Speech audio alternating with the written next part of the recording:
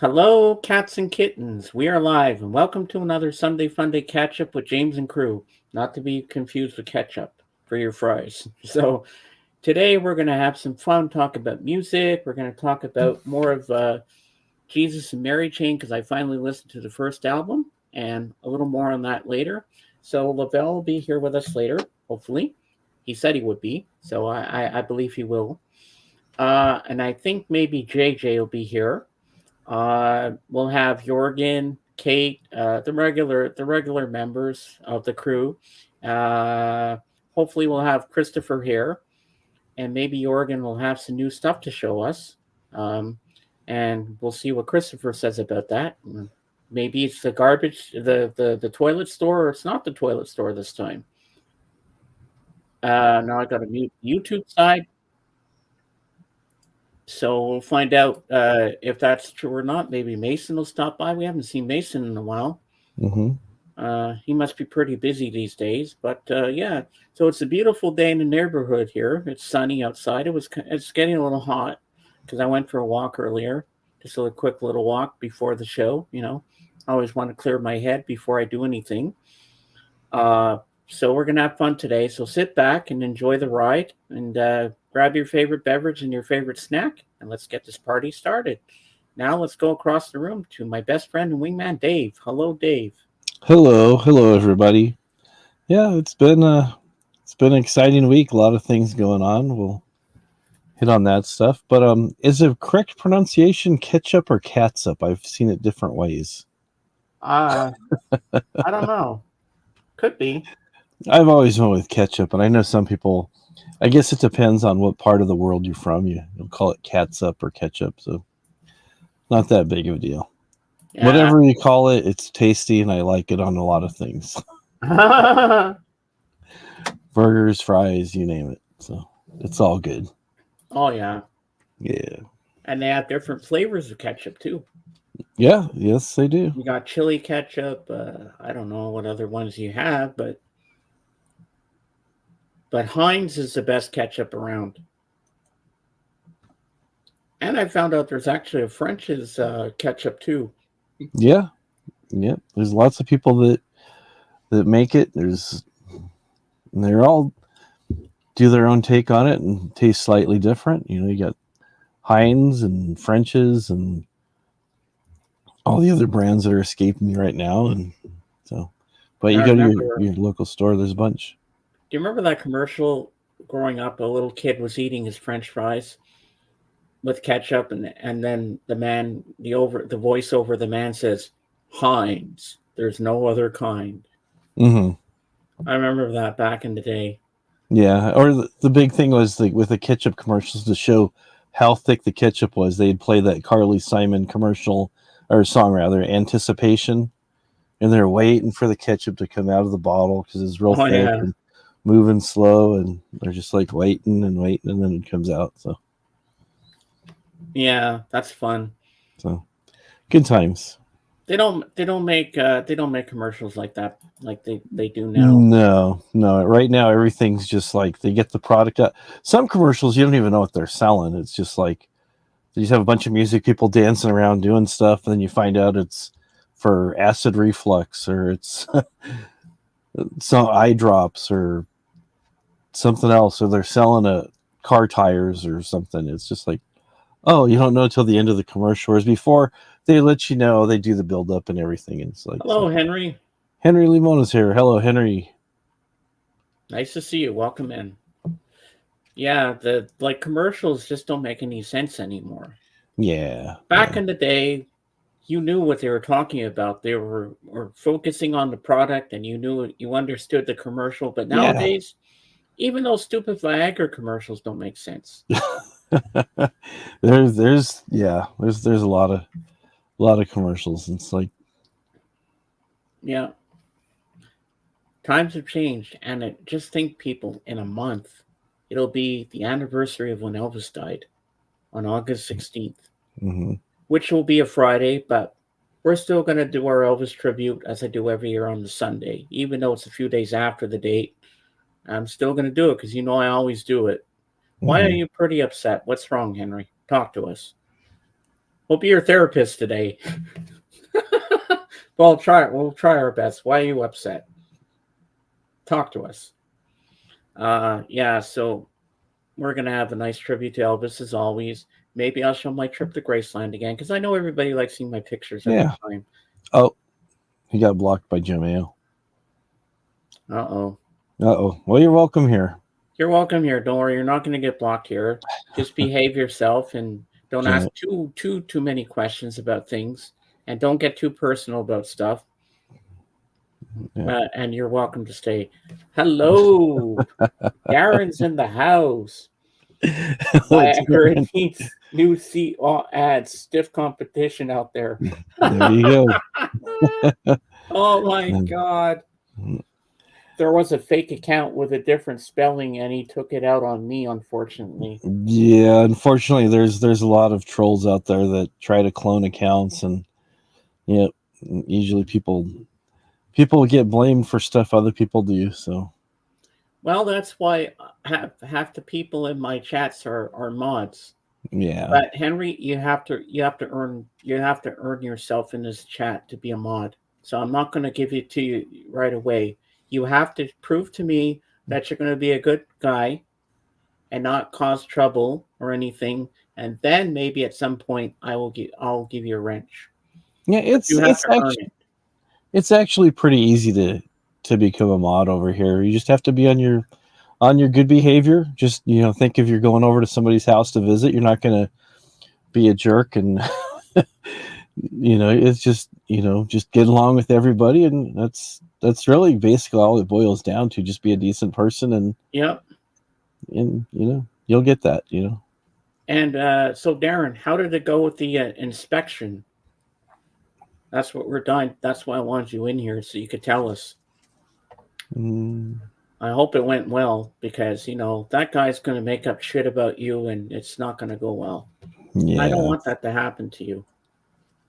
I want to see you still have, and I know at the end of the day, you're still going to have your apartment. They're not going to kick you out. And do you believe that, Dave? Yeah, I don't know. Some people just get weird. It's just like you never know what people are doing. It's just like sometimes people just try to kick you out so they can think they can get more money for your apartment, and they'll just make things miserable to leave. But hopefully, he's things will settle down with the guy that owns the place, and he'll just kind of back off, and things will get better for Darren. For Darren. Well, what I hope happens, they fire his ass and get a better person that's nice who cares about the building and cares about the tenants that live there. Yeah. That would be a better thing. I try to, but it's these stupid trolls with fake accounts that make nice people seem bad. Yeah. Yeah, there was one that I was streaming last night. There's one that came over, safe and sound vaginal something something. I have no idea who this guy is, and I was just doing a solo stream, and I just said I'm doing a solo stream. I'm not having anybody up on panel. They came in right away, and they're all Link. Oh, I have no idea who you are, man. Said if you show yourself somewhere else, I get to know you maybe in the future, but right now, nope. Oh. Lawyer and I were in a good mood. Landlord wasn't. He didn't expect me to clean as much as I did. Wow. He wanted it to all go wrong for you. Yeah. Well, you showed him. Yeah, good for you. Yeah. You didn't let it you didn't mess around. You know what, Henry? I'm going to go out on a limb today, okay? I don't normally do this, but I will give you a wrench, but you're on probation. If you act up, I'll have to take it away. But I will give you a chance, okay? Now you have to promise me you're going to behave yourself in my chat before I give it to you. Yes. Do you promise to behave yourself? Once you answer that question, I will let you have a wrench. And you're on probation. The minute you act up or do something stupid, it's going to be taken away. That's my rule. Can I just say that any Henry that doesn't have the wrench is a troll. That's Fair kind enough. of a way of identifying things too. Yeah. Okay, Okay. Good. Yeah. He's I all. will give I you a don't look wrench, stupid. but I also have to confide with my co-host. Do you think we'll give him a chance, Dave? Yeah, we'll give him a chance. We'll give him a Okay. chance. We like to give Oh, people chances. all right. I'll give him a wrench. Yeah. Okay. What am I doing? Add as moderator. Standard moderator. There you go. There you go. You have a wrench. Use it wisely. I feel like we should be playing like some epic thematic music to Yeah, celebrate such a we should be. momentous occasion. But it's just a wrench, so it's like Yeah, we should play. there you So, go. yep, you're blue. Yep. And Henry, one thing: don't block anybody until I tell you so. It has to go through me first.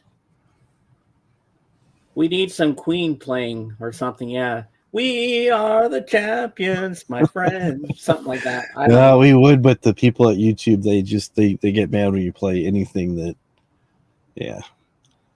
Yeah, so you're on Hello, probation, B. but if it made you happy, that's good. Hello, Jenny. How you Hi, Jenny. doing? Yeah. Oh, by the way, people at YouTube getting mad. I got an email about 2 weeks ago for a video that I did about 3 years ago saying you can no longer claim the music on this and blah blah blah. It's like, wow, you waited all this time and this video has been blocked in a couple of countries. And it was just like I used part of a song or I was showing a video or something. But yeah, whatever. They wait for Boy, a while. YouTube really gets on everybody's ass lately. Yeah, it's just like yeah. We love you, YouTube. I'm sucking up so we don't get shut down. There you go. Please, YouTube, don't shut us down. No, we're good. We're good people.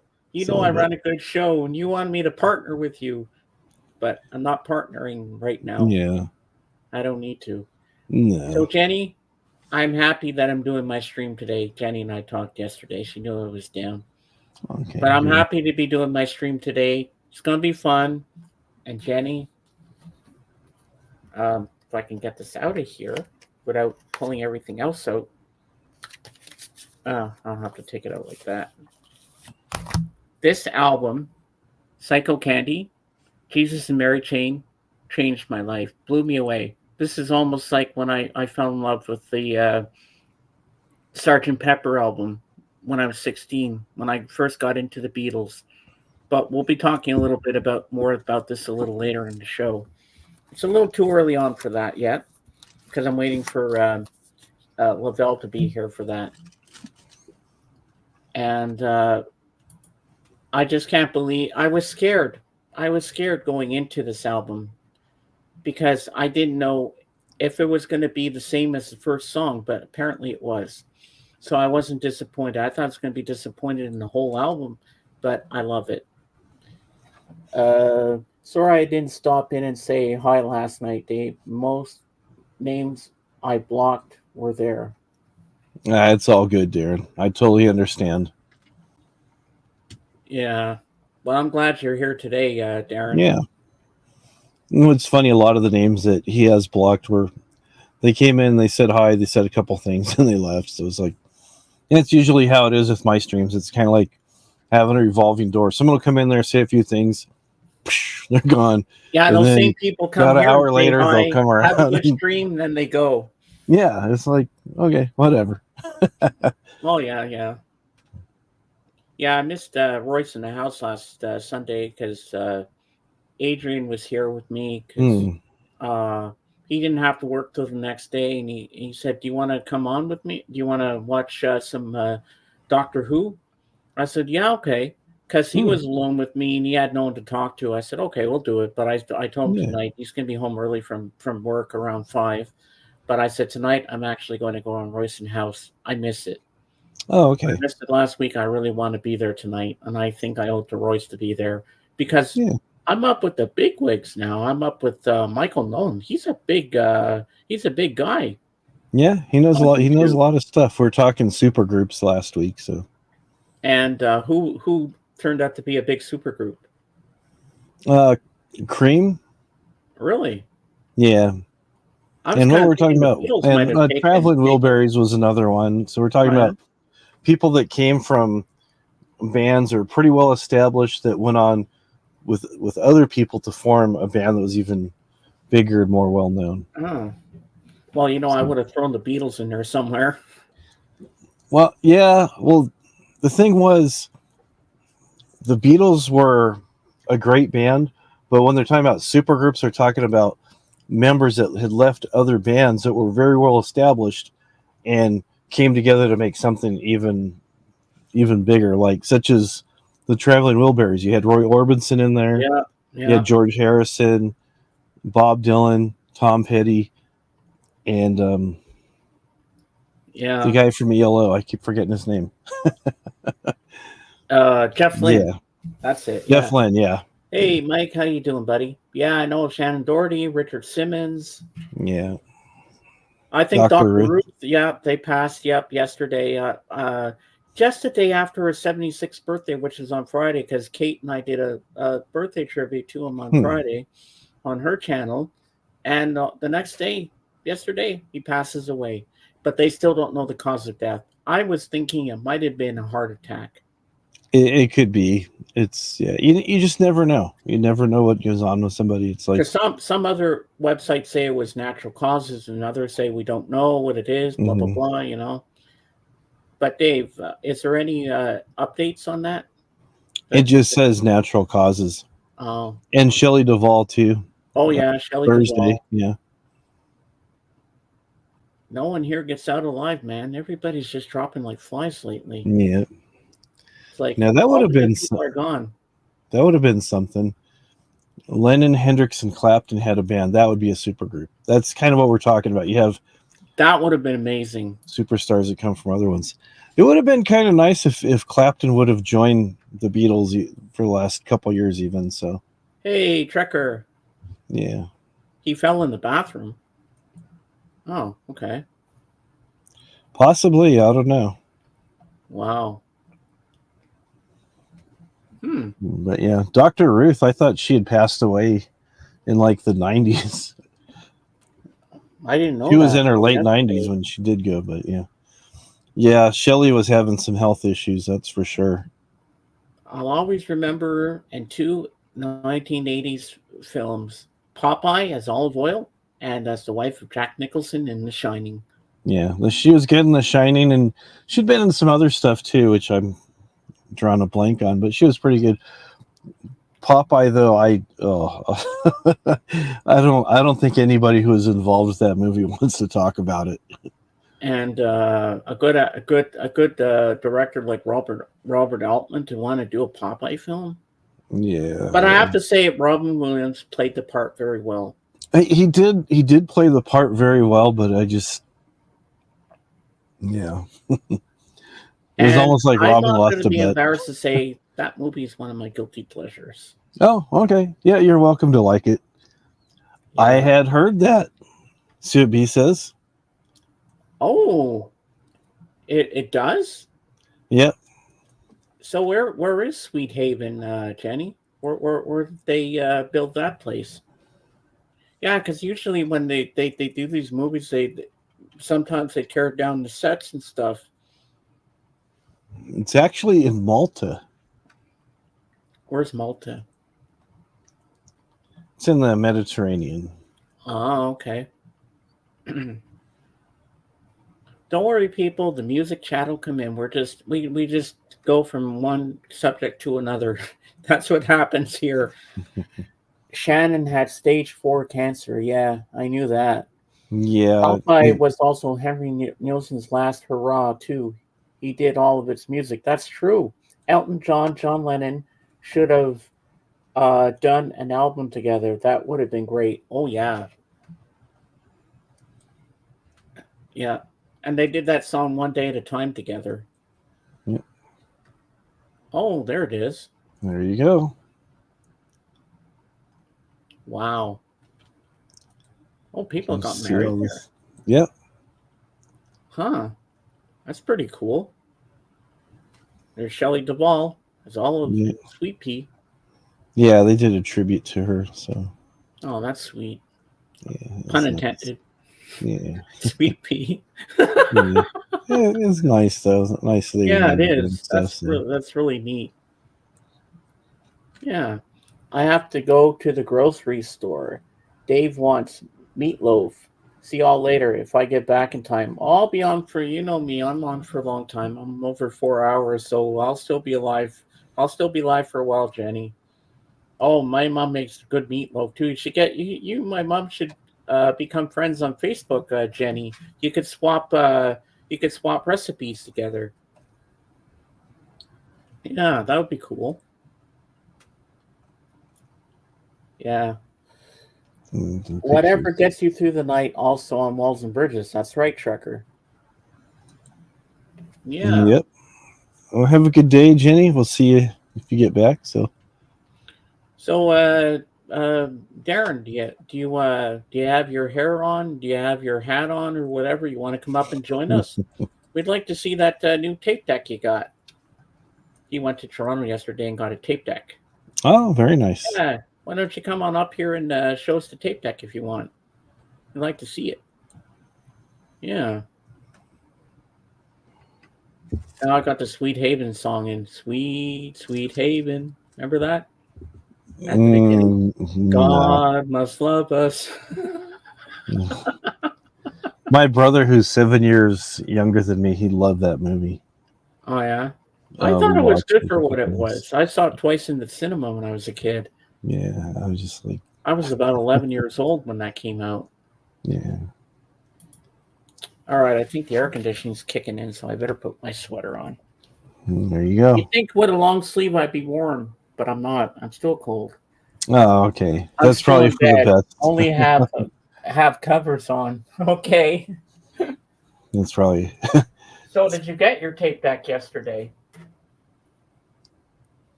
Uh, uh. I feel like Mr. Rogers when he puts the sweater on. Won't you There you be? go. Won't you be my neighbor? My neighbor. Here we go. Now we're good. Um. All right, I'm good. Okay. Ah, gonna trip over my headphone wire. Don't want to do that. There we go. Okay, we're good. There, that's better. Now stay nice and toasty warm. Mm-hmm. Ah. So, how was Toronto yesterday? Did you have fun going there, Darren? I bet it was better than having some inspection. Yeah. So the other day, Mike, if you're still here, I'm going to talk about this. And everybody else, I want to tell you the story. So Thursdays I usually do my movie review. I watch my movie. Yeah, I will. I do them off and on when I'm in the mood for it. Because don't forget, I'm doing other things. I'm on this guy's. I'm on Kate's streams, co-hosting with her. Then I'm on Royce in the House. So I got a lot of stuff going on. But I'll eventually get some more stuff. So wait, I'll read Star Trekker's thing first, and then I'll tell my story. There's a channel called Grim Life Collective that did an interview with Shelley Duvall a couple of years ago. It was Hmm. sad. She was living out of her Jeep I SUV. remember. I remember seeing that episode. That was pretty sad. Well, first I hear about that one.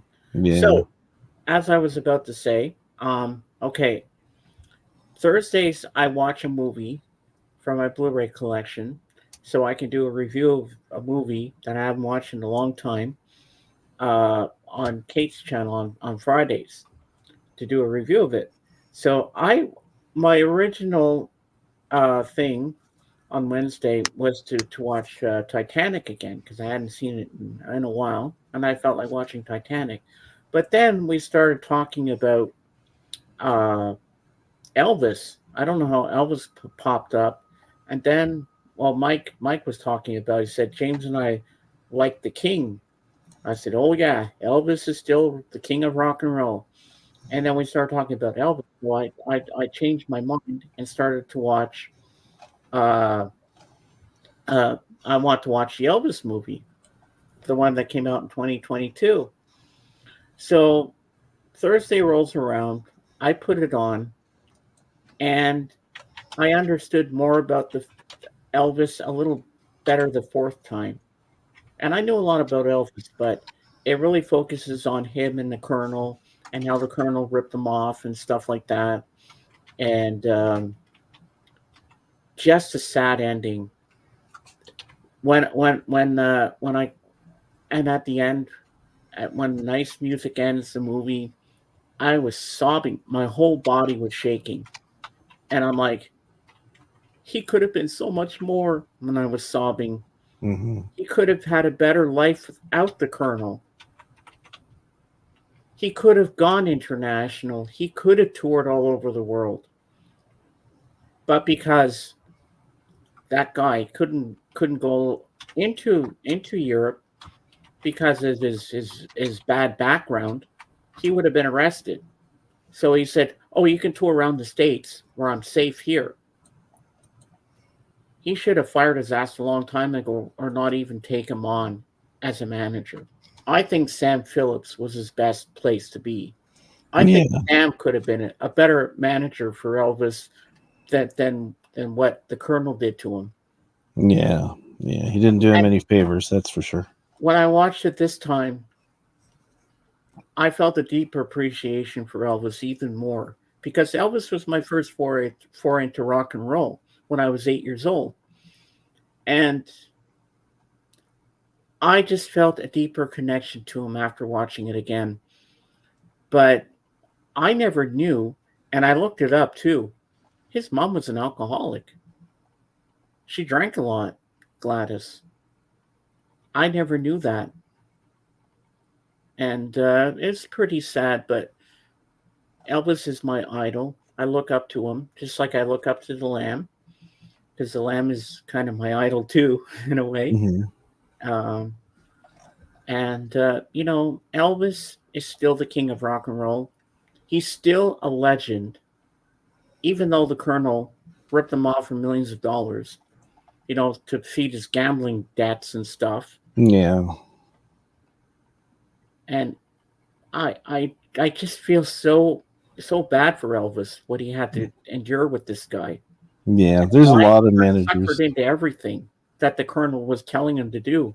But you know Hmm. what? The one scene in that movie that I loved, and I still love it to this very day, the '68 comeback special, when the Colonel's saying, "Now you're going to sing 'Here Comes Santa Claus,'" and he didn't, he just ignored the Colonel, did what the other guys were telling him to do.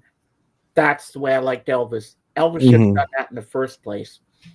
Yeah, That was his way of saying, "Fuck you, Colonel. I'm doing what I yeah, want." yeah. But a That lot of times these managers they'll act like they know more than the artist, and usually they'll get a hold of a much younger artist who's pretty naive, like Elvis was at the beginning, and some of the other ones that have some other managers have dealt with, and they really take advantage of them. It's kind of bad. Like Stricker's saying that Alan Klein would have screwed him over like he did with the Beatles and the Stones and Sam Cooke. Mike Jeffries really messed up Jimi Hendrix towards the end. People are saying that one of the theories is that Jimi Hendrix was actually killed or not allowed to survive when he choked on his own vomit because Mike Jeffries had a bunch of gambling debts and other things and all kinds of stuff. There's all kinds of managers who screwed people over, and it's just like it makes you sick hearing it. It's not good. and That's cool, Darren. it was partly Tom Parker's fault for him Yeah, getting into the drugs. yeah, Well, that's what they say in the movie. I don't know if they just dramatized that a little bit or if it's true or not, but I have no idea. But it could be true. But yeah, you know, yeah, he could have done so much better without Colonel Tom Parker. Got my tech buzz problem repaired and a new belt's put in. It has Dolby HX Pro, best for digital transfers. Ooh, that's good, Darren. that's cool. Well, that must be a really good tape deck you got. Yeah, I Subhumans. Never heard It's that. a punk rock band, Oh, okay. so it's pretty cool. That's cool. Bootleg tapes I really like, especially you get live recordings of different bands. And you don't. It's kind of funny and kind of sad at the same time. It's not all artists, but quite a few artists. You hear the stuff that they do in the studio, and it's okay, but they'll have their songs or they want to keep them to a certain length. And then when they play live, a lot of times they have times to kind of jam and stretch out a little bit, and they just kind of cut loose, and you're seeing they're a lot more talented than they're letting you know on the record. Yeah. You hear a lot of stuff on the record, but when you go see somebody live, you're just like, wow. Now, Yeah. Mike, I have a proposition for you. August 16th is a Friday. Uh, so on the 18th, which will be the Sunday, I'm going to do my Elvis tribute as I do every year. And yes, I'll have my Elvis T-shirt on and the scarves and all that again, like I do every year. Um, and Mike, I would love to have you on the panel that day, and you can show some of your Elvis records. I'd really love to have you up here with us. If you're brave enough to do it, I'd really love to have you part of the Elvis panel so we can all discuss and talk about our memories of Elvis, what he means to us, and all that sort of stuff. James, what kind of music do you think John would do if he wasn't murdered? I think he'd do rock and roll. I think he'd stick to his favorite genre. Hey, Calvin! No, Elvis Presley, we're talking about Calvin. Yeah, I could finance a vinyl pressing if the tapes play well enough. Ooh, well, Darren, that would be a cool thing to do. That'd Probably be very cost cool. a pretty penny. He had the nerve to tell Dolly Parton Elvis gets over 50% of her song if he covered it. I I heard that before. Yeah. Yeah. Let me put this link in the chat. What's the link for? Um, this is for a record store that I go to. They're called Doctor Strange. They Ooh. specialize in punk stuff, but they also do their own pressing. Oh So, wow. so that might be, you might want to contact them and see if they'd be willing to, buy the tape from you, or, do something, get you some vinyl pressing at reduced cost or something. So But there when you this go. record store gets sued for using the name Doctor Strange because it's part of Marvel. They've been there since forever. so I don't know. Also, But yeah, long I would. before Marvel created Doctor Strange. Yeah, so they've been Okay, in business for a while. I mean, well that's Doctor good. Strange was around for a while, but it's like, yeah, He might have been a trucker. You never know. yeah, No, once I start talking about Elvis, I can't stop. yeah. I think John Lennon probably would have done a lot of work with the Eminem. I think he would have been moved into producing and stuff, and Yeah, I think he'd be a good producer. yeah, I think John would have done whale sounds while Yoko did her dolphin voices. there you go. I love that, Calvin. That's a good one. Hey, Calvin, did you know that there's a new Johnny Cash album out? Because Kate and I were talking about it on Friday on her channel. Dave, can you check up the new Johnny Cash album because I forgot the title. Isn't it called like Songwriter or something? It's like Something like greatest that, I hits? think. John said he wanted to move to Ireland with Yoko in one of his latest interviews. Oh, I never knew that. That's something new. Well, I knew Paul Yeah, McCartney was in Scotland. yeah. It's called a Songwriter. Oh, songwriter. Yeah. Yeah, apparently it's stuff that he worked on in '94 or something. Mm-hmm. Why did they wait so long to release it?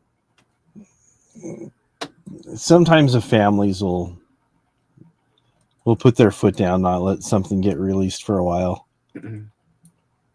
So it usually, unfortunately, breaks down to who's going to get the financial gain out of it.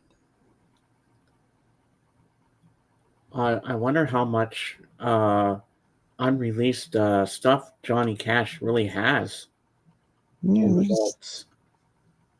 I'm sure there's quite a bit. I mean, there's a lot of live recordings and other stuff. So, yeah, a lot of these artists who've passed away, I mean, they have a lot of stuff that's just waiting to be released. But then, I mean, there's two sides of the coin. Either there's a lot of stuff that we don't know and it might be amazing, and I've heard other people say, well, they've already released the good stuff, so everything else is just kind of throwaway stuff. But Yeah. but it'd be nice to kind of get some of the other music that somebody else has. Yeah, like Henry says, I bet every musician has tons of unreleased material. Oh, and I'm sure that George Harrison has a lot of unreleased material that I wish Olivia and Danny would bring to light. Mm-hmm. The Sound of Vinyl sent me a text about the Cash album. Okay, so he's Ah, that's aware of cool, it. Calvin. His son with June and his daughters from previous marriage. Not sure they get along. Ah. Yeah, that's true. Yeah. Because I know they've been talking about releasing a lot of stuff that Prince did, but some of his family's not getting along, and different people want to manage him and different Yeah. things. So it's like, yeah, unfortunately, family gets involved with stuff, and their fighting keeps things from being released like it needs to be. Mm-hmm. So Yeah, it's crazy. yeah, but Darren's saying Trekker's right. Jerry Reed got under the Colonel's radar. Elvis didn't get his 50% for Guitar Man because he recorded it before Parker knew. Yep. Ah.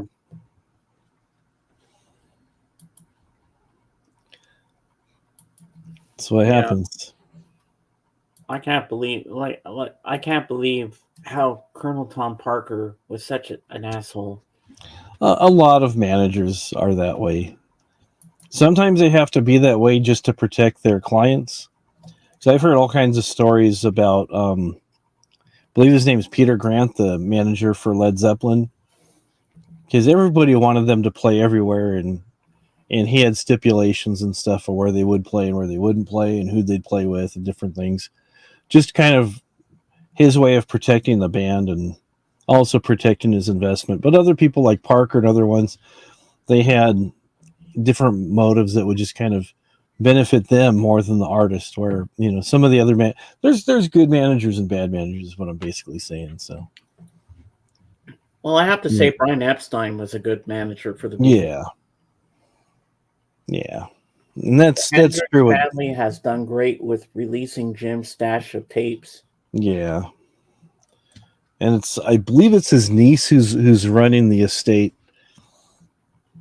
So, but they have to, they work things out and stuff. So for a while, they didn't release a lot of stuff because when Jimmy's father was alive, he didn't want a lot of things released. And then there was like, is he going to get any money from it? Yeah.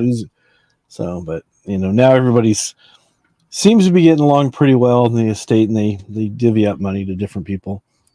Oh, here we go. Mike says he picked up the new Lenny Kravitz and Bon Jovi CDs. Oh, you got the new Bon Jovi. Nice. Yeah. What do you think of it? Isn't it amazing? I love that CD. I'm glad I got that. Bootleggers sometimes do a better job than official releases. That's true. You are right, Henry. Sometimes they are better than others. Dick James, the Beatles' original publisher, signed Elton and Bernie to a deal where he got 75% and Elton and Bernie split the rest. Wow, that's a rotten deal. Oh man, That's not good. no, they each get 12.5%. But Okay, see, I'm going to go people. out here on a limb.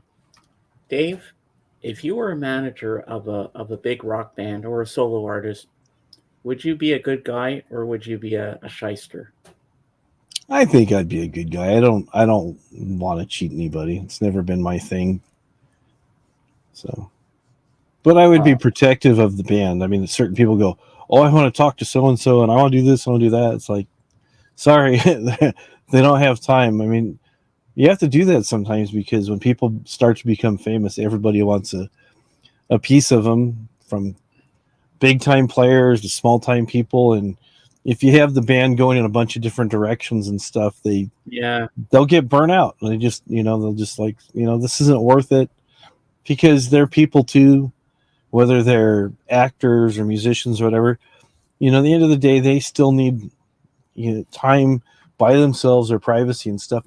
I think that's a big part of what management does, making sure that they get their privacy, they have security, they're taken care of, and everybody gets paid. Like I said, in the past, there's been some really crummy managers. Ozzy, when he was with Black Sabbath, they thought they owned houses and cars and stuff. All that was in management's name. was They that the had, same for Elvis when he got Graceland and the pink Cadillacs and all that I think a shit? lot of that was in Tom's name. They had to fight to get all that changed over. I think, I'm not sure, but I'm pretty sure. Yeah. Yeah, So I'm gonna play Bon Jovi in a bit. I've only listened to the new Lenny Kravitz CD. yeah, Well, Mike, you're gonna hear my favorite song on the Bon Jovi album, "Kiss the Bride." That's about his daughter getting married. mm. It is a beautiful song, bit of a tearjerker, and I think you're gonna love it a lot. I think you will. Now, Mike, I got a question for you. Well, this is for the whole panel and for everybody else in the chat. Hey, Oh, Zara, hey, hello, Zara. welcome in. How's Bulgaria? You having fun out there? Did you go in the pool like you said you were gonna do? Uh, Now, Mike and everybody else, um, do you think Elvis would have been a good songwriter if he had tried? That is a very good question. Hmm. It is a good question. Oh, Oh, I'm glad you're having fun, Zara. Yeah, I really got you thinking there, Dave. Mm.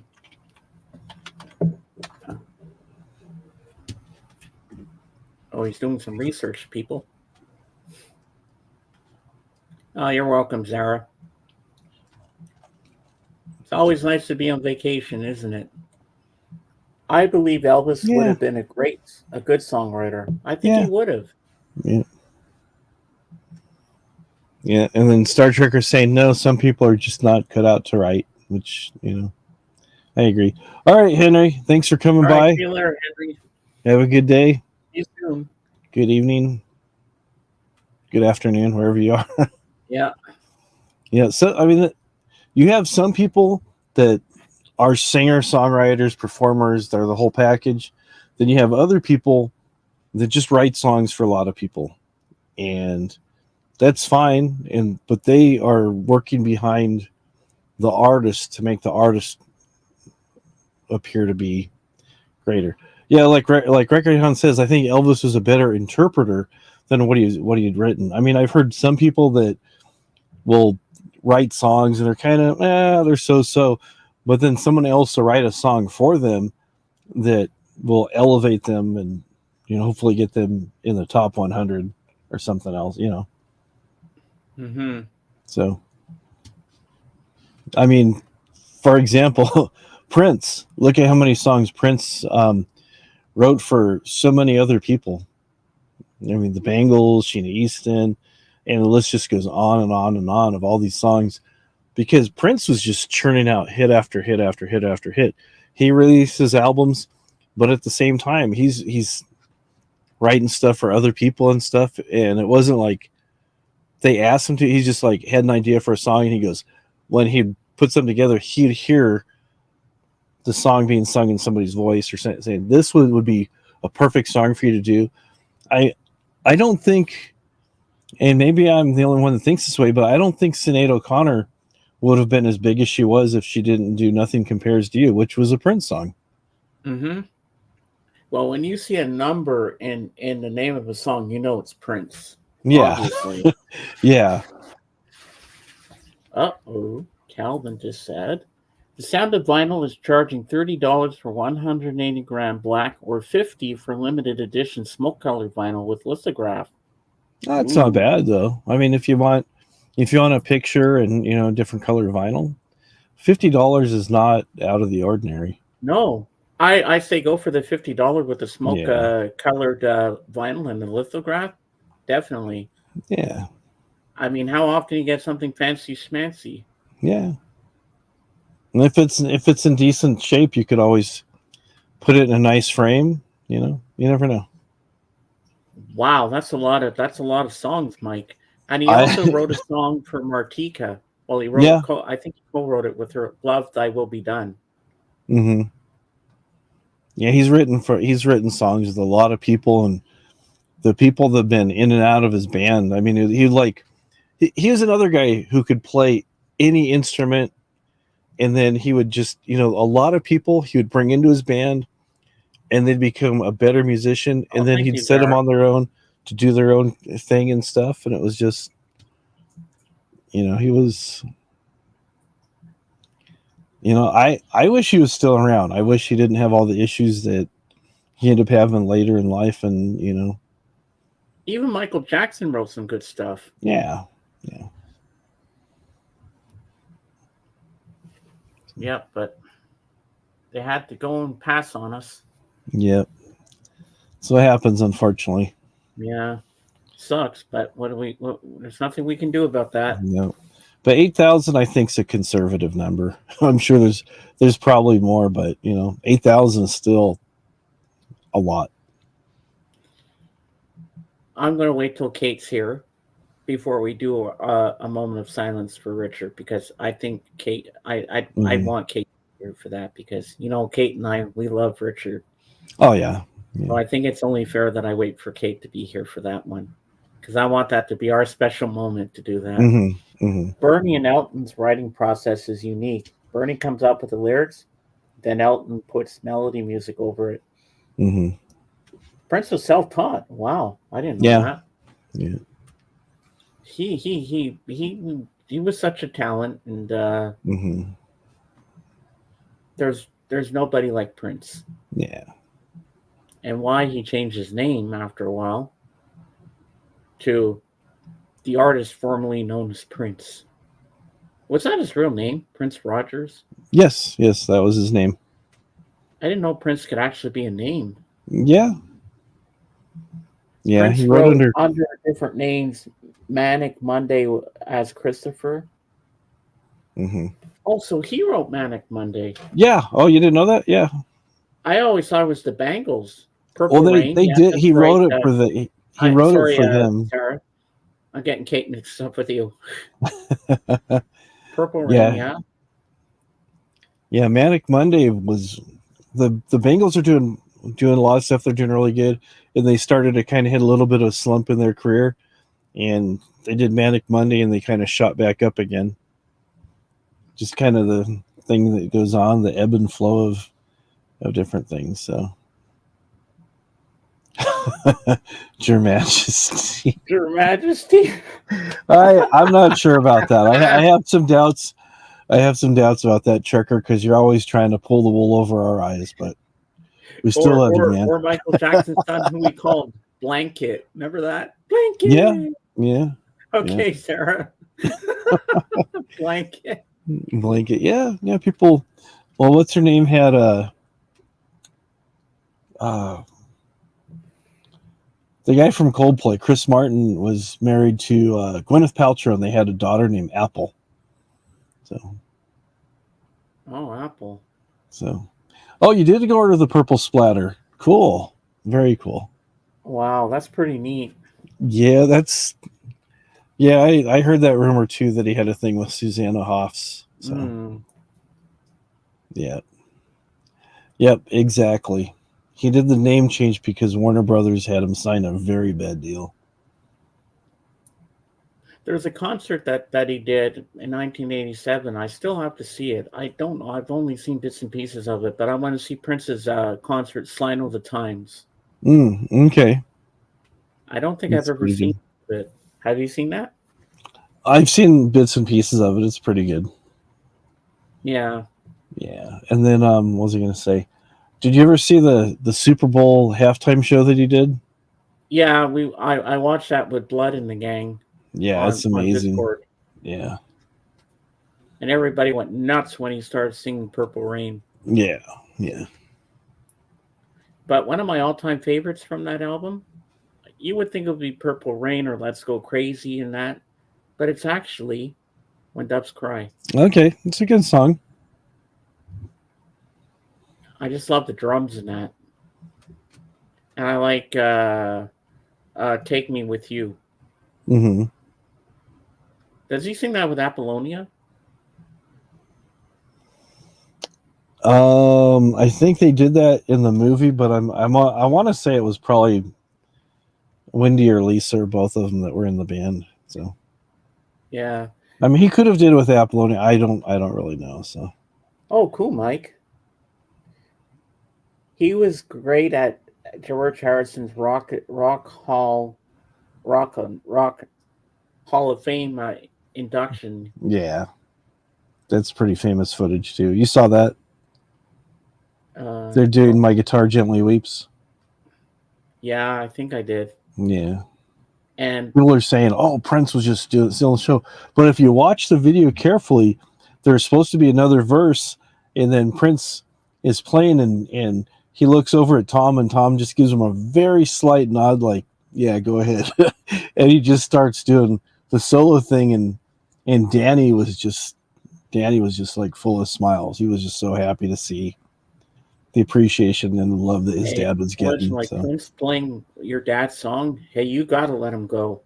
yeah, yeah, You gotta let him try that guitar, baby. yeah, Prince, You Got the Look featuring Sheena Easton. yeah, yeah. But one of his That most controversial songs was Darling Nikki. yeah. there's been quite a few that he wrote that were very risque, and then later on he um, reconnected with his Jehovah's Witness roots and said, "Yeah, I don't feel right doing these songs anymore, so I'm just gonna focus on this other stuff." Kind of, some of his other ones they're kind of out Yeah. there, So it's like Erotic City was another one he did, and there's a few that he had that were just kind of like, not PG, closer to PG-13. But Yeah. yeah, yeah. So, So Mike, how many studio albums did Prince put out?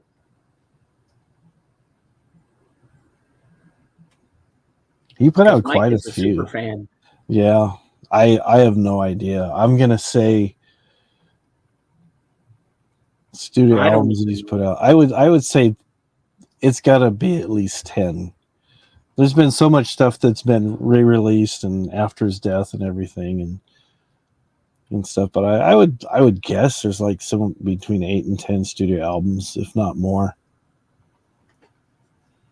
But another artist who I really admire, and he was a great songwriter, is George Michael. Like his my favorite album of all time of his is Listen Without Prejudice. Hmm.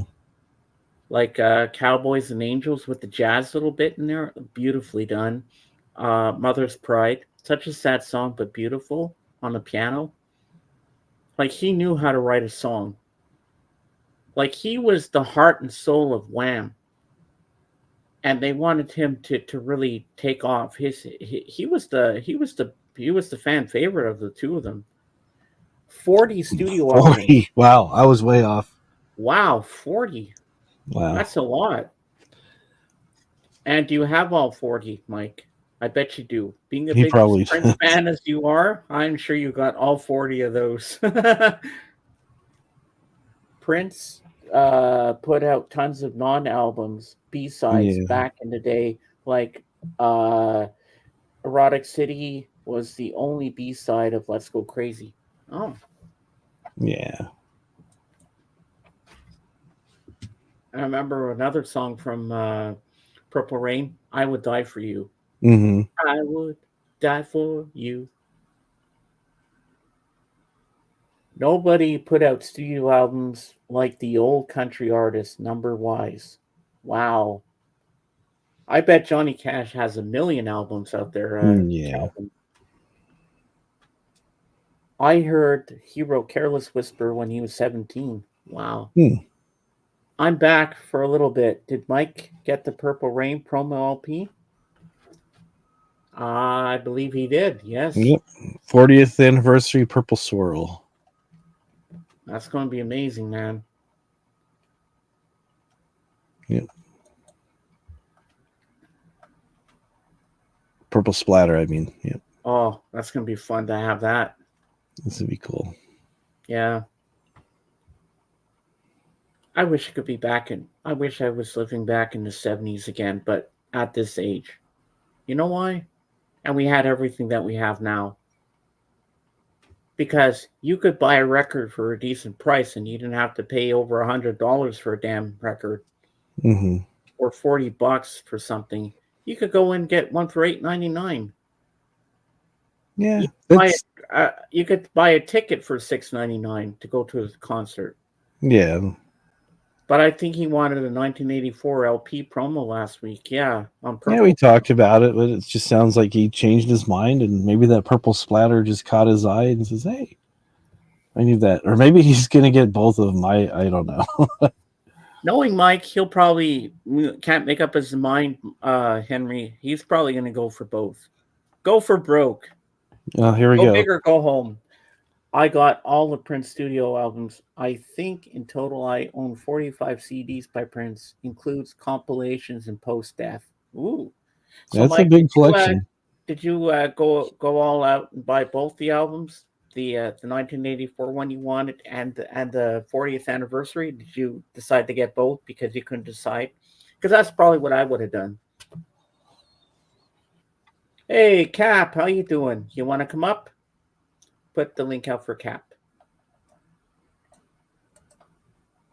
Come up and join us, Cap, if you like.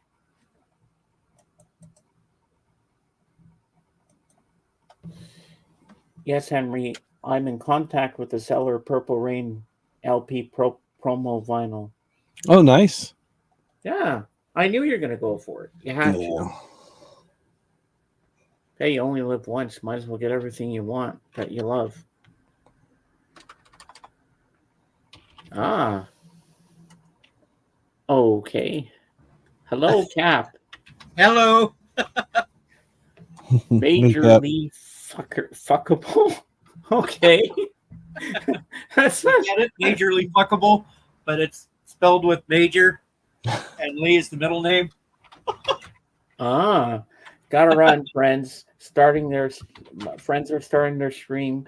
Then at 2 p.m. I'll be watching two collectors spinning expensive rarities. Ooh. Oh, nice. Good, Darren. Have fun. Yeah, have fun. That sounds pretty fun. Yeah, I haven't been buying vinyl very much. 67 studio, 16 live, 105 compilations. Wow, that's a lot, Calvin. Yeah. Yep. He's been all over the map. The only two Prince albums, I have 3 Prince albums, but the 2 I have that have all of his songs on is Prince's Greatest Hits 1 and 2.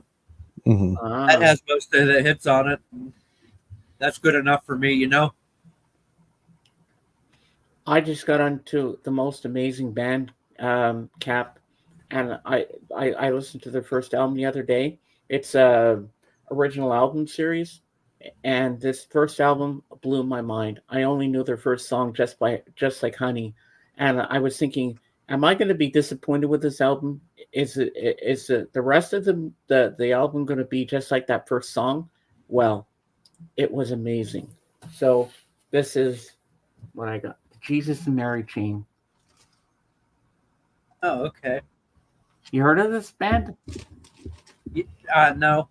They formed in 1983. Their first album came out in 85 called Psycho Candy. So this is their first 5 albums that you get. I know Stunty promotes them all the time. He likes them. Oh, yeah? All right, you make me small. Yep. Yeah. I haven't been buying vinyl very much. I've switched my collecting habits to watches. Oh, yeah? Wristwatches, yeah. So you're Last month I've bought almost 50. you've been getting some good deals on albums, Cap. I know. I could kick myself. The other day at the thrift shop they had uh shit. Can't think of the name of the band. It was their greatest hits, and I should have bought it. But aren't watches kind of boring to listen to? They just go.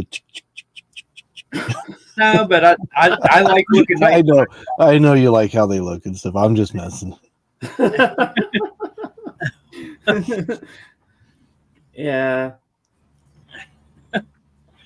I mean, I still do collect vinyl. It's just like Mhm. over the last month or so, I've been buying more watches. There you go. The Kinks' greatest hits. I Oh, should have okay. bought that damn album.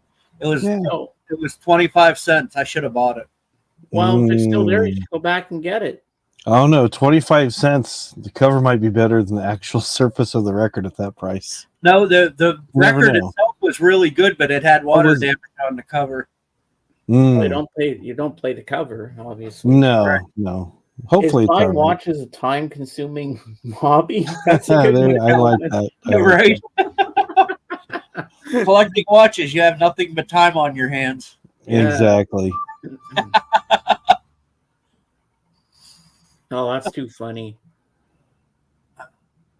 It's Mr. time to Centennial collect all Vic those. Save Nelson. my money up also because like I'm going on a trip in October. Oh, nice. Where are you going going? on vacation? California. Mm. Ooh. Yep. I'm gonna go visit. Sky Ranch. Jake, you remember my friend Pinky, don't you? Pinky Promise. Oh Yeah. yeah.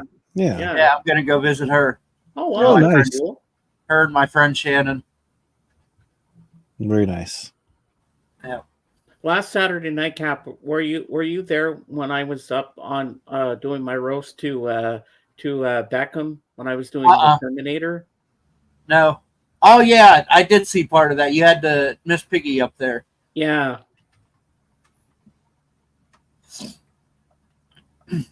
Yeah, only me and Mr. Jinx went up. Nobody else was brave enough to get up there with them. Well, I was the first to go up. Danielle knew I was going to. I should have went up. You should have. Yeah, I should have. Showed him a nipple. One of these, James. Ah!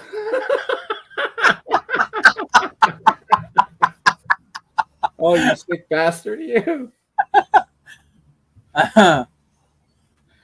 So where are you? You should have told me the other day with this troll, James. He kept coming at me about my weight. I kept telling him, "Come on, get in bed with me, baby. Come here, give me a kiss," and slapping my boob. Dave, tell Cap about the troll's name you had last night. Well, I think he's probably seen him around. Safe and sound, vaginal, something or other. Oh, that's most likely. Shit, I can't remember his fucking name anymore. Yeah, Mike there's just Huh? no. Fred Dobbs. No, Yeah, there's. that's who I would think it would be. Is it okay? Yeah, I've heard people say it's this person or that person. It's just like I mean, he goes under different names. When I first met him, I knew him as Colon Flush because he originally came from the Manson community. Hmm. Oh yeah. Yep. Ew. Yep. Ow, Cap. The trolls in this new group of people that I hang out with, though, man, that they're nothing. The ones here are nothing compared to them. They dox you and try to get you fired from your job and all kinds of stuff. I mean, these trolls that they're ruthless. Mike, how many fingers am I holding up? Woo! Yeah. So where are you buying all these watches from? eBay.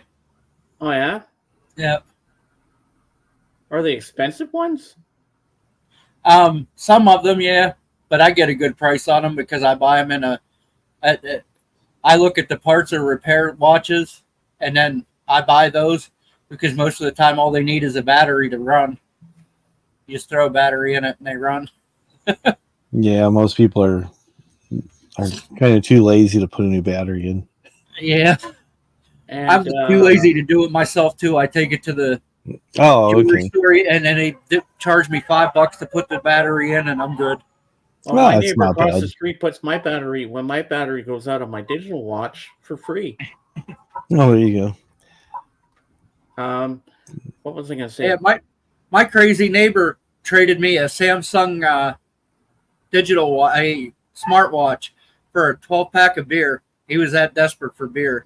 go. Oh Oh well. my God! Yeah, I gave him. I handed him the beer. I told him, "Keep your watch. I don't want the watch. I'll just give you the beer." Hmm. And when I went back out on my porch, it was sitting on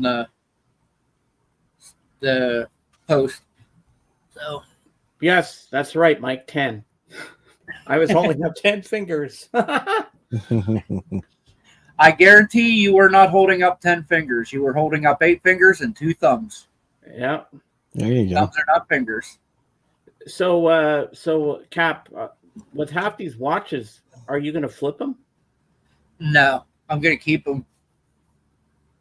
You know how much money you can make and all the albums you can buy if you I flip know. them? I know. Think about it, man. There's a couple of them that has they have real diamonds in them.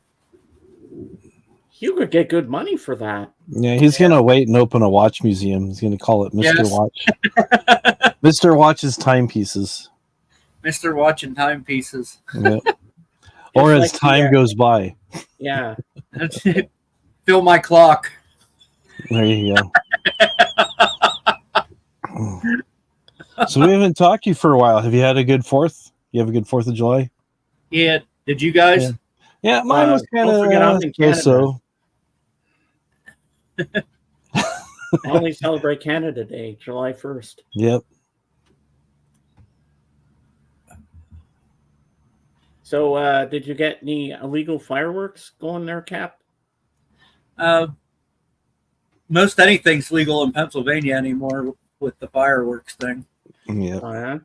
But they charge you out the ass for it. They charge you 18% tax on it plus 6% sales tax. So by the time Wow. you're paying 24% tax on fireworks. Oh That's my quite God. a bit. Yep. Then you just got to worry about blowing up your backyard. That's what I said. It makes no. I didn't buy any because it makes no sense to me to spend that much tax on a day to celebrate our independence from paying taxes to begin with. Yeah, it's kind of ridiculous. Yeah, where I'm at, it's actually they made it illegal even to have the safe and sane. So if you have sparklers or snakes or smoke bombs or anything like that, it's a $5,000 fine. So yeah, see here, anything that goes in the air is pretty much legal. yeah. I mean, there's a certain limit to where they stop, but I mean, you can get some pretty damn big booming fireworks here. Oh yeah, I imagine so. Yep. And even like the ones that they would set off at like a professional show, all you have to do is get your demolition license and they would let you buy. Oh wow. Yeah, like your explosives license. You just go through a course and have somebody sponsor you, and pretty cool. And you have to find a safe place to let them off. Because they could cause a lot of damage. Yeah, that place where Trump was shot yesterday was an hour from me. Seriously. Really? Yeah, yeah, it takes me about a half hour to get into Pittsburgh, and then it's another half hour on the other side of Pittsburgh in Butler, Pennsylvania. So was this a rally or something? Yes. Yep. Yeah, because my friend Darren, who lives in England, you know Darren, right, Dave? Yeah. Yeah. British I know guy. Darren. Well, he was telling me about that Trump was shot. He got shot in the ear or something, and then they shot the shooter. He got really lucky. It did, because where it went in his ear, it went in the top of his ear. I don't know how in the hell it didn't go into the side of his head For That real. was, yeah. And it had to lucked be out. just like a freak accident that it went up and through his ear. Yeah. Wow. I guess he'll be deaf in 1 year. No, I don't think it caused any damage to his hearing. It put like a hole in the top of his ear. Wow. Kind of like when Mike Tyson bit off Holyfield's ear. It was just a Yeah, kind of kind of like chunk that. of the top was missing. So yeah, Yeah. Wow. but it was crazy. I mean, if it was just a quarter of an inch, over, would have went into his Yep. head. Yep. So pretty crazy times we're living in. Yep. Then they shot. I got into an argument with my ex about that today. She's like, "I wish you would have succeeded." I'm like, "That makes you know better than what the people you say that kind of shit. That just I don't agree with that. Yeah. It makes you know better." Yeah. Definitely. I mean, a lot of people don't like him, but I'm sure a lot of people would just say, I don't want him to run. I don't want this. And so they Exactly. I don't want to see anything bad happen. Yeah, I don't want to see anything bad happen to people. I mean, imagine if he did get shot in the head and all those people right there in the crowd right behind him. Imagine how traumatic that would have been. Right? Yeah, and the sad thing about all this too is there's still, I think, 2 people in critical condition and 1 person actually died because they fired off, I heard 8 shots. Yep. Yeah. Yep. Yes, Tyson he was, got Mike. hungry. Put a little salt and pepper on it. I'm like, There you go. Isn't he supposed to be fighting one of the dipshit twins from YouTube? He was, but then I guess he had some acid reflux issues, and his doctor told him not to fight and stuff. I wanted to see him just tear into that kid because that kid's been a loudmouth, and he deserves someone to. That's his shtick, though. That's why his brother's so good in the WWE because everybody hated him to begin with. Yeah. But I thought the fight just got pushed back until September. I've heard different things. I heard it got postponed, then I heard it got canceled. I don't really know. It's like I don't really keep up on it, so it's like, whatever. I'll look and see. But I did see some of the training that Mike was doing over the last year and stuff, and he's still got the power in some of the moves, even being in his 50s. I wouldn't want to mess with him, that's for sure.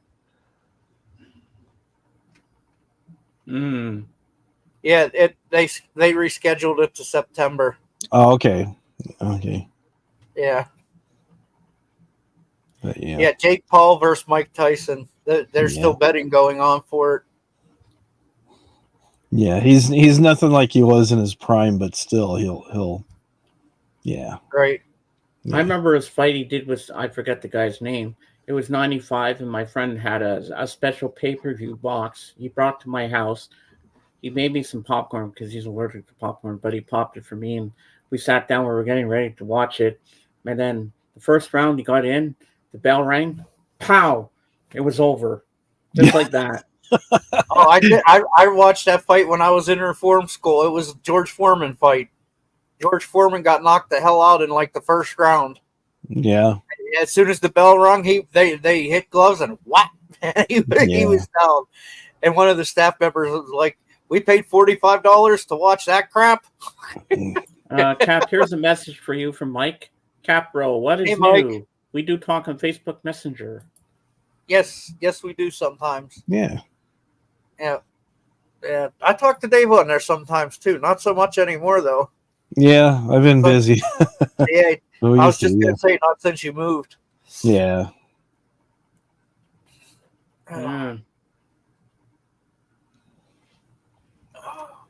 So I'm gonna change this name for your channel, James. I don't feel right having this up here on your channel. In case my mom pops up in the chat. Yeah. I'll just put Cap. Yeah, that's a better thing to do. Yeah. I know you're weird, Cap, but we love you, man. Yeah, I'll never block you or tell you get out because I love you guys too. Names. Yeah, you're a good guy. I try to be. I can be a stubborn asshole sometimes though, especially if I'm pissed off. There we go.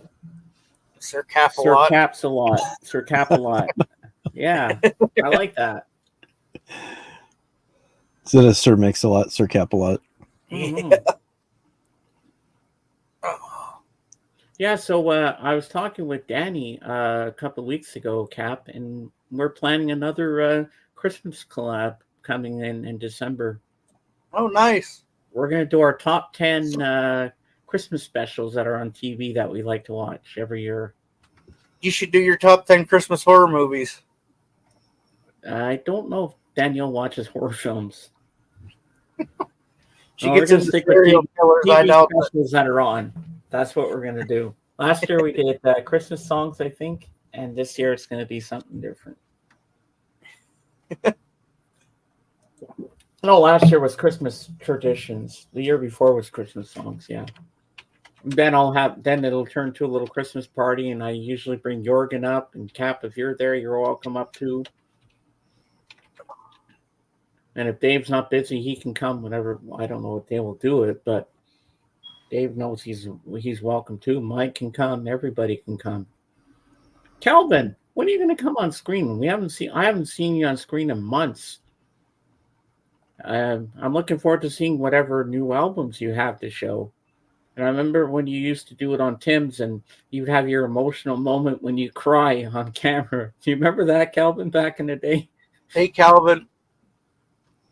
When you used to do that on Tim's, when you had your moment with your special album, and you'd burst into tears, and me and Jorgen would be watching. And I remember those days. I miss those days. But Thrifty Tim doesn't do that anymore. He was doing it every second Saturday, but then he just kind of gave up on it, I guess. No. Well, I've been co-hosting with Kate. I'm co-hosting on Royce in the House, and I'm getting all around. But you know what? The one thing you want to do, being a YouTuber, reach for the stars, but keep yourself grounded. Don't be somebody you're not. Just be yourself. Be the man or woman that people love. You know, you don't have to show off and say, "Oh, I'm a big YouTube star now. You got to bow down to me," and stuff like that. It doesn't work that way. My fave Xmas movie, Christmas Vacation. Favorite Xmas song? Santa Bring My Baby Back to Me by Elvis. Well, my favorite Elvis Christmas song is Blue Christmas. And my favorite Christmas movie is The Bells of St. Mary's. White Christmas. White Christmas. Yeah, I like. I agree with Mike. I like Christmas Vacation. That's definitely like. I think that's the last Christmas classic. I think. Oh yeah, it is. And Home Alone. Home Alone, the first one. Yeah. The first and second one are good, but after that, just gets a little repetitive. Yeah. I take that back. I think Elf was the last Christmas classic. And he goes, Santa, I know him. Yeah. So did you know, Cap, every week that when my co-host Dave here, did you know he's always standing? It's standing room only. He doesn't have a special chair. He needs to get a chair. So I can move around. I don't need a chair. Yeah. And I'll be going to see a stand-up comic in Moncton in December. Who are you going to go see? Russell Peters. Russell Peters? Yep. I can't wait to see it. This will be I've seen him in videos and stuff and stand-up things on TV and YouTube and whatnot, but this will be my first time seeing him live with my sister's boyfriend's son. We're taking a little road trip, and we're gonna try to gamble a bit in the casino. And I'm gonna be known as Mr. Big, and he's gonna be my associate, Mr. Pink, and that's how we're gonna say who we are to the ladies. Hi, I'm Mr. Big. This is my associate, Mr. Pink. Yeah, we're gonna stay in the hotel in there because it's all at the casino. The stand-up thing. So I said, you know what? Instead of driving back at night, we might as well just take the hotel there in the place. And apparently, we get a free dinner part of our package for the hotel and that. I think we get a free lunch and dinner, but we don't get a complimentary breakfast. So that kind of sucks. So we're gonna have to leave the hotel the next day and go get breakfast, because I don't even know if they sell breakfast at the hotel the next day. But we'll find out. And I've seen pictures of the place. It looks like a nice casino. Yeah. In October, I'm going to see Jelly Roll. Oh, wow. Yeah. Dave, when was the last concert you went to? Hmm? When was the last concert you went to? Oh, Or me? let me Nobody's rephrase that. What was the last concert, I should have said? It's been a while since I've been to one, actually. Oh, yeah? Same here. Oh, me too, Mike. I can't wait to see Russell Peters live. And don't worry, I'll take pictures from the venue to show you. Yeah, the last concert I went to was Woodstock '99. Best part was Jimi Hendrix playing. Was that at Monterey Park? Yes. Monterey Park. That's where it was at, Monterey Park.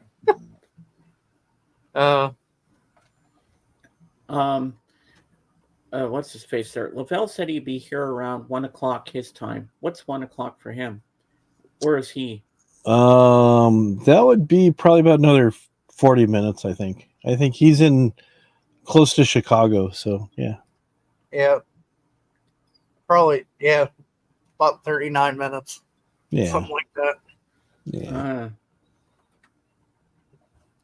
Yeah, then we're going to talk about when he gets here, we're going to discuss the Jesus and Mary chain, because he's dying to know what I have to say about it. I was telling you a little bit last Monday when I listened to it. JJ! Hey, JJ. Hey, You used the JJ. link, Mr. Let's bring him up. I'll have the pleasure of bringing him up. Okay. Here's the link. The link is on its way.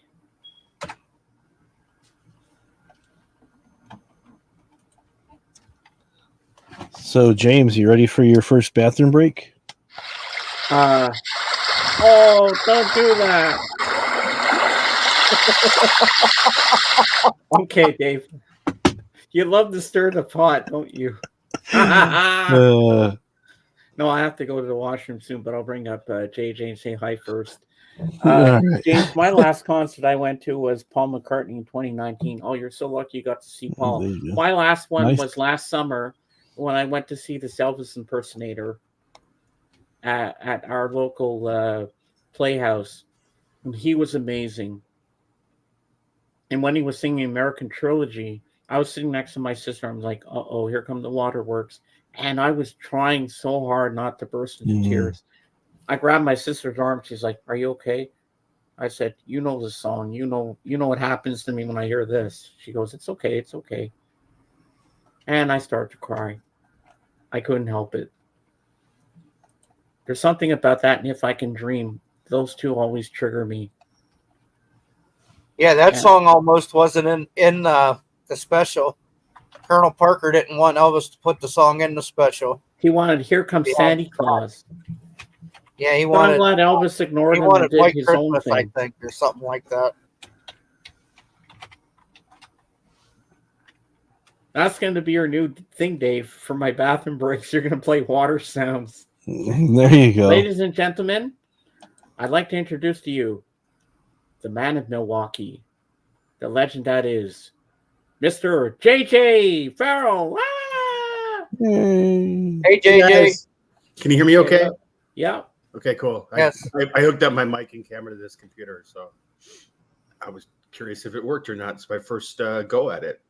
Yeah. Man, it's been a while since I've seen you, JJ. Yeah. I went down the dark path and came back. I'm glad you came back. Yeah. Yep. We're all happy you came back. How's it going, guys? Good. Good, you. Pretty good. And I've been down that dark path. There was many times when I was doing my live streams all the time with like Lisa and all those guys. Yeah. Where I was taking like 6 of my Dilaudid and drinking a case of beer on top of it. Yeah, I've been down that dark path. Yeah, I always tell people if you want to go back and look at my old videos, if you see me looks like I'm drinking water, I guarantee you it's not water. Right. Yeah, so my latest thing is that I lost my job. Actually, I didn't really lose my job. I know where it is still. It's just like when I go there, there's this new guy doing it. Right. I think you can switch that around too, James. You can go, I lost my girlfriend. No, I didn't really lose my girlfriend. I know where she is still. It's just like when I go there, there's this new guy doing it. Yeah. And Mike is saying hello to you. Hey, Mike. My Elvis fan brother. Kind of like country music. When you play the record backwards, you get all your shit back. Exactly.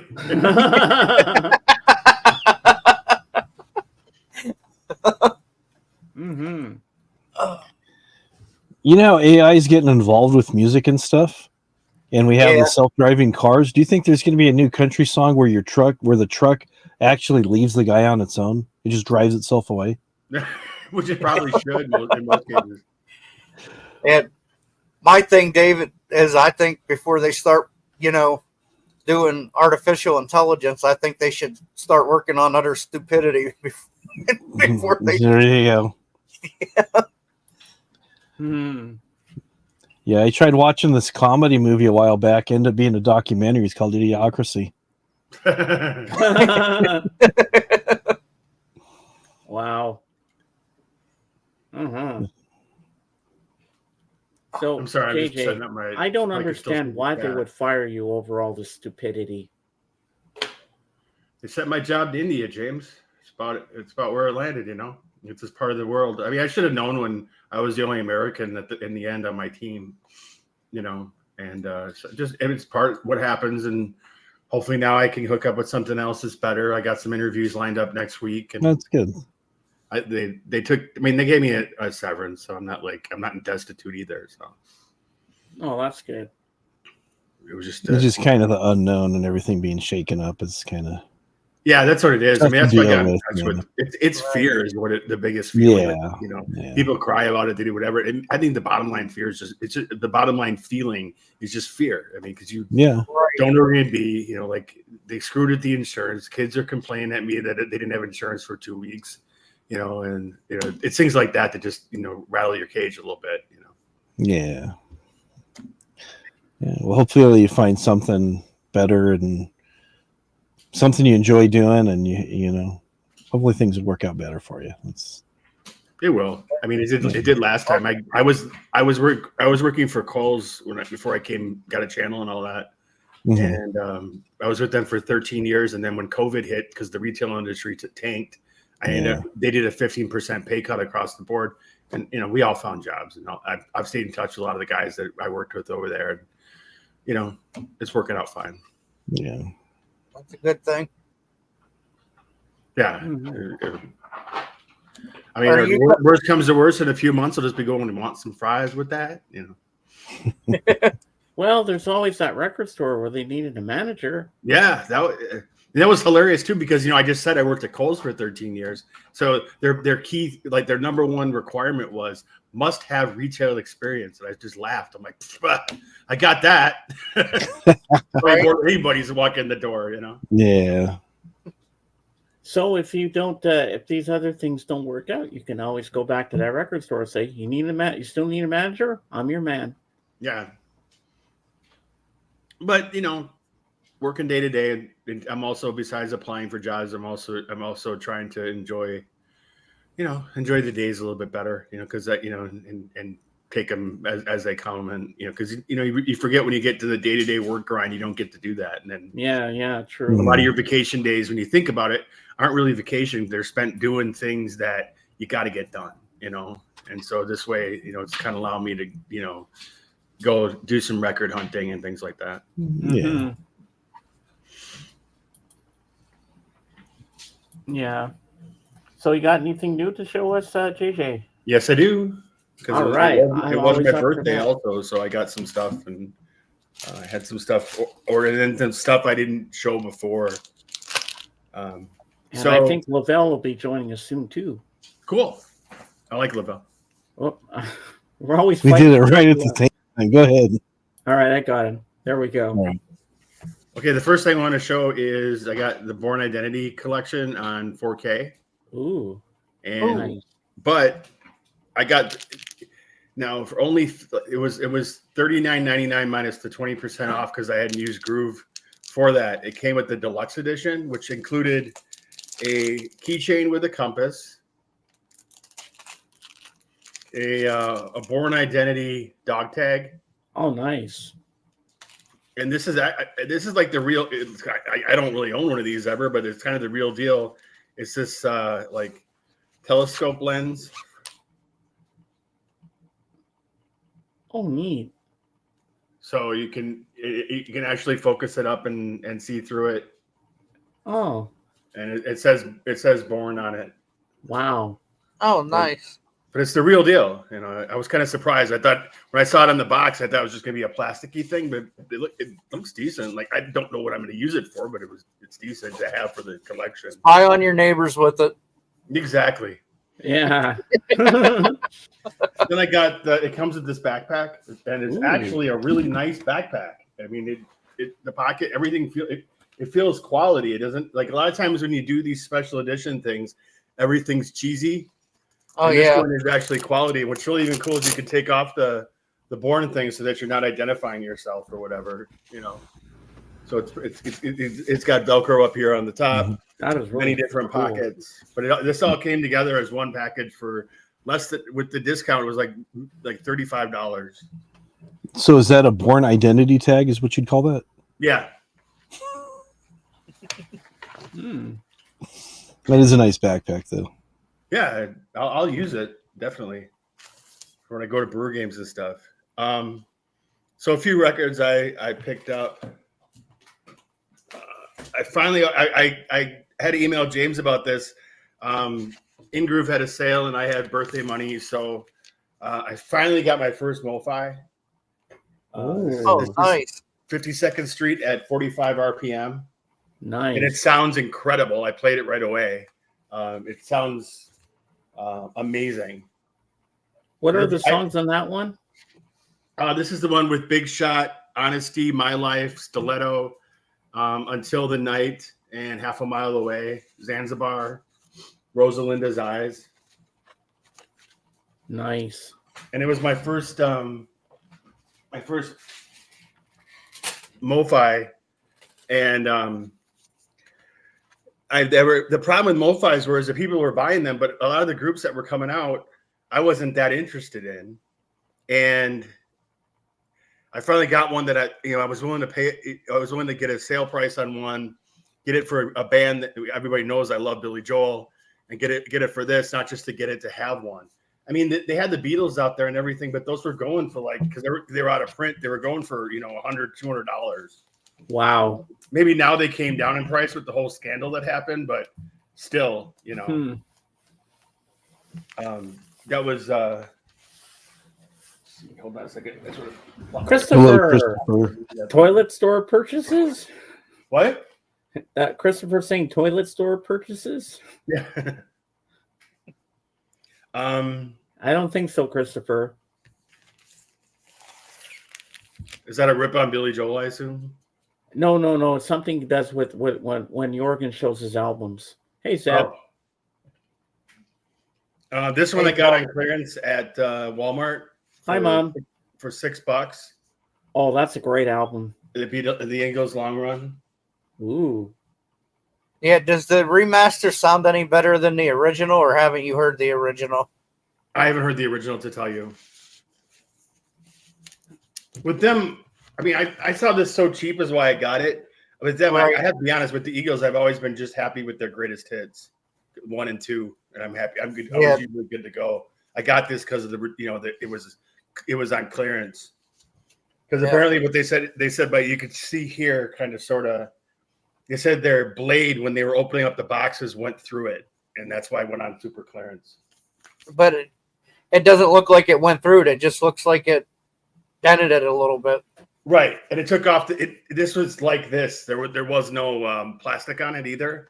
Oh, So okay. that you can't return it. That's the other thing too. It Right. doesn't look too bad.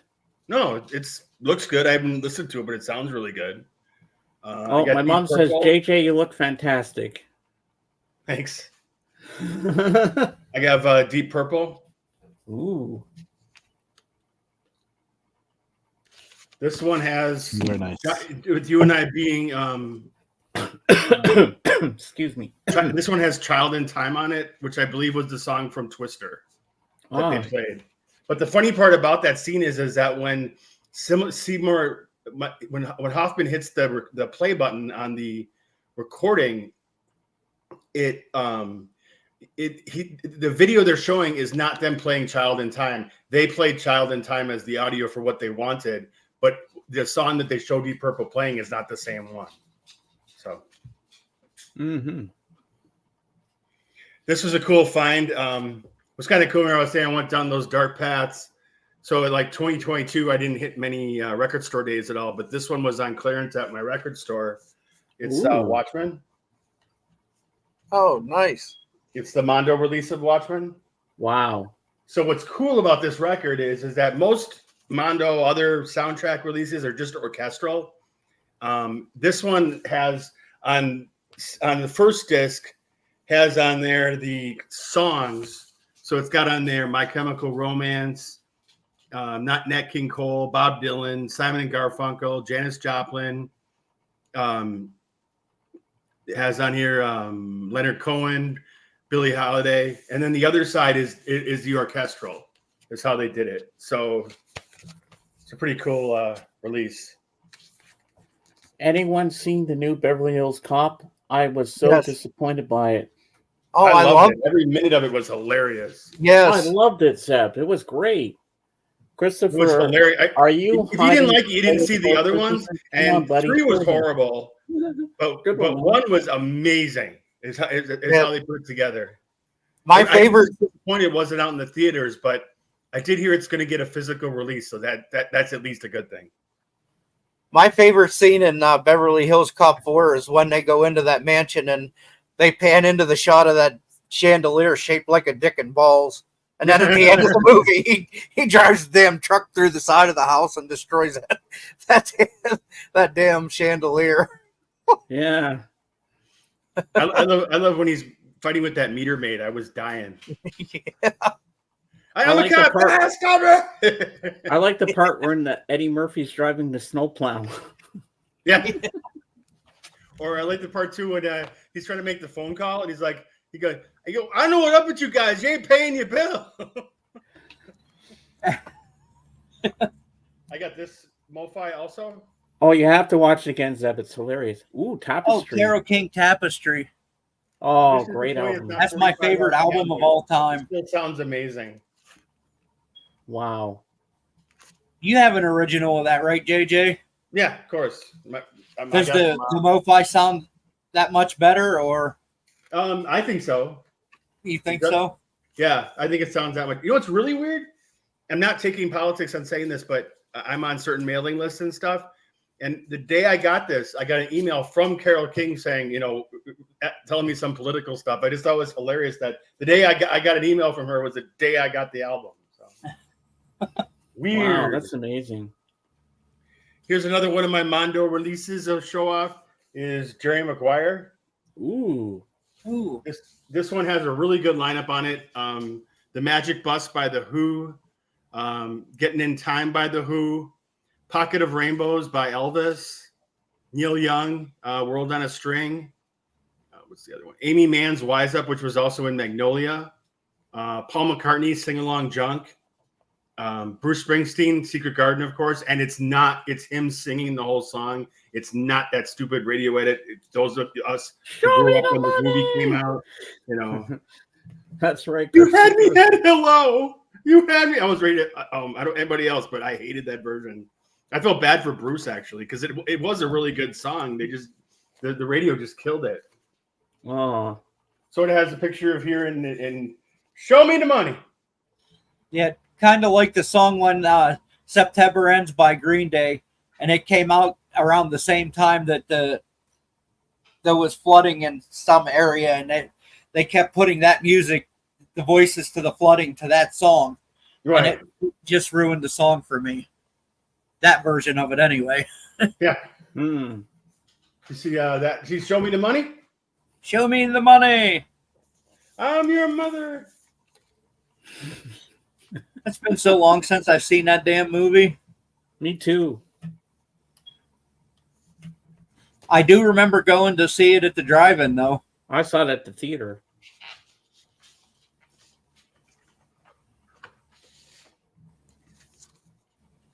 Nice.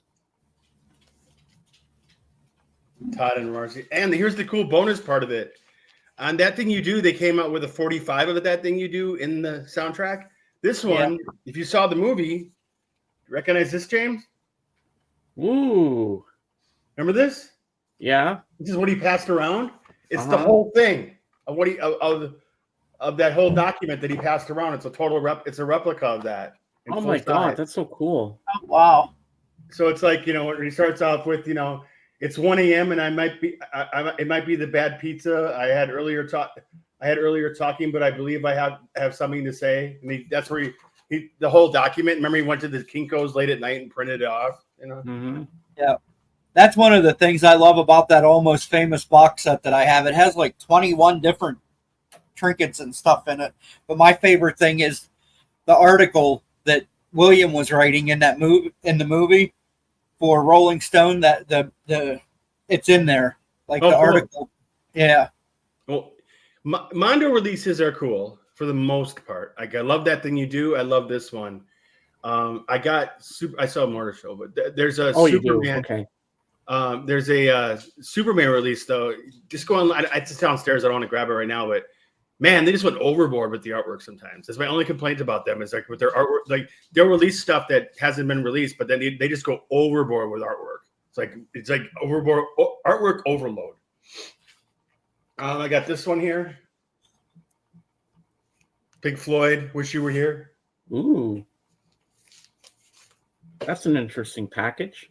Yeah, it took me a while to figure it out. I'm glad I did. I was ready to rip it. And it actually opened. It's got a flap on it. Oh, wow.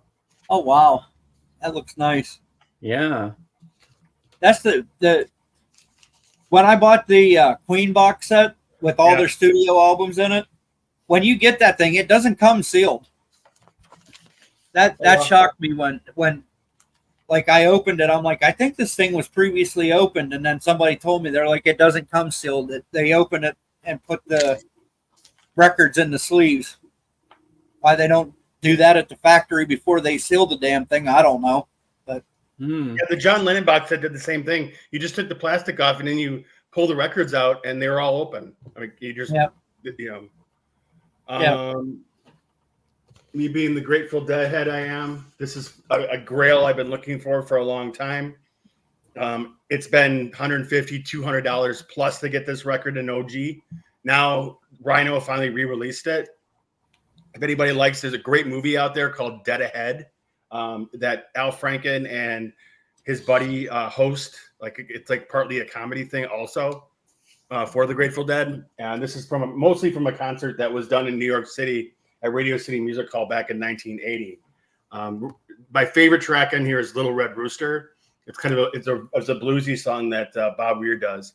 But since I found the band, this has been one of my favorite. I've always had on CD or cassette, but it's one of my favorite albums of all time. yeah, didn't the Rolling Stones cover that song also? Yep, they did. Yeah, they did. Yeah.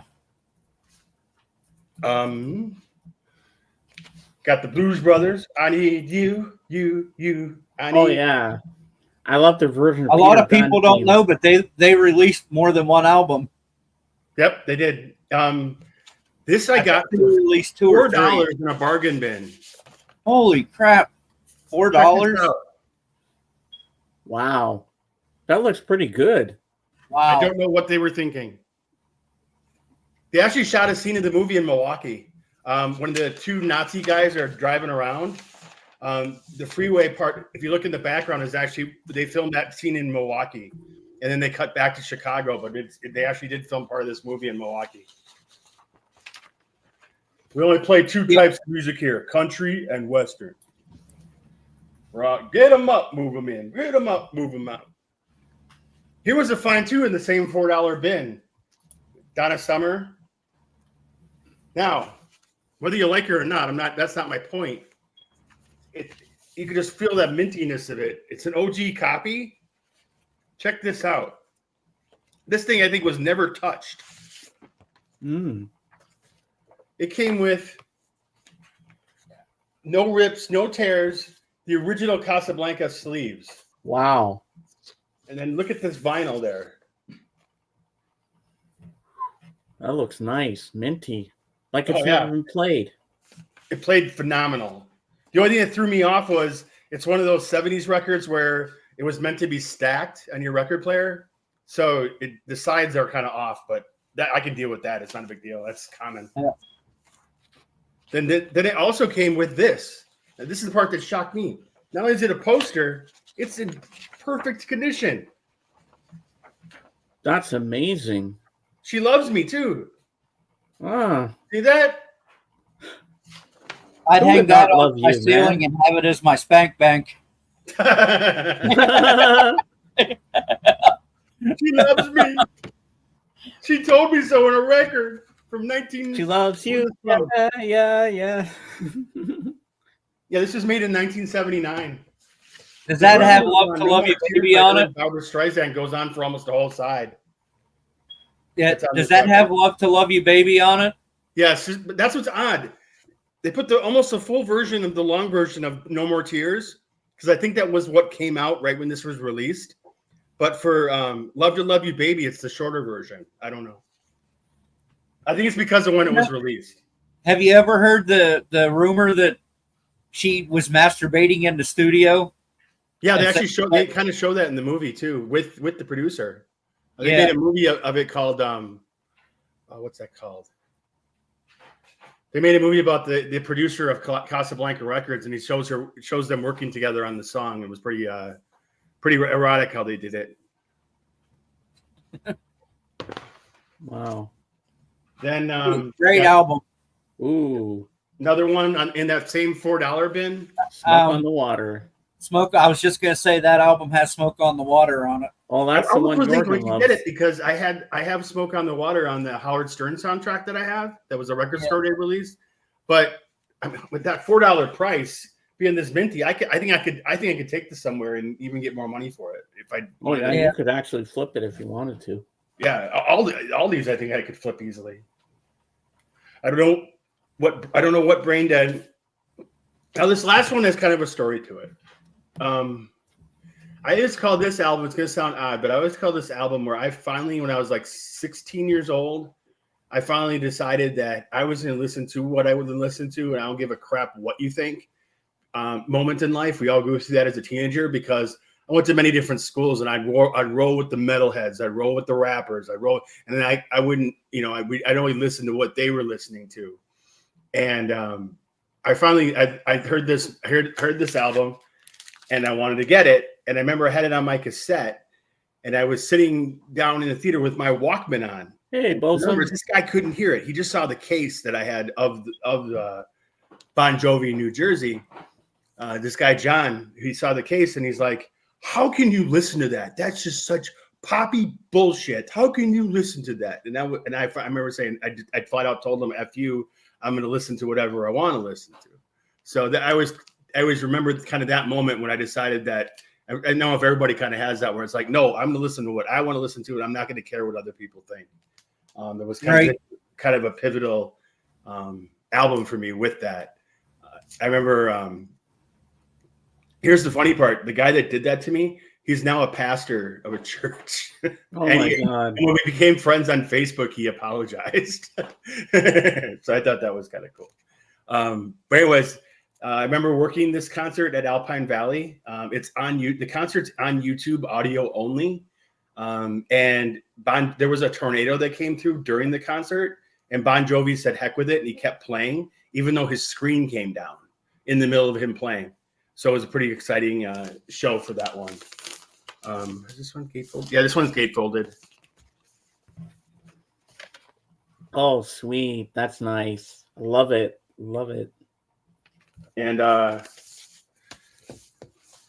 it's got a weird breakup of songs. My only complaint about, I love the record, but it's just my only complaint is that like, because the way the songs and times divvied up, it starts out on side one with "Lay Your Hands on Me," "Bad Medicine," and then you got to flip the record. I was like, they could have divvied the songs up a little better, but other than that, I like it. It's a really good sounding record, and that's what I have, James, and I'm sticking to it. Well, before I put you back down there, I have to look at your T-shirt and say stop. You know what you could do with that? What? It's a You stop. can you can go like this and go stop in the name of love before you break my heart, or the Elvis song you can go stop, look and listen, baby. That's my philosophy. It's called Rubberneck and Taco. Hi, boy. How you doing? You good boy? Yes, you're a good boy. Yes, you're a good boy. Aw. I want to hold him too. Stop, hammer time. Hey, the Who fan, how you doing? Welcome in, welcome in. All right, let me make you small. fan. Yesterday I had James. Yesterday I had flies in my house because I left the garbage. I had left the garbage open, and then with being hot, the flies got all over the place. Oh no! And I was swatting flies and spraying for them and everything. I got rid of them finally. Anyways, he was eating the flies, so now I'm calling him Kermit the Pug. Oh, he was eating them all. Yeah, not all of them, but he was trying to eat the flies. So I was just like, "What are you, part frog?" I just love his cute little face when he looks at you. Yeah. Cap, if you didn't know, that's my dog named Taco. Taco. He came with a deal with a car. Yes. Speaking of which, they opened a new Taco Bell here in my area, and I am telling you, I don't know what they do different at that Taco Bell, but it tastes like it did in the 90s. That's cool. I like that you can custom order stuff at Taco Bell with rice and different kind of sauces and stuff now. You don't have to stick to the cookie cutter like you used to. The reason why he's named Taco is that the people I bought him from was in the Mexican neighborhoods of Milwaukee. And as I was holding him, I saw there's a famous grocery store down there called El Rey. And as I'm holding him, I looked up and saw the sign, and they asked me, "What's his name?" I go, "Taco." And that's why I named him Taco.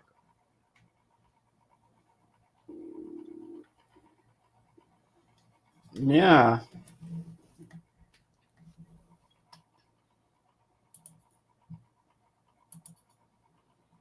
Taco Bell. Is Kate coming in later? Yeah, she is. She'll be here. Jorgen will be here. Lavelle will be here soon. I thought she would like the Bon Jovi. Oh, she will. And I love the Bon Jovi as well.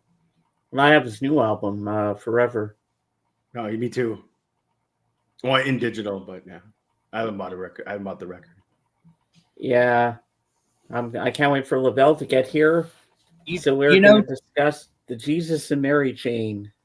You know, JJ, I'll never forget you giving me that damn Michael Jackson record. No. I appreciated that. No problem. Yeah. Does it sound good? What? Huh? Did it sound good? Oh, yeah. I liked it. I was in the hospital about 6 months ago, and when they gave me like Twilight, and I asked the doctor, because it was like a milk color what they had in the thing. I'm like, "Is that propofol?" And as soon as he said, "Yeah," Man in the Mirror started playing over the loudspeaker. Oh my God. I mean, that's like a once in a lifetime fucking situation to happen.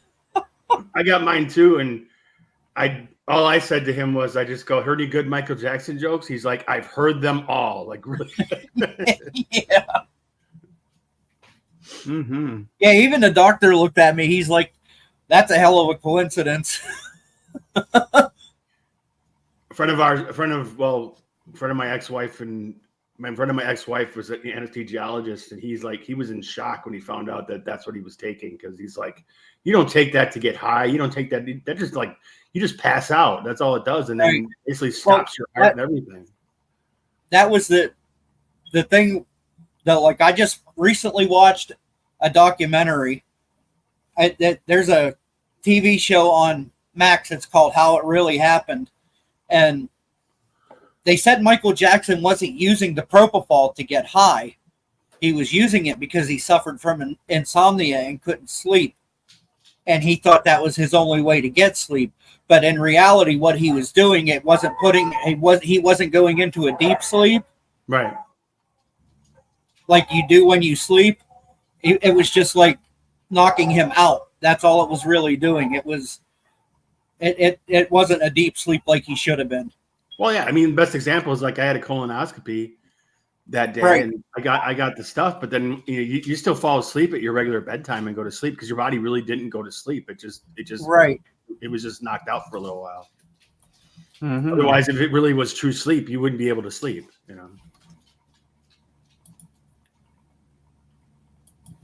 It just kind of puts you out a little bit. Like they say, you're awake and everything once you take the propofol. They say, you know what I mean? Like you can do things, but I don't know.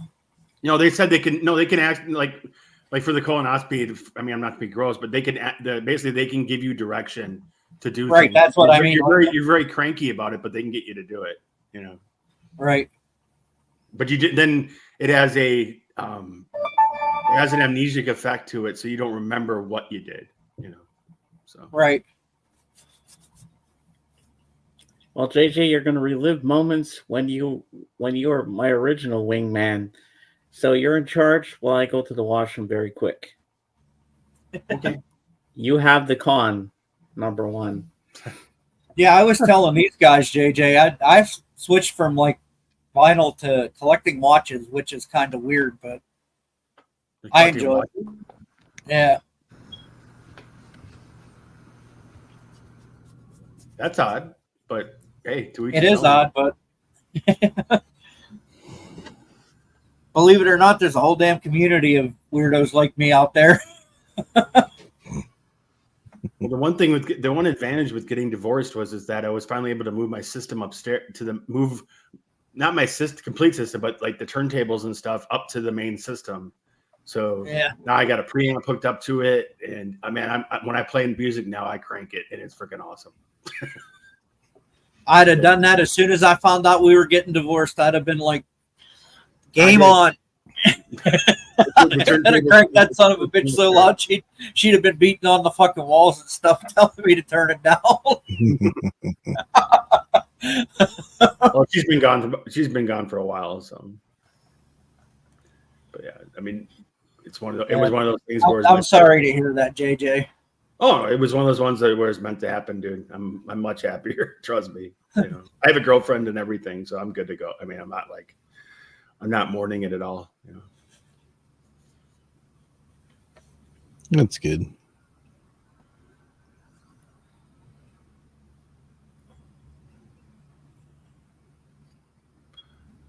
So James, I don't know if you ever do. Oh, I'm gonna put his ears on first.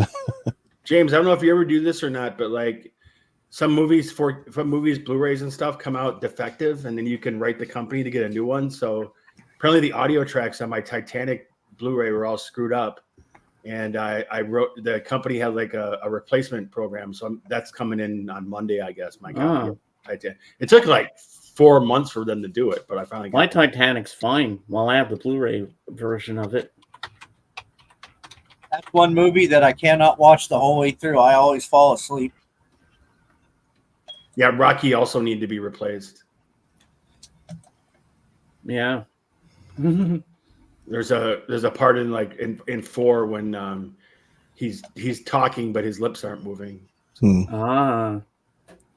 But you're saying the Titanic, the audio is kind of off a little bit? Yes. Yeah. You heard Titanic, Bolson. So the main song was kind of something like this?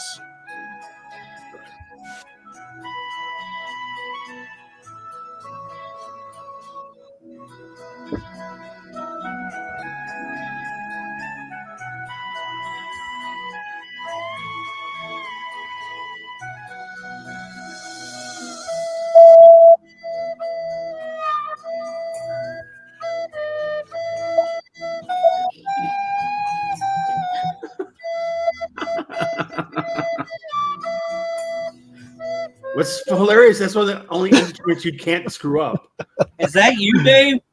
No, I wish it was. That guy's got a lot of followers. Because at the beginning of it, it kind of looked like you with a wig on. Oh, thanks. No, it wasn't me. JJ, you know, And I know you're pretty damn good at doing that kind of stuff. You know who's visiting Dave right now? Who? Gandalf. Gandalf. Oh, yes.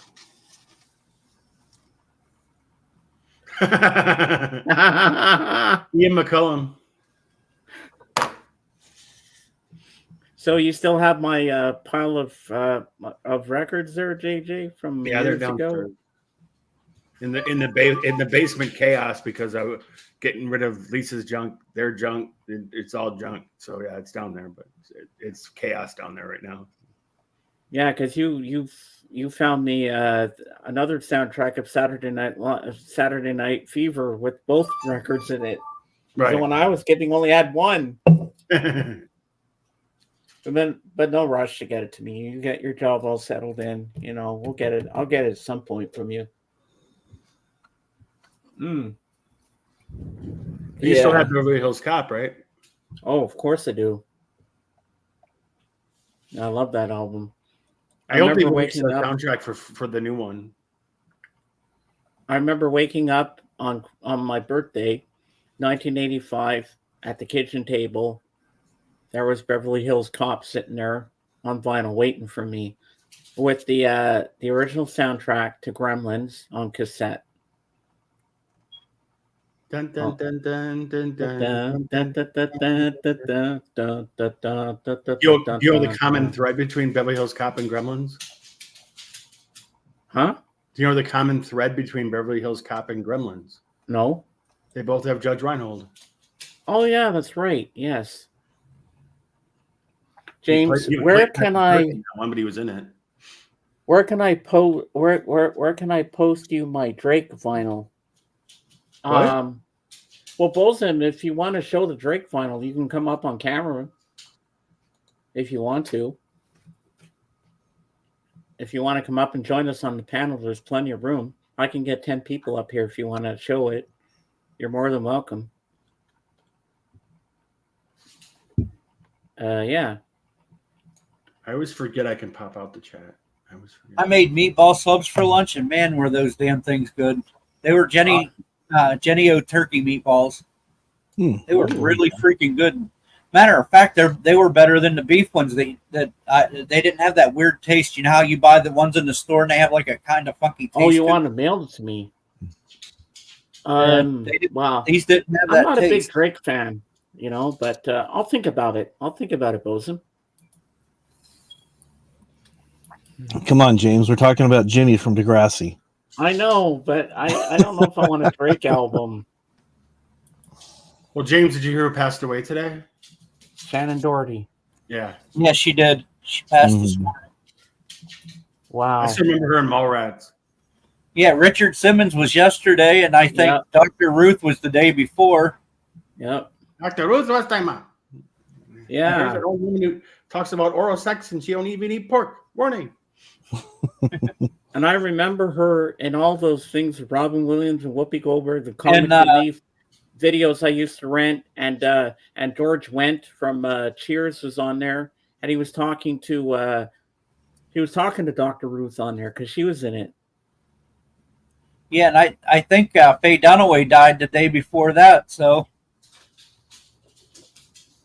wow, they're all dropping like flies lately. well, those people are they're getting up there in age. I mean, Yeah. I hate to say this, but look at Paul McCartney. He's 82 years old. He's not going to be around for another 10 or 15 years, probably. I hate to say that. I like Paul McCartney, but Yeah. Me too. the realities of it. And just think, All last those- Sunday we all those celebrated guys. his From birthday. Led No, Zeppelin. Ringo's birthday last Sunday. Yeah. Ringo's 84. It's hard to believe, man. Well, wait a second. They said that Ringo was the oldest of the group, but actually they forgot John was born in 1940 as well. So that would make John and Ringo the oldest in the group. Right, but it depends on what month. Yeah. October was for John, and June was for July was for Ringo. Yeah. So he's Ringo was the oldest by a couple of months. yeah. Yeah, but who was born first? That's the question. I don't know. Third base. Oh, it's something different. Never mind. Yeah. Mm-hmm. Yeah, I'm surprised the Beatles haven't done the corporation thing like all the other old bands and old people. I mean, maybe the youngsters. So the Queen sold their whole catalog. Right. I'm surprised Beatles haven't done that yet. They sold it to. I think they sold it to Sony. Yeah. The only thing positive when they do that is that the companies that buy it want to get some return on their investment quickly. So you usually get some really cool releases to come out. Yeah. Right. Yeah, and for a while, they also Michael bought Jackson had the catalog. Mm-hmm. I remember that back in the day. Yeah. Oh, I was thinking about you the other Michael day. Jackson JJ. still owns. I think he still owns their catalog. No, Oh, yeah? Sony had it, bought it back, and then gave it back to Paul. Oh, okay. I was thinking about you on Friday. He died. They were so broke. The family needed the money. They couldn't hold on to it anymore. Oh, okay. It was cheaper. It was more lucrative for them just to cash out, basically. Yeah. And I think when Queen sold the Telephone. their catalog, I think they also sold the likeness to the band. Also, like the only thing they have over anymore is the touring. That's the only thing I think they control anymore. For Queen. Uh-oh. I'm going on 84 and plan to be here to bug you for another 10 or so. LOL, brace yourselves. Okay, Mom, we're ready.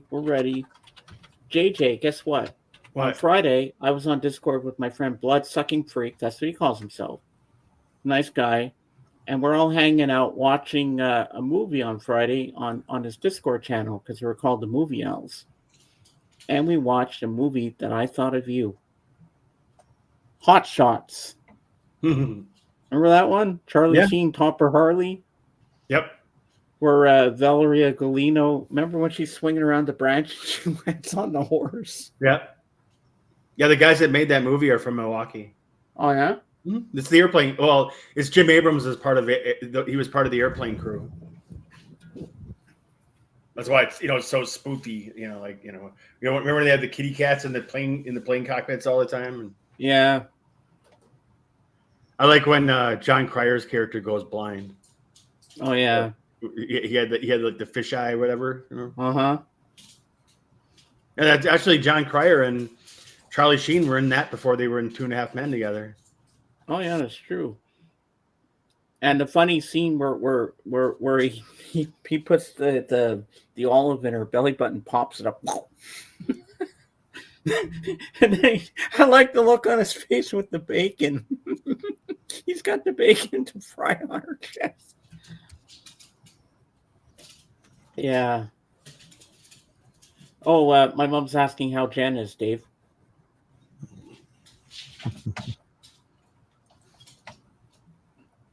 Yeah. Yeah, we're feeling better. Thanks. Yeah, Jen's still dealing with flare-ups from her RA. So it's been pretty bad the last 5 months. More so than usual. Sorry to hear that. I'm sorry. Yeah, thanks. It's the new normal, unfortunately. So we just take things one day at a time. It's all we can do. Yep. But she sends me her good morning messages every day. Did any of you guys watch the documentary Brats? No. About the Brat Pack? Mm-mm. Not yet. Actually, it was pretty good, actually. Wait, what? What's that on? But Is that on Netflix? No, it's on crap. Prime? On Max, I think. I'll tell you. I saw that somewhere. I'll have to look that up. Brats. Sorry, I have a fancy remote that I talk to my TV with. Oh, Yeah. he's got everything. Hey, you want to buy? You want to buy a nice watch, JJ? Cap's got some watches there for you. Oh, I've fallen for that one before. He's been buying. Cap's been buying watches off of eBay, and they only need batteries. Cap, are you trying out for the Sticks video? The what? Do you ever see that Too Much Time on My Hands when they're in the bar and when Oh, yeah. all the watches? Yeah. Ah. Actually, what was really funny was Paul Rudd and Jimmy Fallon redid that video almost like shot for shot. It was hilarious. The way Paul Rudd is like overacting when trying to do the lip syncing for it, like Tommy was doing in the original video. Wow.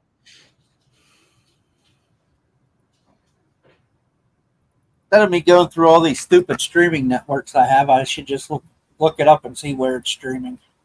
Yeah, Yeah. because I'd like to watch that myself. Because when I was growing up, I had a major crush on Molly Ringwald. Hulu. Hulu, yep. It's on Hulu. Yep. Yeah. It was released June 13th. So I Anyone don't watching know. The Acolyte? I've been enjoying it. It's really good. What is it? The Acolyte, Acolyte. Star Wars on Disney Plus. Oh, okay. Yeah, I just watched the 7th episode 2 nights ago. I just wonder how they're going to wrap it up because it just seems like they're all over the place with it still, with the story. You know, like we don't know really what the fate of these two girls are yet. You know, The last series that I watched was the Game of Thrones. did you watch House of Dragon? I watched. Watch that. I did. I watched the first the first 8 episodes, however many was in Hey, the first. Jimmy. But I liked Game of Thrones better than I do House of Dragons. Yeah. Oh, I hit the jackpot, JJ. Tubi, you know Tubi TV? Yes. They have all the originals of Doctor Who, all the different doctors from the past. Oh, So I can cool. watch all those seasons too, because I'm really into Doctor Who. I'm into the one now with David Tennant from the 2000s, early 2000s, like 2005-ish. My favorite is still Tom Baker with the scarf. Yeah. Well, that's the one where that's where I started watching Doctor Who back in the late 70s. And that's the one where they had the giant caterpillars Right. killing them. Well, you got to consider Tom Baker how good of an actor he was, but because the special effects in the late 70s stuff was crap, and he still made the stories compelling. Because he was such a good actor. Mm-hmm. I think he's still alive, actually.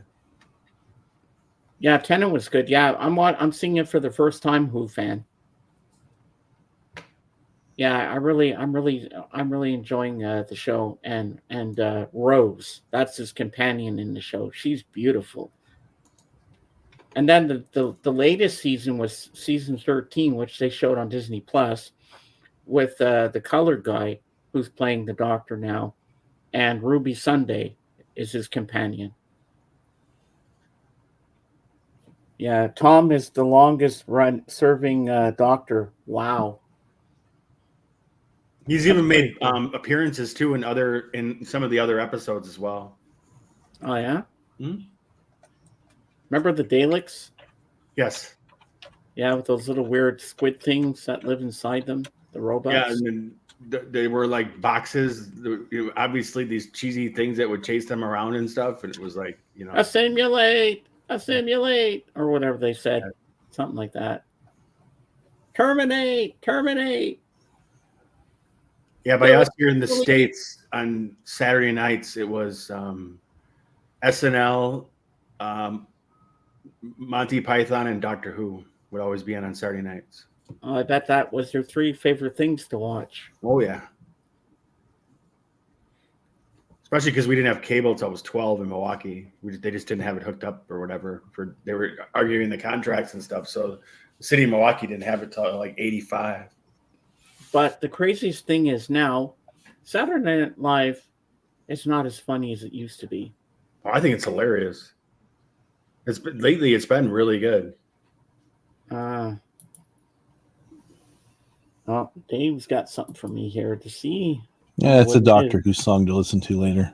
Oh, cool. Doctor in the TARDIS. Cool. Uh-oh. It's an older song, so I almost left the stream there. I hit the wrong button. Be careful. The Daleks were harmless. They couldn't even get upstairs. Well, they had those jet things underneath they could float. Well, they could shoot people with those guns. Yeah. And I got to head out, guys. Thank you for having me up. No problem. All right, Cap, you're Cap. always welcome. Love you guys. Bye, Cap. It's good seeing Cap again. Yeah. So I don't know if this is a rumor or not, JJ, but I heard there's going to be a Gremlins 3. I hadn't heard that. I don't know where I found out, but I think there's going to be one. I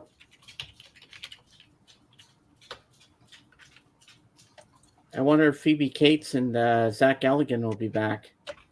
And Gizmo. I guess there is. Really? Yeah. It's on IMDb. It's really coming up. Well, you know, Who fan, they always come. They always come in threes, depending. They say it's kind of the one thing here that came out around Christmas time says it's stuck in development hell. You know, because Columbus wants to do it, but it can't seem to get it together, basically. Mm-hmm. Wait, what? They're making a Spaceballs 2? That I heard. And I heard there's a Shrek 5 coming out. Well, I heard it's not a Shrek 5. I heard it's going to be a donkey movie. Oh, about Donkey. With Eddie Murphy? Yeah, just him. Oh, I love Eddie Murphy as Donkey. We can stay up all night swapping manly stories, and in the morning, I'm making waffles. Then he passes out and goes, I'm coming, Elizabeth. I heard well, see, originally before COVID hit, Eddie Murphy's contract with Netflix was supposed to be that he was supposed to do stand-up.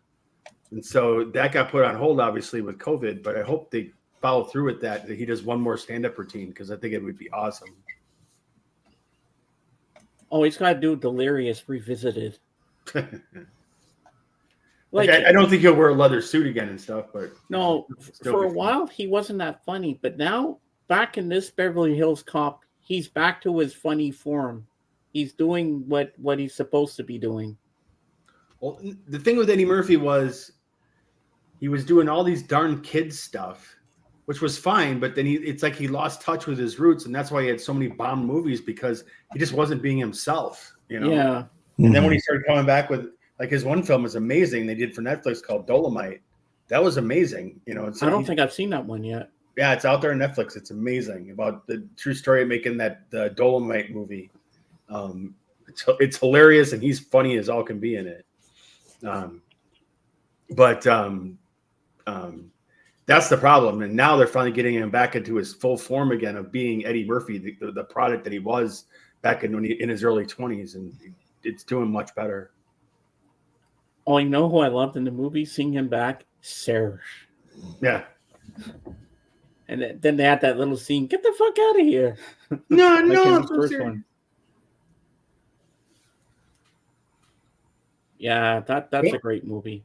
The only thing about the movie, and my criticisms are very minor. Like, where did she come from, the daughter? Because her driver's license says 92. When he met that woman in 94, in Beverly Hills Cop 3. So is that supposed to be her mother? They don't really say that at all. So it would have been kind of fun if they would have had her in there playing the mother, and then, or even had like Jenny Summers, like being the one that like that she calls like Aunt Jenny and stuff like that. That kind of like takes care of her. Yeah, I wish Jenny would have been in there too. Yeah, she's still acting. So yeah, I don't know. Yeah. Like that new cop that Eddie was hanging around with in the film, and they asked him, "Hey, did he take you to the new? Did he take you to the strip bar yet?" Yeah. Yeah, this feels like the good old days. There you go. Tonight, did you want to come with me? Do you think I'm a nasty girl? But my favorite scene in part 2 is when they're at the Playboy Mansion. He goes, "Hey, that's a big bitch." And he sees Bridget Nielsen. Oh yeah. Hey, is that turtle shit? Remember that? Yes. They're going. Then they start going da da da da da da da da da da da da da. I love that. The first two are the best. Part 3 was like, eh. I suppose you're trying to be charming. Nah, just offered my grooming services. Rosa, we really have to talk. Yeah. He's got all the weapons. Yeah. Hi, I'm from the Rap Coalition of America. You like rap music? Remember Johnny Wishbone? What? I'm Johnny Wishbone. Yeah, I'm Johnny Wishbone, psychic extraordinaire. I saw Eddie Murphy live in 1985 on the Lord Have Murphy tour. Oh yeah. Mm-hmm. He did pretty much the routine from Raw, which meant my mom, who took me to the concert, her mouth was like on the ground. Really? Like she thought she was taking. I mean, she knew he was dirty, but she thought she was taking me more to like delirious humor, not where he went. No. So I was expecting the banana and the tailpipe in the new one. Yeah, I was too. Look, man, I ain't fall for banana in my tailpipe. Oops. Do you have an anti-banana disguise? One of my favorite scenes in 48 Hours when he says, "Hey, Kate, tell me a bedtime story." Fuck you. That's one of my favorites. And then in part 2, he goes, "I've been in a bus that flipped over 17 times. Here's a little trivia, James. Do you know who gave him the bananas? What actor? Who? You don't know? Nope. Oh, Damon Wayans. Really? It's Damon Wayans. I never knew that. And then in Beverly Hills Cop 2, the valet guy is Chris Rock.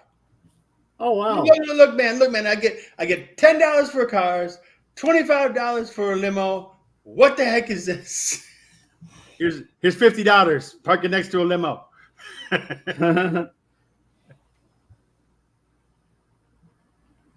There's something floating in your poo. Those were the good old days. Yeah. Remember this line? And let's see if Dave can get it. You'll know what it is, JJ, but I want to see if Dave can guess it. Hey, Bubbles, man, when we was kids, we watched jacuzzi. We used to have to fight in the tub. Yeah, I remember that. What movie's that from, Dave? Trading Places. That's right. Yep. Hey, boogie, huh? I still say that around New Year's because of that movie. Right? You know, Merry New Year. And remember Coming to America? Good morning, my neighbors. Fuck you. Yes, fuck you too. And then he's sitting in the back seat of the taxi with Arsenio Hall, and he says, "What does dumb fuck mean?" And how they made a spoof of McDonald's as McDowell's. Yeah. They're actually, when they built the set, they said there's a true story where a guy from McDonald's was ready to like some lawyer or somebody saw it and they're ready to like sue them or something, and then till they realized it was a movie set. Ah.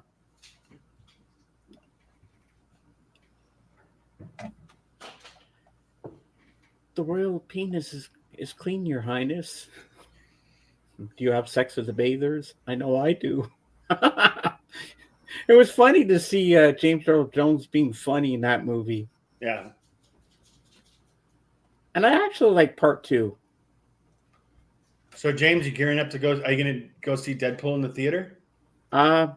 I want to, but how the hell did they bring Logan back? He was killed in Logan.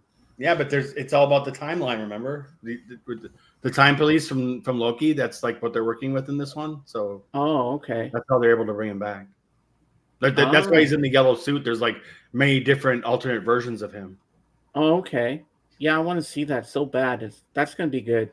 They said the Hulk might be in this one, I guess, and definitely Ooh. Sabretooth is back. But see, Sabretooth is also from another dimension because he doesn't look like Liev Schreiber like he should.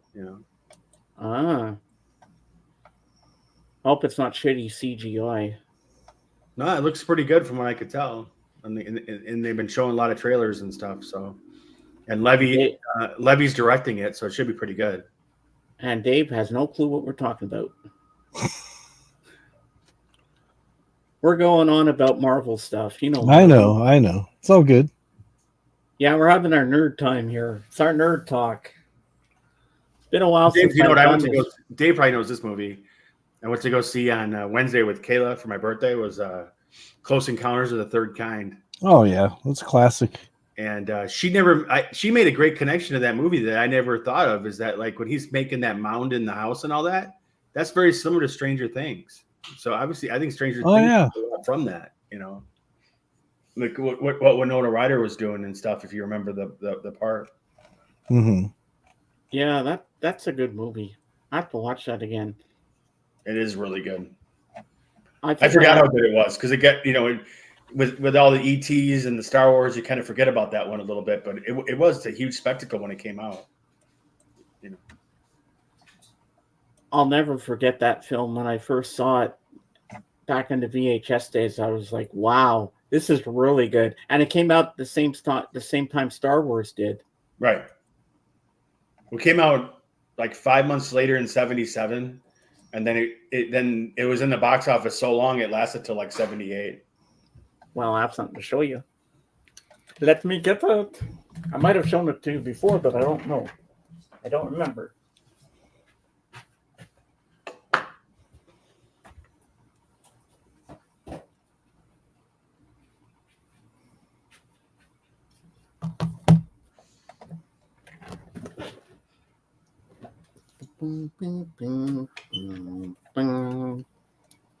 All right, I'm going to make myself big. Here we go. This is the 40th anniversary edition, a Steven Spielberg film, Close Encounters of the Third Kind, on Blu-ray. And this one, you have 3 new versions of the film. You got the original, and you got some other ones in here. Yep. So that's pretty cool. Yeah, the key version with that one, and I don't like the version where that was out where you got to actually see the inside of the ship. I like where it's more mystical that you don't know what's inside the ship. And that's the Steven Spielberg did not want to see the inside of the ship, but apparently some executives at Columbia complained, and he did it for them because he was kind of controlled by them at that time because he was Yeah, I agree. That ruined some of the mystery of it. Yeah, like signs. You go up the stairs, and we don't need to know what's behind there. When you watch the story, you don't. You're just excited to see the aliens, and that's it. Yeah, I enjoyed signs except for when the aliens were revealed. I'm like, it was better when you didn't know and you just see shadows and get glimpses of stuff. So, right. And then speaking of Close Encounters, weren't you sharing that they got reactions at a little boy by showing a toy to him where he has a look of amazement? Yeah, I remember you sharing that. Yeah. They and then the cool part for Kayla is that she goes to school at Ball State, so the movie took place at Ball State. She was hilarious watching it. She was like, "That's a retro shirt, Dad." The shirt was like from '77, Mm-hmm. Yeah, exactly. Who fan? Less is more. and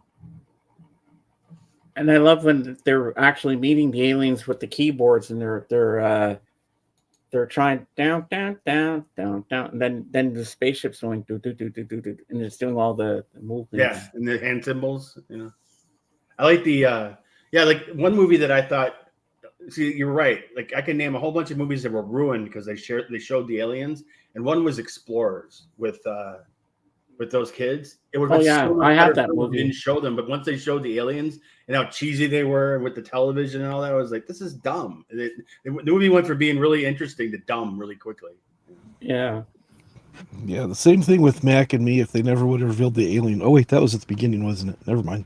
That was to promote McDonald's. Yeah, big McDonald's commercial.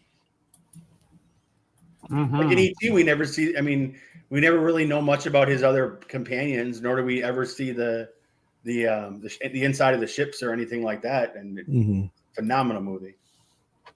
Yeah. We don't need to, you know. No.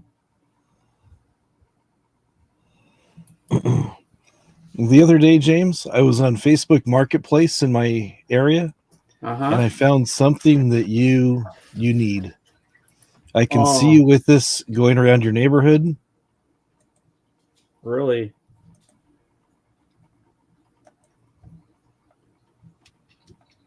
Ooh. Look at that thing. There's a seat That's for pretty you and a cool. seat for Pat. Yeah. Has speakers so you can listen to your music. Oh, wow. Yeah. Nice chain steering wheel. That's incredible. Got your I like radio it. right there in the middle. James, you're missing out, dude. Yeah, you're I missing should out. get one. There you go. JJ, we could drive in style, man. Yeah. There you go. That looks like they took Pee Wee Herman's bike and they refashioned it into something. It definitely does. Pee Wee Herman's bike and grandma's sofa. Yeah. There you go. Oh, there's a channel on YouTube, JJ, Shout Factory. And you know what? They show full episodes of different shows. The other day they were showing, I watched a couple of episodes, Pee-wee's Playhouse. Mm. And they had the King of Cartoons. Let James, the are you going to have the word of the day on begin. your show?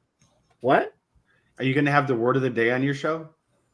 No, I don't think so. Where we all go, ah! I don't think so. I have to say, you know what? As corny as it was, I enjoyed that show for what it was back in the day. Even though it was in my teens, I still watched it and I liked it. No, it was a good show. You can't go wrong with Pee Wee Herman. Until he had that little incident in the porno theater. But even Bill Cosby backed him up. Well, that doesn't say much, but now it doesn't say much. Back then, it did mean a lot when he did it. You know, basically what they were saying is that what he did in his private time was his own business, and really we did judge him on it. Which that was in that case, that was totally true. Actually, James, speaking of like kid stuff, Saturday morning, wouldn't it be fun like when you switch subjects and someone you go, meanwhile, back at the Hall of Justice. Yeah, that'd be funny.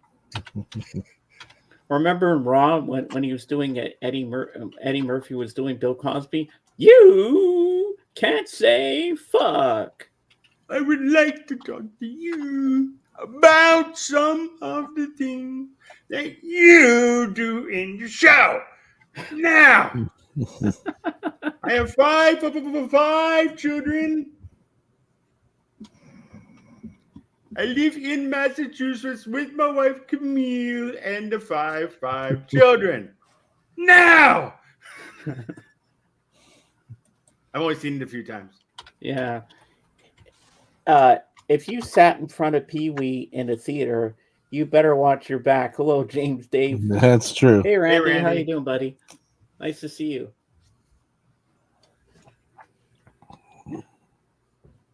Very true. And then remember what he said about Richard Pryor? He says, "Tell him to have a Coke and smile, the Jello eating motherfucker." You tell Bill to tell him to have a Coke and a smile and shut the fuck up. Yeah, shut the fuck up, the Jello eating motherfucker. Never like sometime, right? Getting that toilet, that water splash up on your ass. That really make you mad, right? You know what really getting me mad though? You doing all the straining you can do for a day, and one little pebble come out. What does that chunk want? Yeah, that was great. Remember this? Dad is great. Give us chocolate cake. Yeah. And the morning music was playing doom doom doom. Oh, I love that one. Bill Cosby himself. That was funny. That one. Gus, what the fuck is wrong with your wife, Gus? You come over here every motherfucking year, Gus, and you burn down my motherfucking backyard, and your wife rips down the steps, Gus. And ladies and gentlemen, boys and girls, the legend that is Depeche Mode's new manager, Jorgen S. I didn't. Hey, Jorgen. How you doing, buddy? The Depeche Mode's new manager. Okay, I didn't expect that. Yeah. That's a job I didn't know myself, so I'm thankful. JJ, long time no see. Hey, And that's Jorgen. his dog, Taco. Hi, doggy. Hey, Taco. How you doing? Taco, stay away from JJ's glasses. You don't want to eat those. They're not good for you. You want doggy toys and doggy biscuits and all that good stuff. Hey. Woof, woof, woof, woof.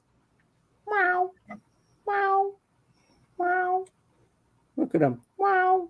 He's looking. He's like, where's that coming from? Look at him tilt his head. Wow. James, if you just said that he should behave and be calm, why do you imitate a cat?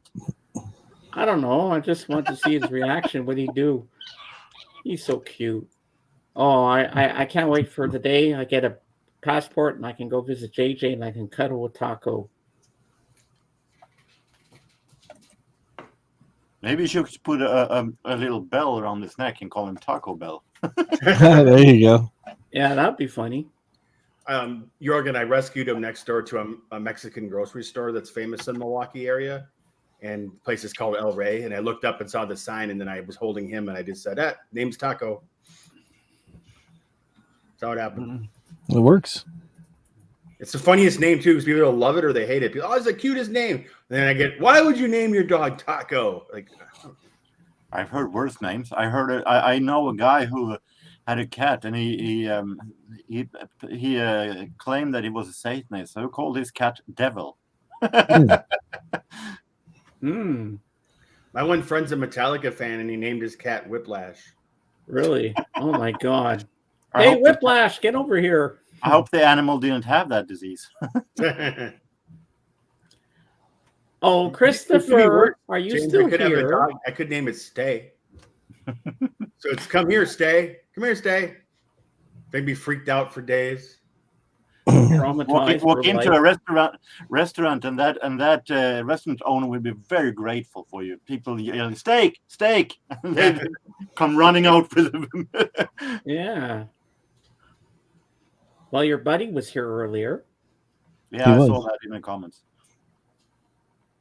Well, I hope I don't have bought anything new this week. So. Oh, nothing new. Nope. You haven't had anything for a while now. No, I guess I had all the new stuff today, James. But what? When it's summertime, I try to put more efforts in a different kind of summer trips instead of going to the same flea market. What happened to me, Jorgen, is I recently got unemployed, and so like a couple of the record stores that I never could hit before because of work hours, now I can hit them. That's how I found all those bargain ones I was showing you guys. That I got like minty copies of some records, Jorgen, for only a few dollars. Like these shouldn't. Like I don't know why they were in the bargain bin, to be honest with you. Oh, I know one you should show him because I know he likes her. Show him the Donna Summer. Oh yeah. Oh yeah, this is minty. Wait till you see this, Jorgen. Original album. Nothing wrong with it. It's got the original poster, everything. So here it has no rips, no tears, or anything in the original Columbia Casablanca sleeves. Mint pressing.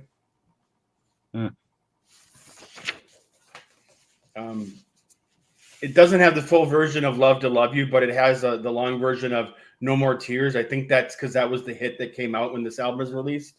It's in the back. And then then this poster too.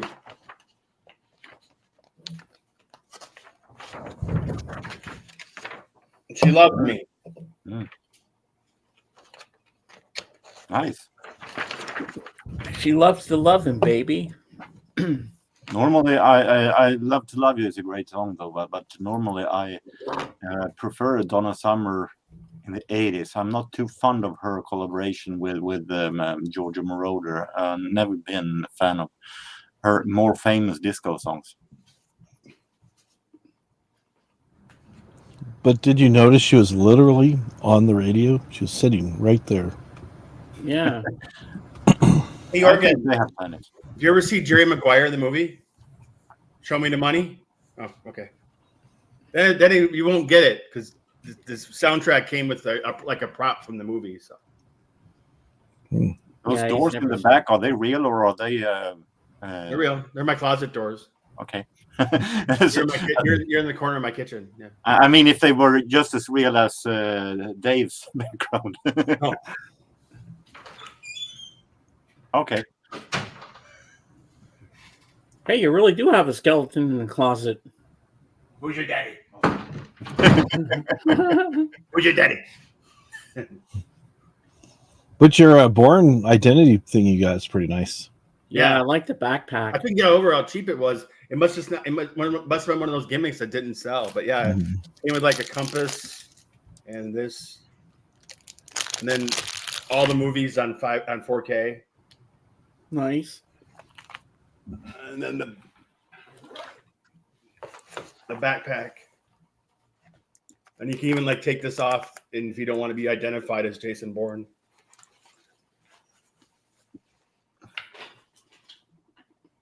And the telescope. Yeah. Oh, that's right. This is so I can look at people, my neighbors in there. Yeah, and But it actually works. It's Best actually a Jimmy nice Stewart. There's a murder. Oh, so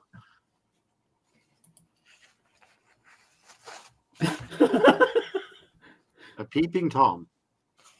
Yeah, it could be the peeping Tom and get paid for it. Yeah, James, if you chat me and you find out I'm in jail, you'll know why. Yeah. Hi, James. I'm in jail. Say what? JJ in jail. What was that one movie? It was in Revenge of the Nerds when he got arrested for mopery. Oh, yeah. He asked him, "What's mopery?" When that's like whacking off around a dead guy. Mm. They show that guy just all humiliated there. Ooh, I'm in love with a nerd.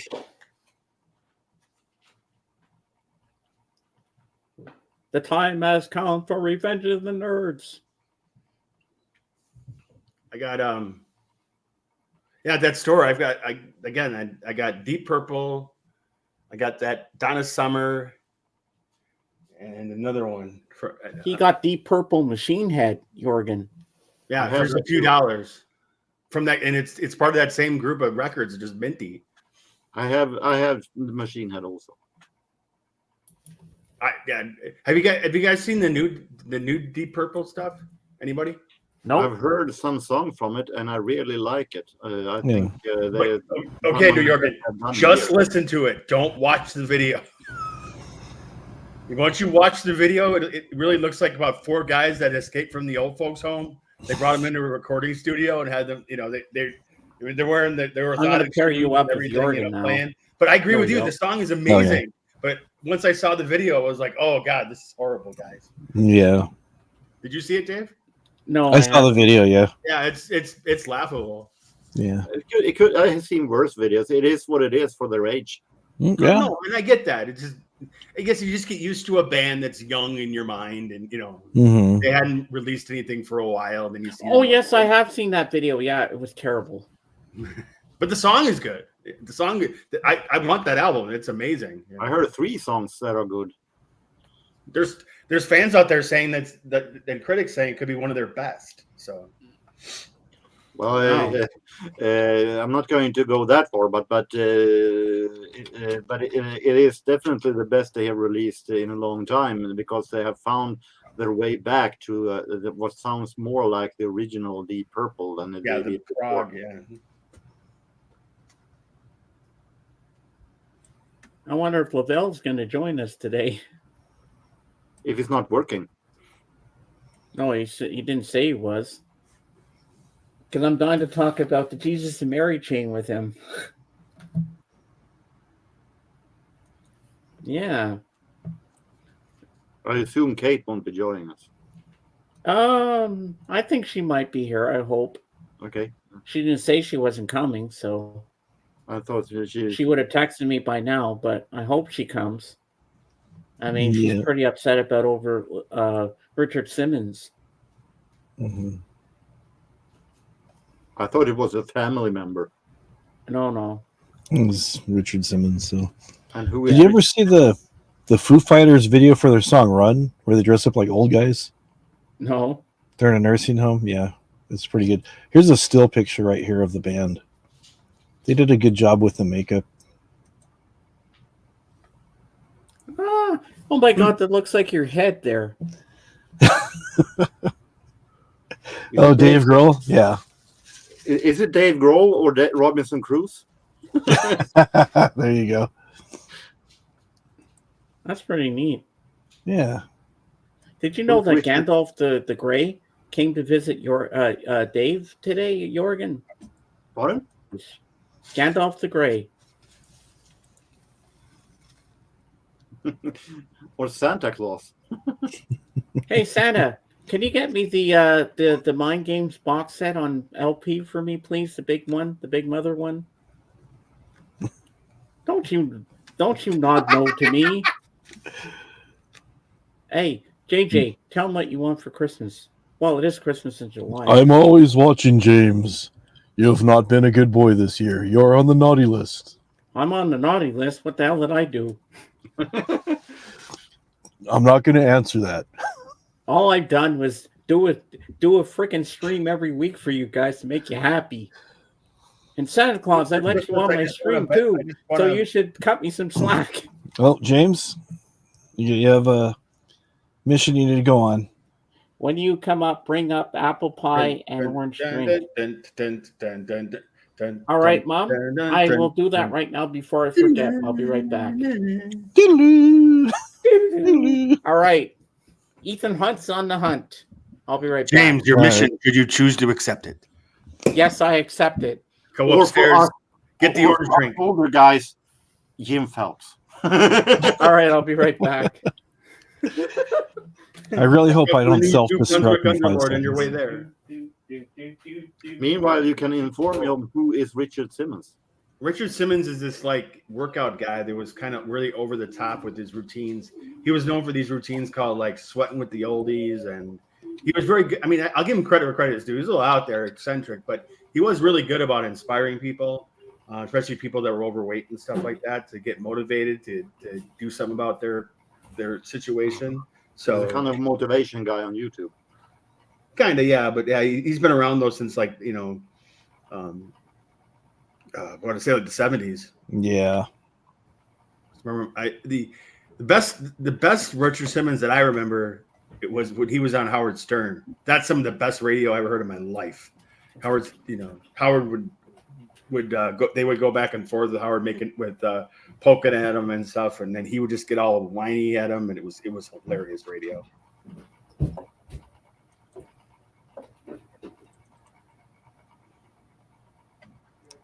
Here. This is entertainment for the people. 3 guys sitting saying nothing. Oh, there you go. Yeah. I'm just trying to find We're playing Marcel Marceau's greatest hits. Exactly. So this is Richard Simmons. You might have seen him before, just didn't know the name. He is famous for his curly hair and his even shorter shorts. I don't recognize him now. So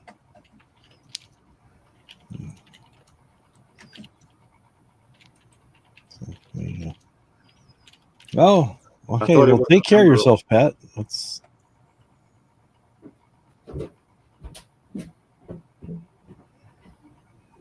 Yep. Very good. Yeah, Pat.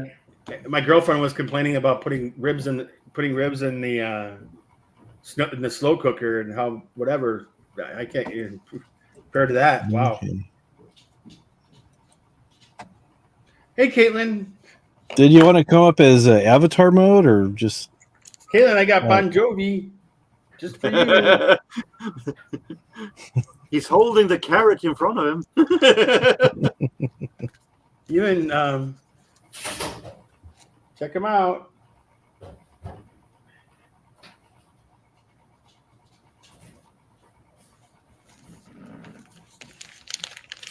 Because Caitlin, you know you were born to be my baby. Ooh. 2, 3, 4. No.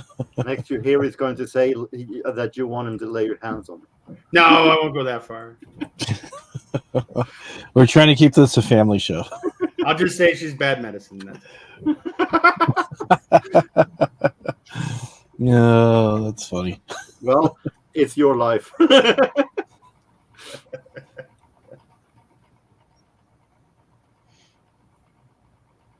It's like that Who's Line game they play when you can only talk in songs. Exactly. There you go. Yeah, we actually saw Bon Jovi, the wife and I, years ago. That was when New Jersey came out. The Skid Row opened up for him. Skid Row sounded horrible. The sound was just way, way off. It was like night and day difference between the audio of the two bands. Okay, totally understandable. The security guard by where I was standing, he had a tape recorder on for the concert, and he knows to be a crappy recording anyways. But the funny part was the person paid him $100 just to hold up to record the concert for him. Yeah, this was in the 80s. Oh yeah. He what was really cool about I was talking about earlier. I'm back. That Bon Jovi show. Finding that Bon Jovi show, that even though it was just the audio, it brought reality to everything that I remembered. Because you remember something that happened when you were like 15, 16 years old. Mm-hmm. It kind of gets the story when you're 52. Yeah. It was cool to listen to. It was like, oh yeah, I remember that when John kept playing, and I remember when the screen came down, and even though it's just the audio, it was exactly the way I remembered it. Well, now that you're here, recording, it was a soundboard leak that somebody put on. Mm-hmm. Kate, now that you're here, even though you're not coming up, let us all have a moment of silence for Richard Simmons, Dr. Ruth Westheimer, and Shannon Doherty.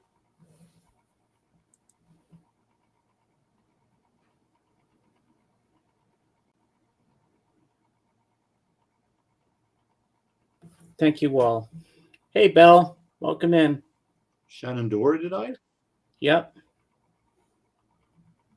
Yeah, I just found that out this morning. Yeah, Shelley Duvall died on Thursday as well. Oh yeah, I forgot about her. Yeah. Dr. Ruth Westheimer. Yeah. Oh, Dr. Ruth was still alive until I thought. I was surprised as well. I thought she passed away in the mid-90s, but nope, she was still around. Oh, she was still going strong. Yes, Shelley Duvall. James, do you remember Robin Williams when he did his? He goes. You don't need some little lady to help you out. You need a large black lady, Dr. Ruth, because she'll be honest with you. You go, Dr. Ruth, like I got a small thing. Does that mean anything? Damn straight, baby. You can't make butter with a toothpick. You know what I'm saying?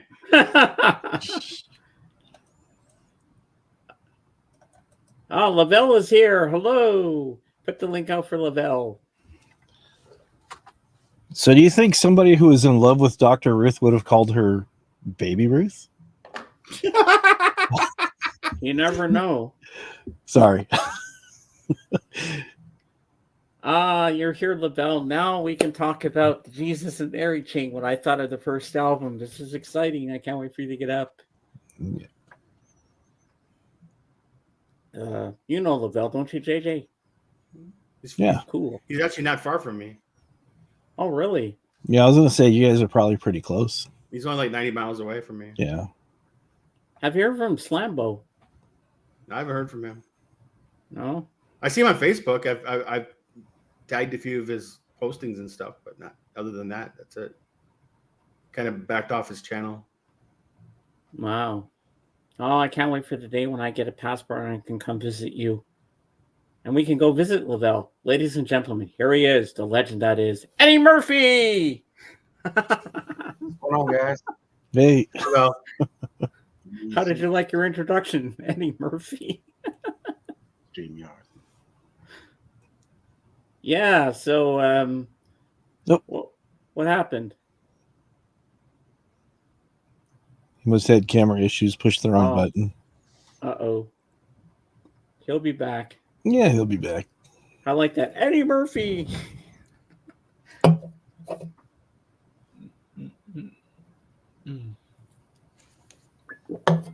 I need another soft drink. I'll be right back. No, he got his headphones off.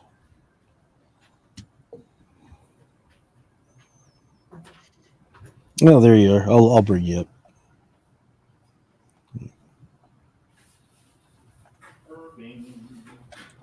There we go. Nice. Welcome Try it back. again. See. Yeah, Pat was saying you might not have liked your intro, and I think you're just having technical issues. Yeah. I should be good. Yeah. Yeah, you sound good. You look good. Hopefully, you're man? feeling good. So, What's going on? just hanging out, usual stuff. Yeah, I had went to this yesterday. I went to this house. They had a house thing at the Shed Aquarium at my wife's job. It was pretty cool. oh, that's cool. DJ Bulu Master, but he was mixing all the old house music from like the 80s, the stuff I remember when I was a kid. Oh, nice. Man, it was a lot of people there. It was packed. It was hot last night too. It was pretty packed. Yeah, so it was about from like 6 till about 10. But it was pretty good show. Oh, wow. He was mixing a lot of the old house music. Ooh. So that's what Chicago's known for, the deep house and house music. And the blues. And the blues, yep. James, you might want to slow down on the soft drinks. What's going on, JJ? What's up, man? Oh, no, don't do that, Dave. Well, I've already been to the toilet, so I'm good right now. I need to get back up to Milwaukee. I go up to Milwaukee all the time because I'm not too far. Have you been to Volta Records yet? No, I heard of it, though. I was just showing earlier. I got some minty stuff from them, like for $5-6. Yeah, where's it located? It's by Southridge over in Greenfield, just off 8. Okay, it's in Greenfield. Yeah. Majority of the digging I do is mostly like Bayview, and then of Not too course far from Bayview. Farwell, especially Farwell and stuff like over there on Farwell North, a little bit north of the downtown. Like exclusive, they used to be exclusive. They're called Lilliput now. I found a lot of stuff there. Well, yeah, Volta used to be exclusive. Also, what happened in each exclusive is they got bought out by like the people that were working there, and then they each named them differently. So Lilliput is the one on the east side, and then Volta is on the south side. Yeah, I had to check that out. Yeah. Well, JJ, I'm going to make you big so you can show Lavelle what you got. He's got some really good stuff. He's got a minty OG Donna Summer. Wait till you see this shit he's got, man. Holy crap, you're going to love it. I got this. Oh yeah, that's a great record too. I remember my mom used to play that a lot. Great record. Check this out, Lavelle. Minty condition. Like the original sleeves are still in. Like there's no rips, no tears, no nothing. Nope, because usually it'd be a rip at the bottom usually, but yeah, that's clean. Look at that. On the Casablanca record. And then it came out. I got the poster too. Yeah, see, that's when it's hard. When you got to get that poster. Nice.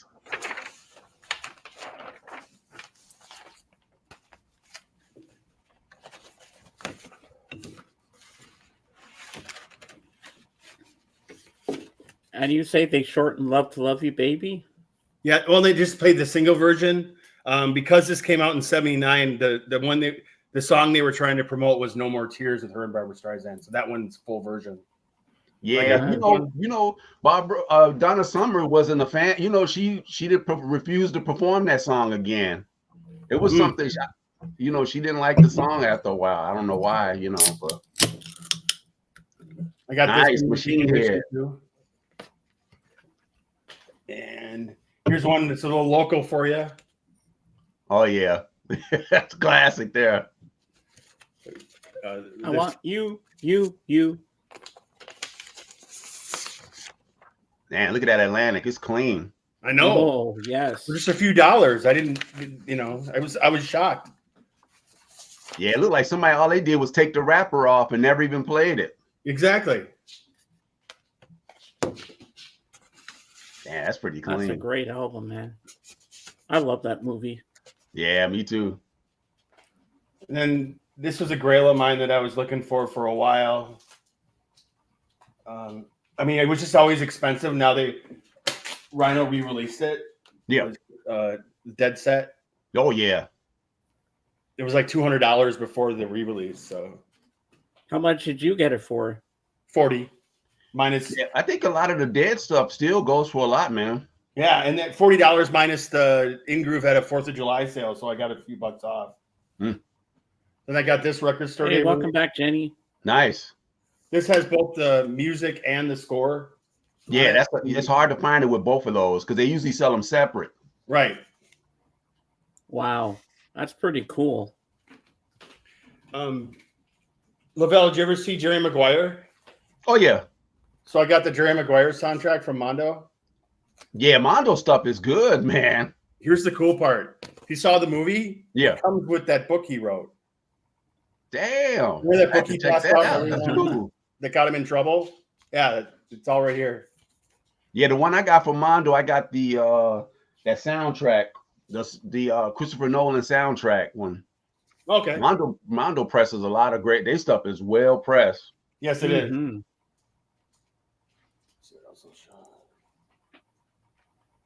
Oppenheimer. That's the one I'm talking about. Oppenheimer.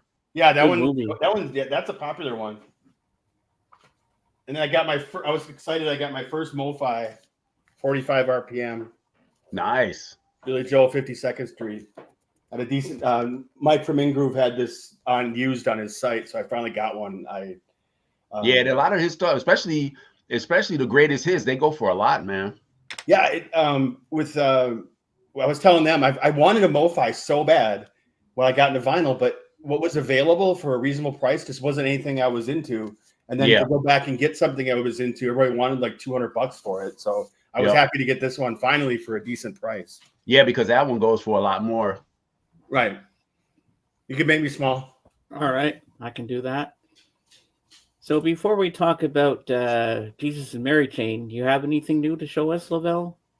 I got a couple. I got a couple of rap titles I grabbed. I'm gonna do that rap vinyl tag. There's a guy that's called me out to do a rap vinyl tag. I'm probably gonna do one. I grabbed a couple of some rap stuff, and there's one surprise in there. I grabbed this one yesterday, Redman, Muddy Waters. Picked that up. This is a Vinyl Me Please. This one goes for a lot. I was shocked. I've never seen this. I never ran across an original. Came out in '96. And then Eve, I actually like her. Pretty good. I just grabbed a couple of rap titles, and then this one here, the big find, the big one I ordered online. Original UK. That's what I was after. Mono. Beautiful copy too. I was after this one for a while. Beautiful copy. Usually you see this as always scratched up. And I think it had some type of inner sleeve too. I left the inner sleeve in here. Wow.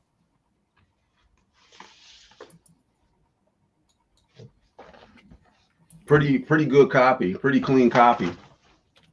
So yeah, that was the one I was waiting for. I ordered it from overseas. Yep, so that's pretty much all I had grabbed.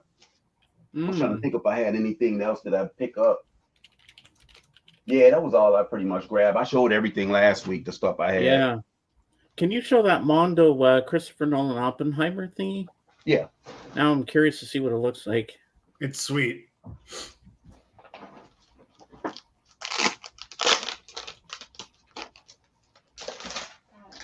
This is it here. Ooh. That's a little Obi. Folds out. That is nice. Oh yeah. And the records comes with a booklet. Ooh. 3 LPs. That's one of the pressing. This is the major release. There's another one that's like the orange and white, like a marble. Oh wow! That one goes for a lot. Ooh. I didn't know about that till after I got this one. So yeah, that Oppenheimer. Was it Ludwig Göransson? That's the one that did the music. So that was a pretty good. That was a killer find. Nice. Yeah, I ordered this from a place called End of Veneer in Texas.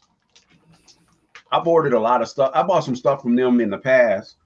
Like I was looking for the only Dead Can Dance I couldn't. They reissued all of the Dead Can Dance, but I wanted the originals. So I ended up finding it there. Tore It to the Within. They had it at the End of Veneer, and it was a good price too. Because some of those reissues, I noticed some of them reissues because the original 4AD, they do a really good job. The sound quality, they're like MPO pressing. The reissues were noisy. They sound really bad. Like some of the reissues are not as good as, the originals on certain cases. And I think a lot of people are getting hip to that now. Like even the younger collectors, they're going after the originals now. A lot of people are not going after the reissues because a lot of people are more happier with the original if they can find a nice clean copy. But the thing about the originals, they charge a higher price. So that's the thing. Yeah. It's a lot of people out there digging for vinyl. I know when I was out yesterday, there was a lot of people out. Oh, I can imagine. Yes. All right, I'm going to make myself big. And now, the moment you've been waiting for, Lavelle, my little, well, it's not my official review yet because I have to listen to it again to really take in every instrumentation, what's going on in it, to really do a good review of this on my channel at some point. So now I'll make myself big.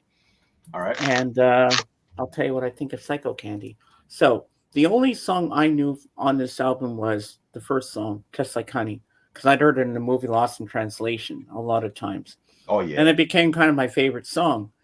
And I was scared after I heard it on this album. I'm like, am I going to be disappointed with the music on here? Is it not going to be the same as the first song? Well, I was pleasantly surprised how amazing this whole album was. And one song on here that I thought was really cool, and I didn't think I've never heard any other band do this to my knowledge. But Sowing Seeds, track 11, it has the same drum intro like Just Like Honey and kind of the same melody. I'd never heard anything like that before in my life. I was like, whoa, this is so cool. And one little tidbit about this album, none of the songs fade. They all have an ending, which I thought was really cool. I was blown away. And I got very emotional at the end of this. Nothing made me cry on the album. Just hearing something I've never really thought I would be into just blew my mind. It was like Sgt. Pepper all over again when I was 16. This is my new Sgt. Pepper. Nice. And I thought this album was so good. So let me read you the songs. So we have Just Like Honey, The Living Dead, Taste the Floor, that's a weird title, The Hardest Walk, Cut Dead, In a Hole, Taste of Cindy, the shortest song on here at 1 minute and 42 seconds, Some Candy Talking, Never Understand, Inside Me, Sowing Seeds, My Little Underground, You Trip Me Up, Something's Wrong, and It's So Hard. I cannot wait till I get to the second album and tell you what I think of that. But this was amazing. Then I looked them up after, and they're a Scottish band, and they're an alternative rock, and there's a little hint of punk rock in it too, I noticed. And I'm very, very impressed by this album. This is my new Sgt. Pepper right here, Psycho Candy. Nice. So there's my little quick review of that for you. Awesome. Yeah. Yeah, I don't even see. It was tripped out. I remember I used to see a lot of their stuff around, but I don't see a lot of their stuff on vinyl as much as I used to. But I don't know if they reissued any of their stuff, but I haven't seen any of it while I'm digging. I never run across the Jesus Mary Chain stuff. But yeah, I noticed you changed your back wall again with new records on the shelves. Yeah, that's all Susie and the Banshees. That's another Wow. group I like. Seems like every week I see you changed it around a bit. Yeah, that's why I came up with that wall. When I used to go to record stores, I used to go to different record stores and they had like a wall and they just changed it. They put new stuff, different stuff up. Well, speaking of record stores, I had a dream last night where I was in a record store with my mom and some other people, and I wanted to work there. And they had a movie section with movies, and I was showing all the customers the best movies to buy and what was good. And I said, you should have a rental section for movies, and I could run it. And I said, I have learning disabilities. I can't use the cash or anything, but I can price things for you. I can recommend records to people and stuff like that. I can stock the shelves. Mm-hmm. I woke up. I don't know if I got the job. I was hoping I would. But then when I woke, it was a nice dream. But when I woke up, I was kind of disappointed because, oh man, that would be a dream job to work in a place like that. And one of the local record stores that JJ goes to, they're looking for a store manager. So I was saying, if JJ's other jobs don't come through, he could be the manager at that record store and get some discounts. Couldn't you, JJ? For what I do, though, James, I'd be taking quite the pay cut. So that'd be a lot of soul searching if I decided to do that. Oh, yeah? Is the pay good for that or not so good? It's good for what it is, but not for what I need. Not for what I do. Yeah, I'm the same way. Yeah, I remember I had managed a store in North Riverside. I managed a music land out there. So I did that. I was able to manage, and I managed a store in Woodfield Mall, too. So I did all that stuff. What I make now, I stick with what I got now. I love music, but yeah, the pay can't pay the bills. Yeah. But every time I go into a Guitar Center, I always sell some instrument and stuff. He'll go, oh, what do you think about this? And it's like, oh, it's weird because every place I go to, I can go to a Target, a Walmart, Guitar Center. Everybody thinks I'm either the manager or I work there or something. I don't know what it is. I'm usually able to help them out and find something, but I never make any commission while I'm there. But yeah. Oh my God. But speaking of the Jesus and Mary chain, here's a band in a similar vein, not exactly the same. You might like him, James. My Bloody Valentine. Oh, I've heard of them. Yeah, I got this one, and then this is a re-release. I just tore the cover right now, getting it out of I have that one. Yeah. Ah. Yeah. Yeah, I like that group. Yeah, they're real good. Nice. This is that's they consider that like shoegaze. Yeah. This is on, I forget what color this is now. It's kind of a brownish gray. Yeah. So, wow. Sounds really good. All right, make you small. All right, make me small. Yeah. Yeah, that's a good band there. Yeah. It was like them, Ride was another group too. Ride. Slow Dive's another one. Yep, Slow Dive. Yeah. Dave, can you do a background check on this guy? Okay, descending from the fifth. Okay. Let me get over there. It's obviously somebody who needs attention, but let me go take a look here. Stripped out, you do these feeds and you don't know pop up. Yep. We just try to keep an eye on everybody and keep everybody in line. Let's see here. Well, like I said, Lavelle, I run a tight ship, and I have to screen people that I don't know that come in to make sure that they're legit and not trolls. Yeah. Yeah, they don't have any content. They started their channel April 30th of this year, so they've been on here for a couple months, but I don't know anything, so we'll just keep an eye on them. Yeah. Maybe, like you said, if they behave themselves, they can stay here. If they start getting out of line, we know what to do. Yep. Put them on the chopping block. That's right. Oh, definitely. Yes. Go get the chopping block if I need to put them there. We are helping public school children discover private school symmetrical music. I'm a kind chatter. Oh, okay. Okay. Oh, there we go. I Hey, apologize. JJ, did you get any rain up there? I know we got a lot of rain last night. It was pretty bad. Oh yeah, it was pretty bad. My dog was freaking out. Yeah, when I was coming back from that house thing, it was like, man, it was just pouring. Yeah, The expressway, they closed the expressway down. I had to get off. It was bad. now the heat's back on, but at least it's supposed to cool down tomorrow. Yeah. Yeah, same here. Yeah, that's cool. I'm supposed to mow my lawn, but I'm like in 90-degree weather. I'm not too keen on doing it. No. No, you don't want to do that. No. I'm sure the humidity is pretty brutal where you guys are at. Yeah. Here Well, it James, gets hot, I but gotta it's go. a dry heat. So I got to go walk the taco man. Yeah. I'll see you later, buddy. All right. See you. See ya. I'm glad you were here today, See you, JJ. Val. Good seeing you again, Dave. Yeah. All right, take care, JJ. Bye. Have a good day. Bye. Yep. So, what's the weather like where you are, Jorgen? Hot? It has been a really rainy day today. Ah. All I've done is doing some cleaning here, and I have edited a video, and I have posted a blog entry. So that is what I've been doing today. And I posted a new YouTube short with nature. Ooh. Nice. That's why I need to do some more of the YouTube shorts. I've never done one. I don't have a proper camera for it. So Dude, I only got 3. I'm like 3, I think. I think I have like 3.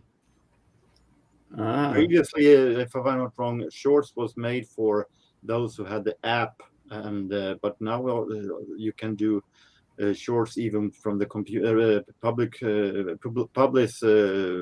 Shorts even from the YouTube. So now it's become easier. Yeah. So, descending from the 5th, what kind of music are you into? So we can get to know you. Okay. 87 here in Chicago. Wow, Bell. Yeah, it's the same. I'm about the same because I'm a little west of Chicago. I'm like nowhere from Chicago. I don't know what it is here where I am. Dave, can you tell me what my temperature is here? Yeah, I'm not good at that stuff. Yeah, I'm actually closer. I'm like south of the I'm west of Chicago, but I'm south of the airport. The airport is O'Hare is like nowhere from me. I'm south of the airport. Symmetrical jazz. There you go, Jorgen. I never heard of symmetrical jazz. You got me on that one too.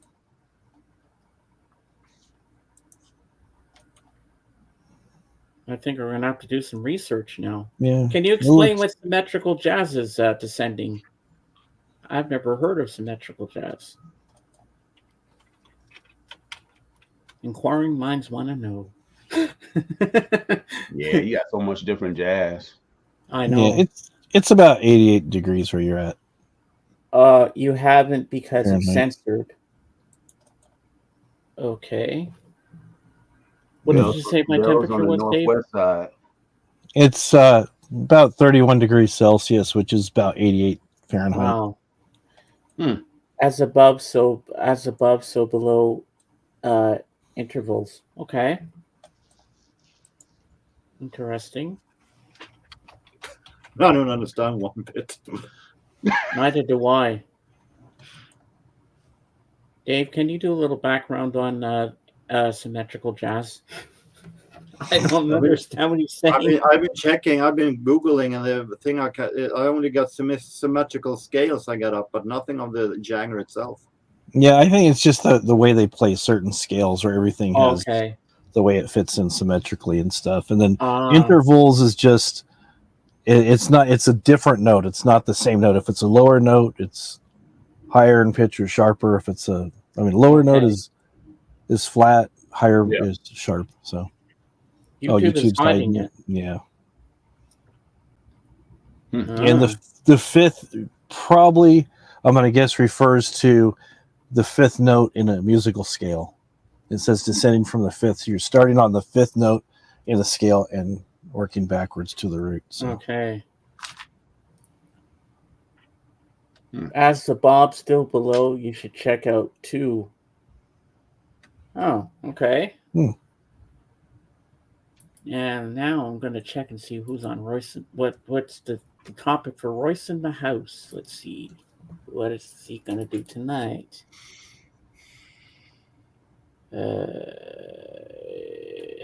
Did he put it up yet?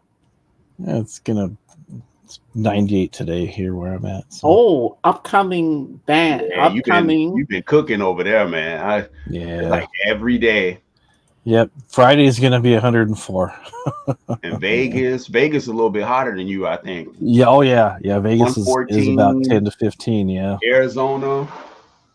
My sister-in-law would call my wife saying it's like 114, 90 something degrees overnight in Arizona.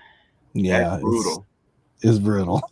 Oh, here we go. Tonight on Royce in the House, it's going to be great bands with horn sections and our personal favorites. So we have Flying the Family Stone, Chicago on here, Tower of Power, and Commodores. Yeah. Oh, good.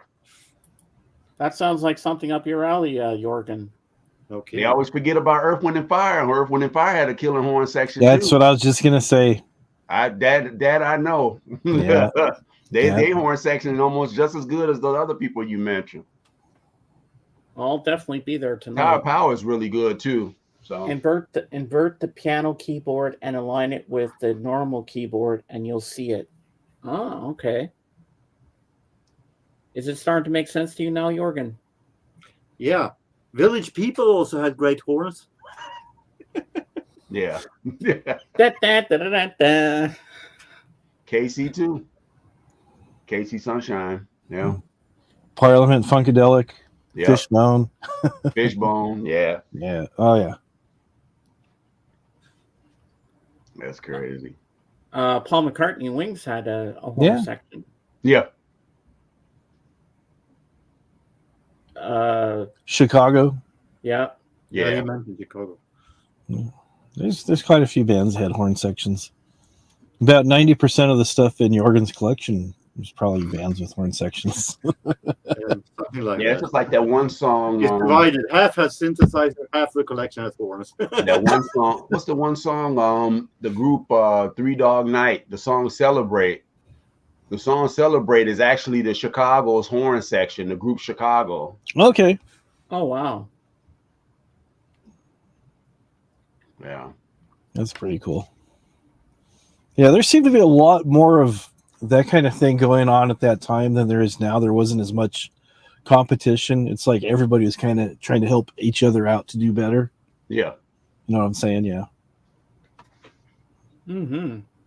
But nowadays, R&B now it's like they need to get back into like a band type format, and the R&B now it's not like that. Everything is all like in the studio and stuff. Yeah. You mean there are some genres that aren't? Yeah.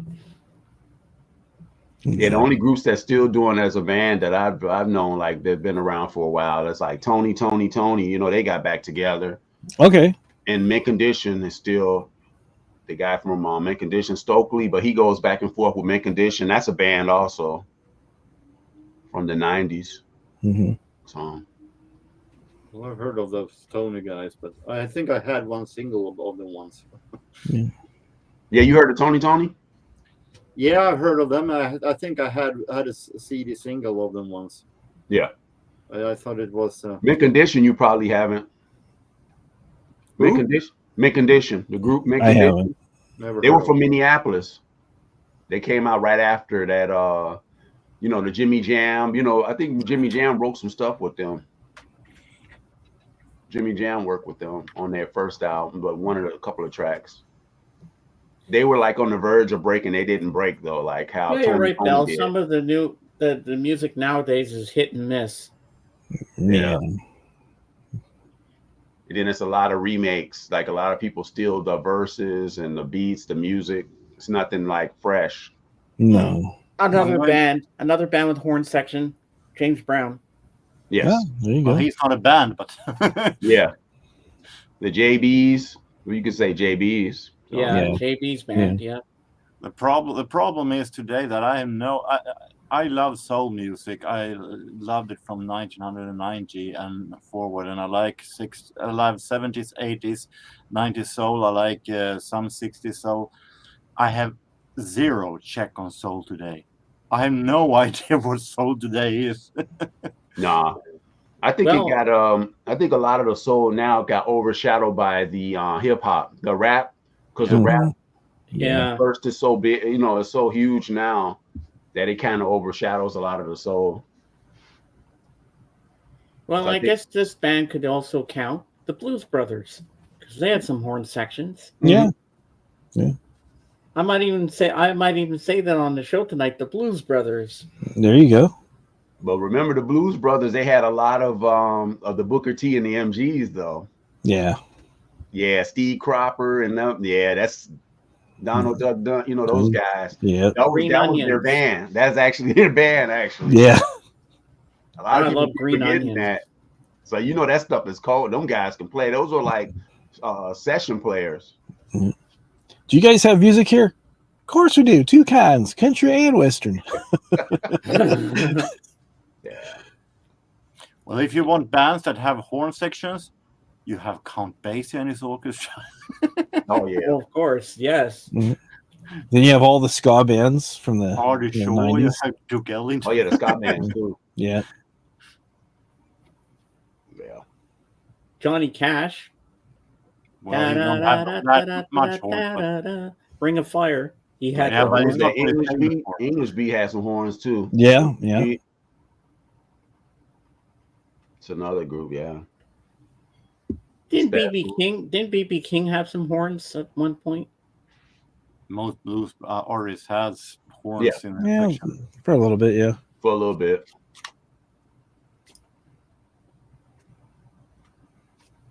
Yeah, and Herb Albert, Yeah. Yeah. Tijuana Brass. Yeah, Herb Albert had. Wow. James Last and his orchestra. There you go. So I knew you had a few albums there. Etta James. Jimmy Nickel.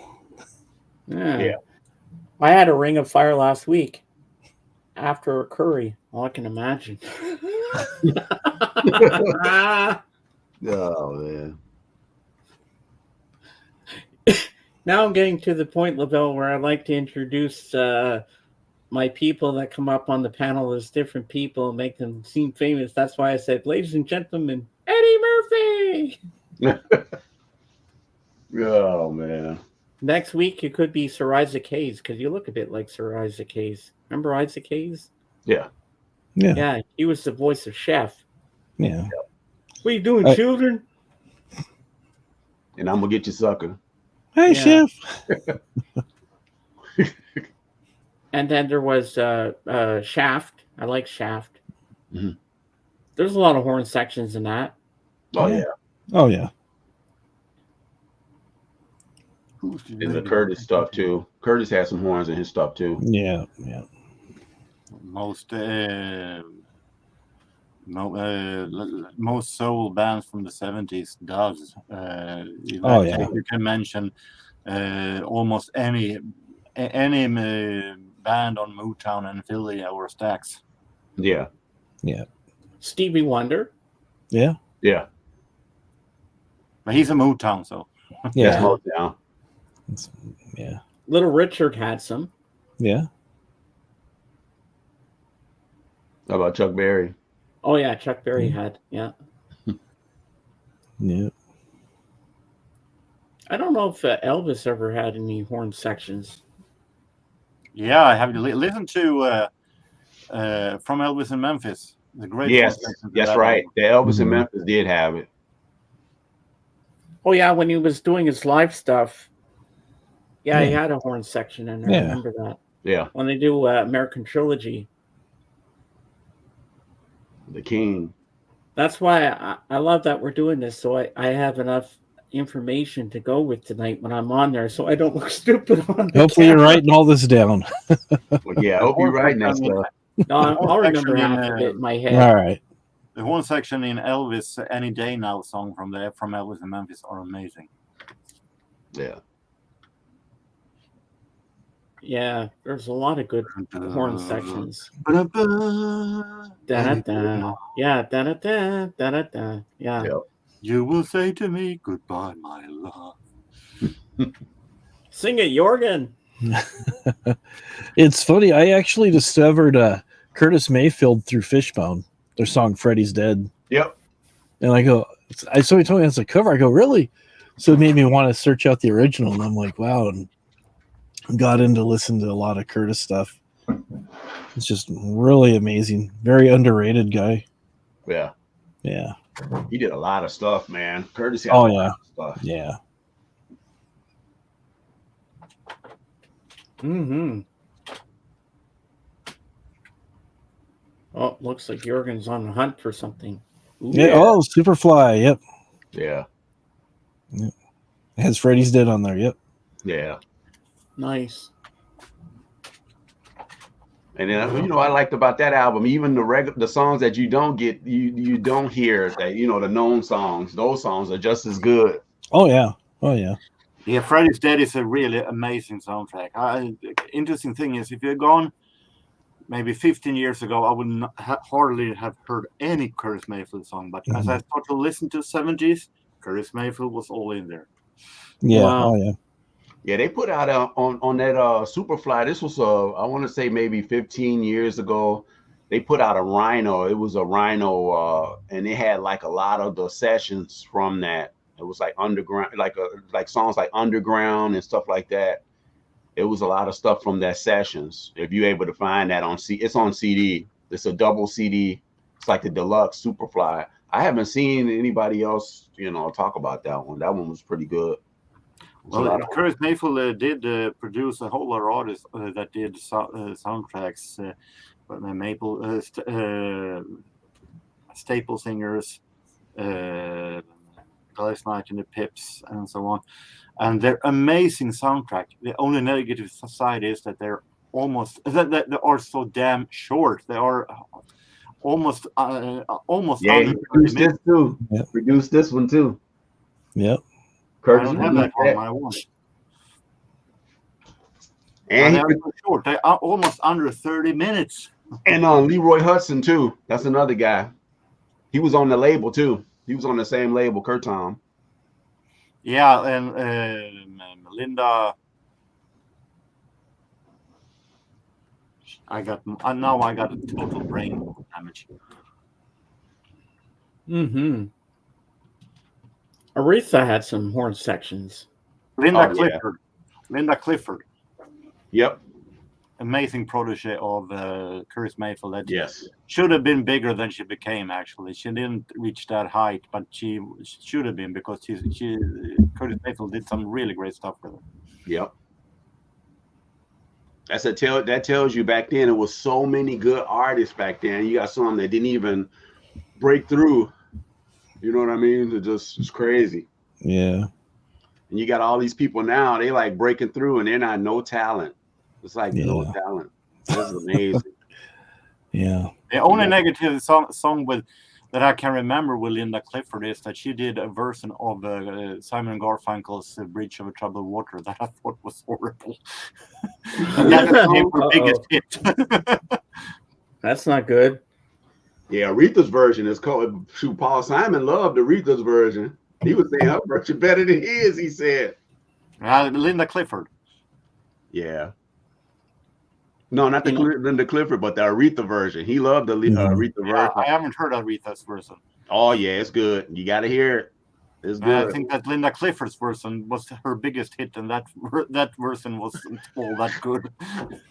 I don't think I even heard her version. I haven't heard Linda Clifford version. I love when Aretha sings "The Midnight Train to Georgia." Oh yeah, I think she did do that cover on that. Oh, her version is so good. Yeah, she did what you call it too. She did the Dionne Warwick song when she used to be on Columbia. I actually like her version. It sounds pretty good. Walk On By. Have you ever heard Rita Franklin's Oh, Walk yeah. On By? Sounds That's really got a good. horn section. That's a good version. She did a pretty good version. If you want Aretha Franklin with a great horn section, check out the song "Can't Turn You Loose." That horn section is. Yeah.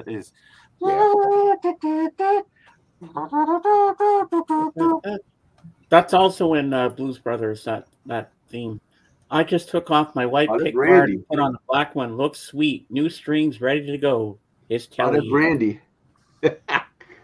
Randy Nice. Deadwax. Yeah, Randy, the man who is the legend. Man, that dude got some singles, man.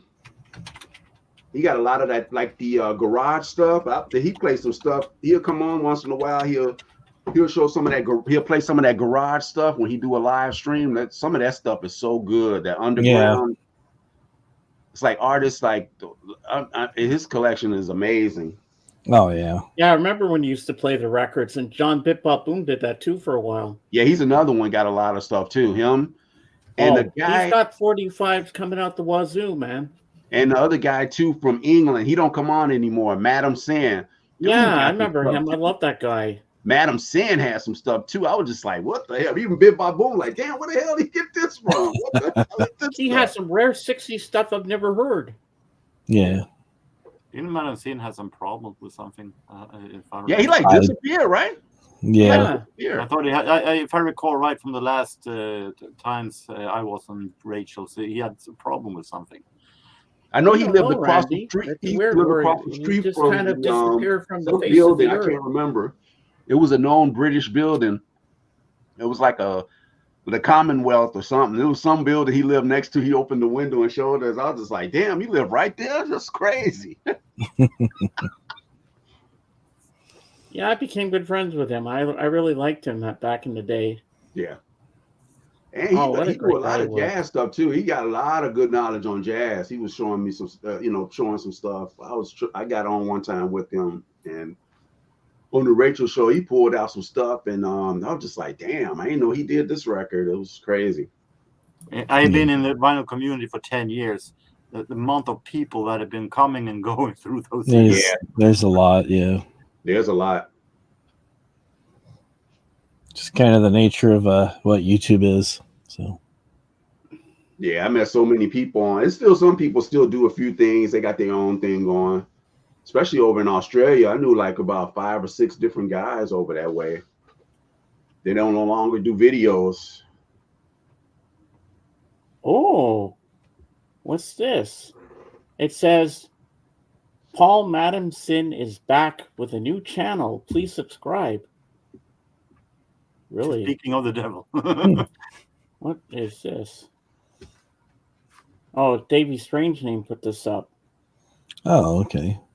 But I don't see anything how to get at it. Oh, here it is. Okay. Is this it? Nope. Page isn't available, so I guess he's gone. Yeah, that's what I say. I haven't seen him doing anything. Yeah. No, I used to love going to his channel. And when he come up on when I was still on Rachel's, he come up and he liked me, and we were talking about the Beatles and everything and different 60s music, and he said, James, you should come down and visit me sometime. I said, I'd love to. And and another guy that just kind of fell off the earth is Fred Putterman. Yes. Yeah, I wonder what happened with him too, man. He like disappeared also, man. He became a mannequin at Dave. Yeah, there he is. The last time I saw him, he was on Rachel's show, and I think he got into it with one of the people there. I can't remember. That's when he went off when I was listening. I'm like, what the hell happened? And I never saw him again. Yeah, it happens on a lot of channels. He'll be back. Huh? AGK, you know him? Oh yeah. Yeah, he was a regular on my stream here. He used to take us on little road trips to the flea market and different places and stuff, and do unboxings, and He did a video. Didn't he do a video now where he took a virtual trip on a record store or something like that? Yeah, we did that once or twice on my channel. I miss him. I hope AGK comes back. I hope so too. Yeah. I know the last time I saw something with him on, he had to get some surgery done to his something with his jaws or something. Yeah. Mm-hmm. Yeah. Well, he was being trolled and bullied about it and stuff like that. But I said, you never have to worry on my channel. You're always welcome here. We love you, AGK. If you're watching, we love you, AGK. We miss you. We hope you come back to us soon, man. Yeah. Because my streams aren't the same without you, man. I mean, I've got a great panel going here. I got a great peanut gallery, but we need you. Because you brought something to my channel. And we miss you, man. Yeah. Well, my little shout out to AGK. But I'm glad that we have Lavelle now on the panel. Yeah. That he's part of the crew. Because you bring something to us too. Hey Lavelle, would you ever do some IRL streaming on my channel and take us on field trips to the record store or something? Or thrift stores? One day I'll probably do that. I know some places I go, they hate when you record though. You know, some of those store owners be tripping on a lot of that stuff. Yeah. Well, before they didn't say nothing, but now I notice a lot of them like, oh, I don't want to be on camera. Don't record on my store. Don't record at my store. Yeah. Well, when I was at Backstreet Records, and next time I go, I'm going to do this. Well, my friend Ray's going to film me. I asked the guy, I'm a YouTuber, and I told him about my channel, what I do. Would it be all right if I filmed in here and I'll promote you, maybe do a little interview with you on the camera? He says, sure, if you want to, you can do that. I'll promote your store. It'll give you some promotion and you'll get more people coming into your store, maybe. And I said, well, I can't promise you that'll happen, but I'll do that for you if you don't mind me filming in here to show all my friends all the records that you can get here and what I'm going to probably purchase and stuff. He was so nice, the guy. He said, yeah, you can film in here. No problem. Mm-hmm. So that was very nice of the man to do that for me. And he was so nice. You know what? Most people just want you to buy a record. Even if it's a piece of shit. This guy was very honest with me. He says, no, you don't want that. It's warped. Here, you know what? Look them over. Bring whatever you see. Bring it over here. I'll take a look at it, and I'll tell you if it's good enough to buy or not. And he did it. Nobody would do that for you in a regular record store. Like there's a just buy it and get the fuck out. Bye-bye, type of thing. Yeah. But this guy took the time to make sure I got something decent. I like that. It's like there's a record store in Stockholm called Record Mania, where I bought a lot of jazz. Once when I was there, they gave me one single for free. The next time I was there, they took me backstage and I could go digging in a bin they had in the back, and I could see how they sat there with the computers. Once when I was there, it all of a sudden became close to when they were closing, and I was going to pay, and they had something wrong with their card system, so I couldn't pay with card. I said, "How to do now? I'm not from here." So they held extra open, so I could run down to the nearest, pick out money, and come back after they have been closing. That is service. Oh yeah. Yeah, I got a few friends like that. I got a few stores owners like that. I was at a shop. What is that? I want to say, was it Third Friday? Yeah, it was. It was Friday. I went and the guy said he was looking at a collection and he was showing me the stuff that he was cleaning the record, and it was like a rare Kenny Dorham record, Blue Note, Cafe Bohemia. I have the Music Matters. This guy had an original. It was that one on the Lexington. I was just like, he said, yeah, this guy wants me to buy this collection. I say, oh, he's going to get you with that one. That's a $2,000-$3,000 record. So he had that, and then he had a John Coltrane Ascension white label promo. He let me flip through the stuff that he had. So it was one record. I told him, I said, if you do buy that collection, let me know about it. It's a Chet Baker in New York. It was an original mono that was in there. I said, oh man, if you ever put this one out, let me know because I might have to go after that one. I have the reissue of the record. Let me see if I can pull it. Looks like Jorgen's looking for something. Aha! See if I got it.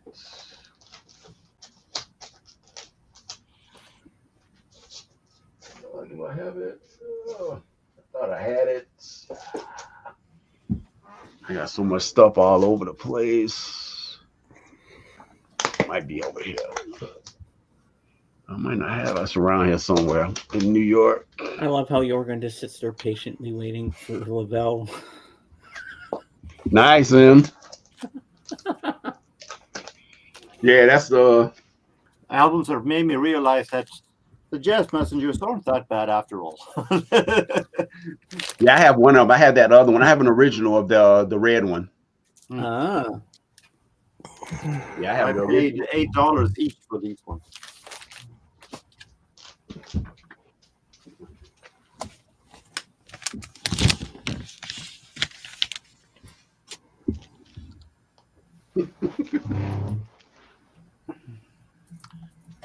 If you have nothing for you, you can take me down. We have a match. There you go. OG Nice. Lexington. I paid like $40 for this. I'm looking for the other one. What the heck is it? I don't know what this person's saying. Yeah. Yeah, it was Chet Baker in New York. I know I have it around here. It's but our boy had an original on New York. It was a mono. It was a mono. I was like, yeah. I said, if you ever got that one, because that Kenny Dorham, I can't afford that one. You can keep that one. That was too much money. A lot of those records on $1,000 records. I'm like, my reissue would be fine. Yeah, but he bought that collection. He was cleaning the records, and I was like, man. But I haven't heard nothing from him. I don't know if he probably because he said if the guy wants too much, I'm not gonna buy it. So, because sometimes the people that sell records to a lot of these shops, they be trying to trying to get Discogs price, and they're not gonna get Discog. When you sell into a shop, you're not gonna get the Discogs price. No.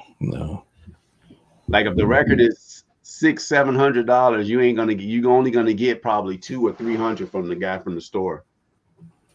And then he's gonna upsell it. So. Yeah, but I hate going into stores. There's some shops I won't go into anymore. Well, you go up to the counter, there's a sticker on there, and then when you get up to the counter, oh, let me run that through Discogs. I'm like, okay, you run it through. Oh, this $20 record ends up being $150. So it's like, wow. You're like, oh no, I don't want that after all. There's some shops out there like that by you, man. That's crazy.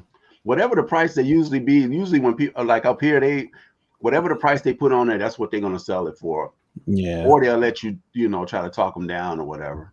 Yeah. I usually don't go to places where they don't have any prices at all. When they say, well, we can discuss the price, or we can let's see what we have. We can discuss it. Yeah. No, I want to see what the price is when I'm looking at it, because then I know I'll buy it. I want to because if I'm going to stand and discuss the price, you never know what will wind up, because he's not going to give it for any cheap price. Yeah, I hate that let's make a deal thing. That's like let's make a deal. I don't like that. I really don't. It's just crazy. Is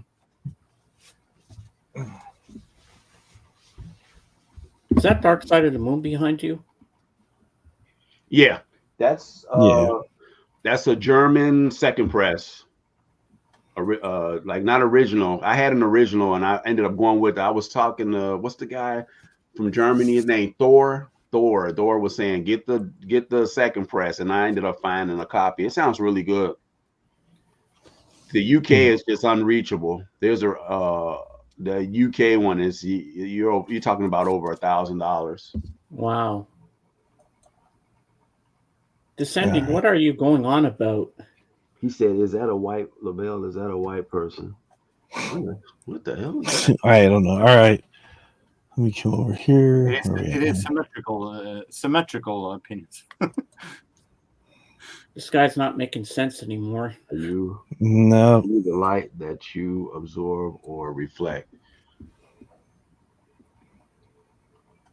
I guess he's talking about the sunlight that's coming in because I got the window. The sunlight is shining. You are not. Well, you know what? All right. He's gone. Block him. Take him out. A troll, no doubt.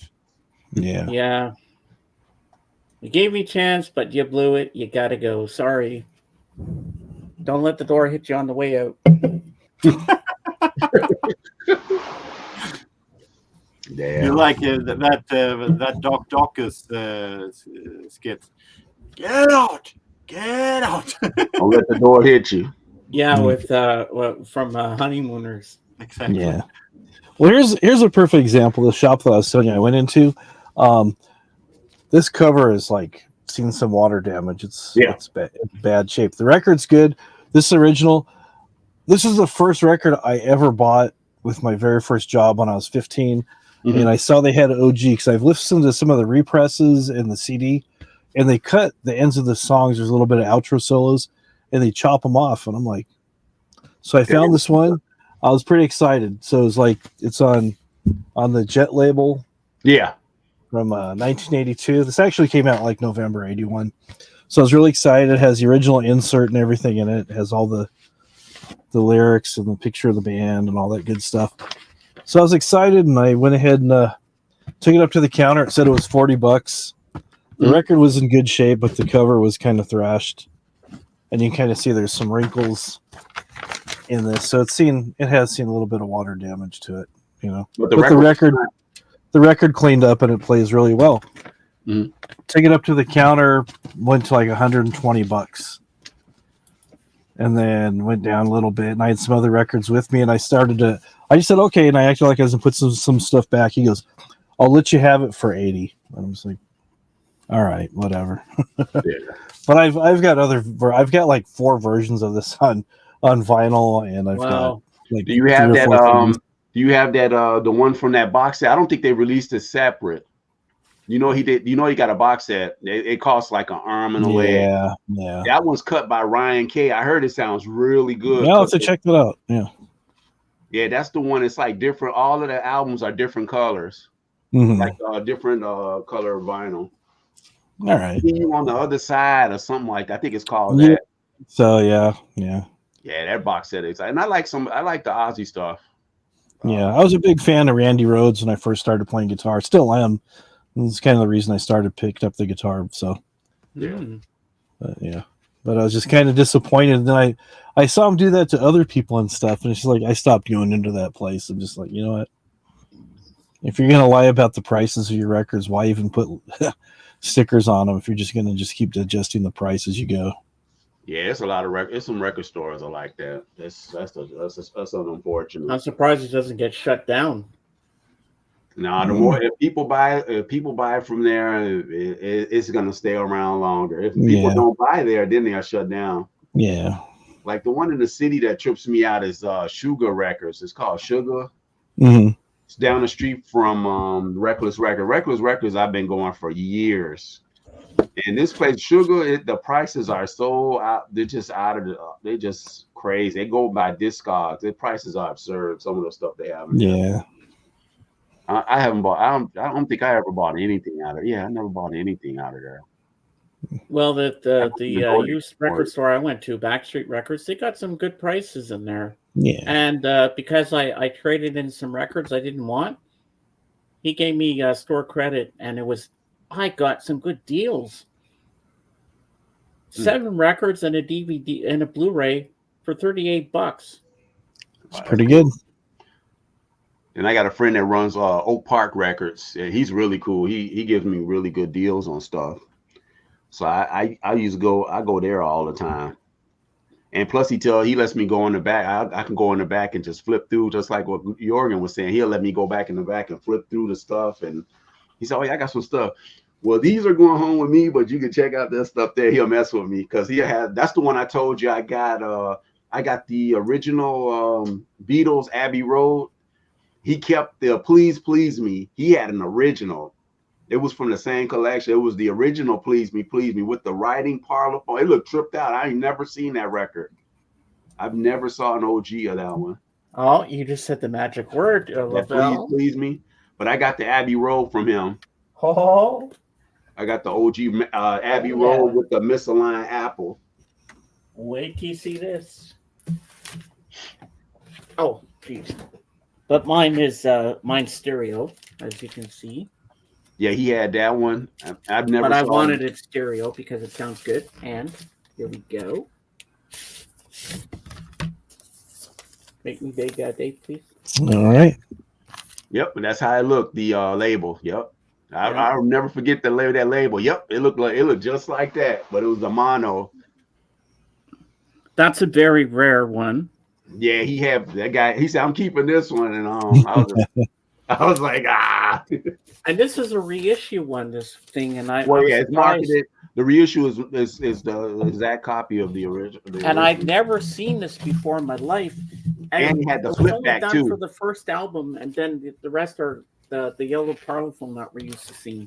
Yeah, and by the way, guys, I banned that guy. All right. He had the and then the jacket. When I look, he let me look at it. It had the flip back, the flip back cover. That's the difference too. That's like pretty cool. Like my revolver, it has the flip back. Oh wow. Yeah. That's pretty cool. Yeah, there's a record store that I deal with. They actually live stream on Facebook and Instagram on Wednesdays and Fridays. They've got a lot of, most of the stuff they carry is like punk rock and alternative. Mm-hmm. But they do get a lot of the older reggae stuff and psychobilly and isn't that the one with the woman and her daughter or something? No, there's a guy that I actually one of my friends that I went to school with actually went to the same high school as this guy and stuff. It's like everybody like goes, "Hey, I know you." Hey, does he do it on he does it on Instagram or Facebook? Because he does both. He does it on both. Oh, yeah, they're called Dr. Strange. Yeah, I think I know what you're talking about now. Yeah, they do. Because here's this you can take a tour of the store too, and they have all the old patches and different things. But they got a lot of the original old reggae stuff, and some of his records are actually worth quite a bit, and he usually sells them for like about $29-$30.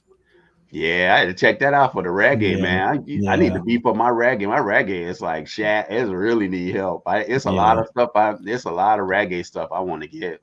Yeah, it's a pretty cool store. So they sell a lot of T-shirts and stuff. And like the reggae artist I really dig is I love Barrington Levy. Levy. I love his stuff. Like those earlier albums. He's one I want to get. And then he got an album that he did a dub album with King Tubby. I'm still after that one. Okay, I've seen him have a lot of King Tubby stuff there. I'm not sure which one you're looking for. Yeah, but he has a lot of these old flyers and magazines and books and stuff from back in the day. A lot of posters and stuff. Like, he has a lot of that stuff. Like, oh boy, what's the guy name that does the reggae? He's from Canada. Fat City Vinyl. Yeah, his stuff is pretty good. I looked at a lot of his videos too. Yeah, because a lot of that reggae stuff is interesting. Yeah. Oh yeah. But it's crazy, their story, man. How, like those guys, like Peter Tosh died and King Tubby died. A lot of those guys killed. It's like crazy. Yeah, it's just like wild. I think that's why Bob got That's why Bob got the hell out of there. Bob and going to the UK. Bob got the hell out of there. Like, it just tripped out, man. I was looking at those stories. I was like, damn, he got killed that way in front of his house. Like, huh? Yeah. It's just wild. Do you have the song Sunshine Reggae? Remember that song? Please don't. I think it's very kind of cheesy. I never want that in my collection. It's that bad, huh? Danish group Laid Back. I remember hearing that on the radio back in the day.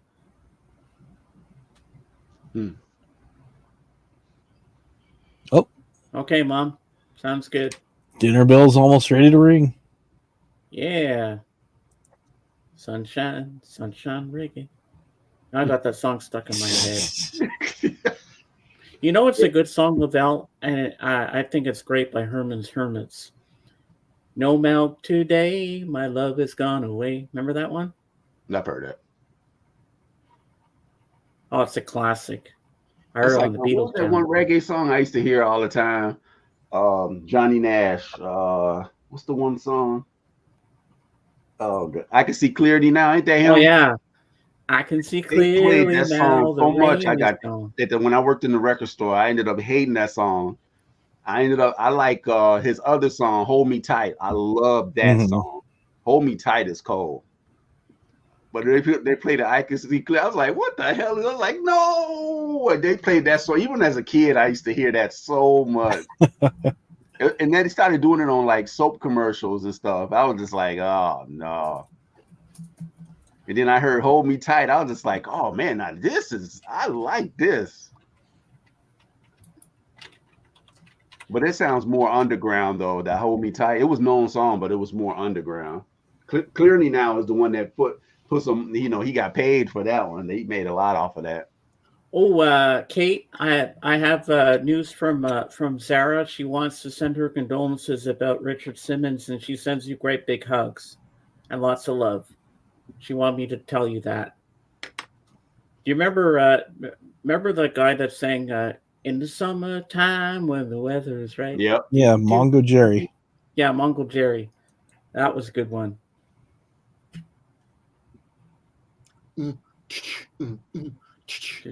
Yeah, that was good. Hey, you do that pretty good, Jorgen. I have the 45. Oh, I will. I thought Kate. you were just doing some beatbox stuff. Yeah. Yeah, that guy turned out to be a troll. That second guy, so I had to ban him. Yeah. He was Sometimes you getting got to do that. Yeah. I think he was smoking something too. He could have been. Maybe. Do you think he was smoking 2 joints in the morning and then maybe 2 at night? Maybe. Only 2?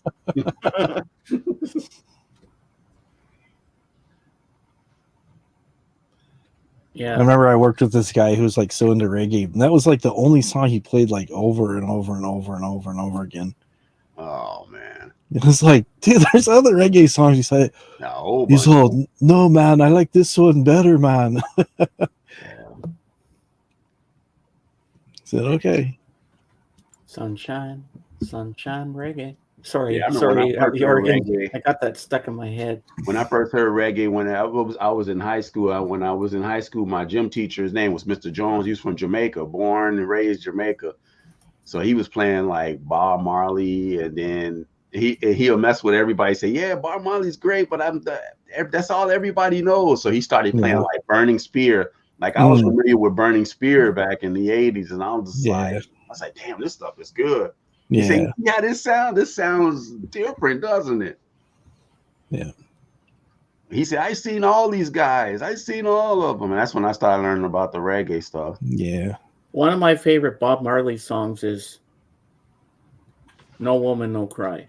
It's a good one. 3 Little Birds is another good one. Yeah. Mine is actually one that was, I think it sat in the vault for a long time. It was released in the early 90s. Iron Lion Zion. That's my favorite. Oh, yes. That's sat in the vault. He wrote that song years ago, but they sat in the vault for a long time. They put it on Songs of Freedom. That's my favorite song by him. Hello, Ace. Iron Lion Sign is the only Bob Marley song I like. You like that too, right? That song gets you like, you want to tear some shit up. You just want to. Yeah, One Love. I have a test press of it actually. Let's get together and I had found the test press at a shop. I love that song. The 12-inch is cold as hell. It's like long. Oh yeah, there's another song he did, Rocksteady. Mm-hmm.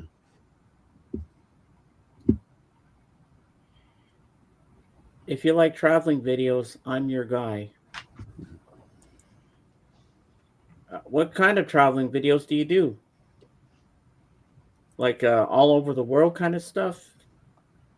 I've also done traveling videos.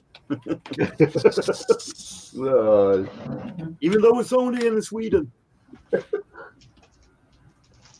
Hey, Lavelle, remember on The Simpsons when they played the "We Be Jamming"? I want to jam it with you. Remember the cops Oh were, yeah, they were did. They did do that. Yeah. at the end when they got the munchies and the smoke from the marijuana. That was funny. Yeah, but that's a genre. That's a genre though. You go to a lot of shops, you don't see a lot of the deeper stuff. All you'll see is Bob Marley. That's it. That's all Yeah. you'll see. And it's true. It's amazing. A lot of shops that I've been to, I've never been to a shop that has a lot of reggae stuff. It's all they have is Bob Marley. And then I started thinking back of my old gym teacher. He used to always say, he said, "That's all everybody knows is Bob Marley." He right. But yeah. Mm-hmm. I still got to see that movie about his life, Their One Love. I saw it. It was pretty good. The guy played. He did pretty good. He was okay. Yeah, I really want to watch that movie, but I keep turning back on it. And the lady that plays Rita in there, she's the I think she's the new James Bond. I forgot her name. The lady. Is it going to be a lady James Bond now, or is it going to be? Yes. Oh no, I forgot her name. Oh shoot! But she's in there. She plays Rita Marley. Oh, this can't happen. She came in on one of the. She was actually in one of the last Daniel Craig ones. Yeah. No Time to Die. No Time to Die. Yeah. Yeah, she was on there. I forgot her name. Well, James Bond will be back, and it has to be James Bond. I got to get to that exhibit though. It's in Chicago. It's going to be here until it was going to be in Chicago until October 27th. The James Bond exhibit. I was just talking to somebody yesterday about it. We're gonna go. AGK would love that. It's at the Museum of Science and Industry. It's there until October 27th. I'm gonna check it out. Oh damn! I wish I had a passport because I'd be coming down to stay with you, Lavelle. And we could go together. I'd be picking up some James Bond goodness, and then you know what I do? It's over there where I used to work. It's in the south side of the city in the Hyde Park area. That's what I wouldn't fly home alone. You know what? I'd take you home with me so you can meet my mom and have a home cooked meal. Yeah, but Isn't they got a lot of a porn version of James Bond called Jane Bond. no. And then there was a Nintendo game called James Pond, like Pond. I remember the James Bond. What was the one that came out in the 80s? I just connected with you, Sir James. Well, thank you very much, Hey Splat. Don't forget to sub to my other friends here. Sean Connery did his own James Bond. Never say never again. Yeah, he did his version. He's like, okay, I'm gonna do my own James Bond. That's the one with Kim Basinger, right? But it isn't all that bad, actually. No, that was good. It was good. Never Say Never Again is not an official Bond film, and I didn't like it. But the collectors, though, they always they put it in the collection. They said it's not complete without that one. Yeah. The one I don't like is the one I don't like the guy when Sean Connery left. I didn't like that one. What was the guy's name? Roger Moore? Yes. I like Roger Moore. No, George Lacey. I do not like it. It's awful. No, he only did the one, but it is a good movie. It is okay. It's definitely not the best, but it's definitely an okay James Bond movie. Because that's the one. Because old boy went. You know why he didn't do it? Because he was doing Hitchcock Marnie. Did you know that? That's why he didn't do that one, because he was doing Marnie. And you know what? The thing that makes that movie really good is Diana Rigg. And after that, he had a really straight-up career. He went to play video movies with light porn Emmanuel series. Straight down career. And you know, in the early 60s, it was a no-no to have certain lingo in a movie. But I remember in Goldfinger, which is one of my all-time favorite James Bond movies, when he's on the plane and she goes, "Hello, I'm Pussy Galore," and he goes, "Ooh, I must be dreaming." I'm like, the way he says her name with his Scottish accent, Pussy. Yeah. I was laughing. I was like, what the hell? Yeah, I say that's my favorite one. That one. Thunderball's good too, though. Yeah, Thunderball, yeah. Yeah, what's it? And then you had old boy did the 2, Timothy Dalton. Yeah. He did the 2. I like in Diamond as or Forever when he meets Plenty O'Toole and she says, "Hi, I'm Plenty," and it's down in the chest and say, And then you "Oh, got Roger Moore." Moore too. Roger Moore did a lot of them too. He had the Yeah. most until Daniel Craig did. Daniel Craig passed him up. Oh, but I love the scene in Diamonds Are Forever. Hi, I'm Bambi, and I'm Thumper. The two chicks there when they fight him. Yeah. Then they get him into the water, but he kills a snake. Let's just say there are some scenes that wouldn't work today. No. A lot of those things wouldn't work today. Because of the technology and stuff, yeah. The way everything now, yeah. Oh yeah, James Bond. I never get tired of watching those movies. Yeah. They get better That and new better. one's gonna be interesting though. I know they got a lady doing it, but I was tripping out on that one. I was just like, man, I said they just flipped the script. Yeah. Why don't you just realize Hopefully it'll be all right. Yes, they have to We'll close see. it. Close Okay, it here's a little trivia for you. What two James Bond movies have a chase down a bobsled run? There's two. Yeah, of them. taste to where? There's a chase down a bobsled run. Which two James Bond movies has a chase on down the a Majesty's bobsled Secret on this Majesty's Secret Service and that in Greece. I don't.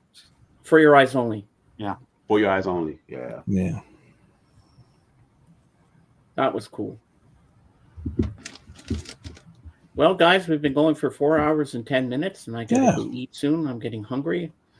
And me too, man. I guess I'll see you guys in Royce in the house tonight. Lavelle, you should come tonight. I'll be pretty busy. I'll see. I try to see if I can come, but I'll probably be busy though. I got a lot of spending time. And you'd be allowed on the panel too. You could come up.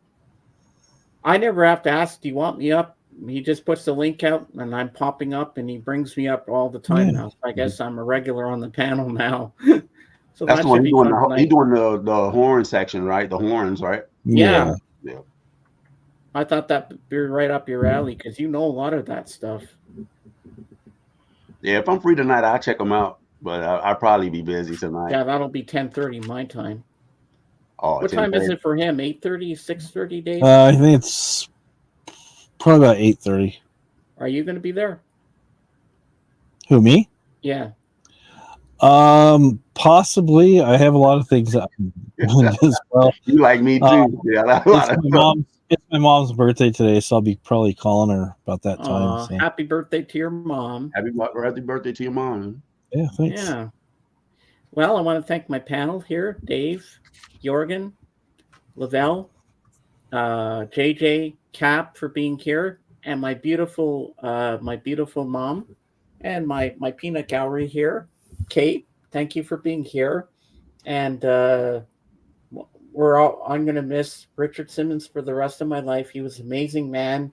He did some good sweating with the oldies. Yeah. He's gonna be missed. We got Shannon Doherty that passed. We got Dr. Roof, right? Dr. Roof, right? Yeah, Dr. Roof. Yeah, I remember somebody told me that. I was just like, wow. You said Shelley Duvall. And Shelley Duvall on Thursday. So rest in peace, all these people. And as I say on my channel, Beatles forever. See you on the next one. Bye for now. Bye. And we are out.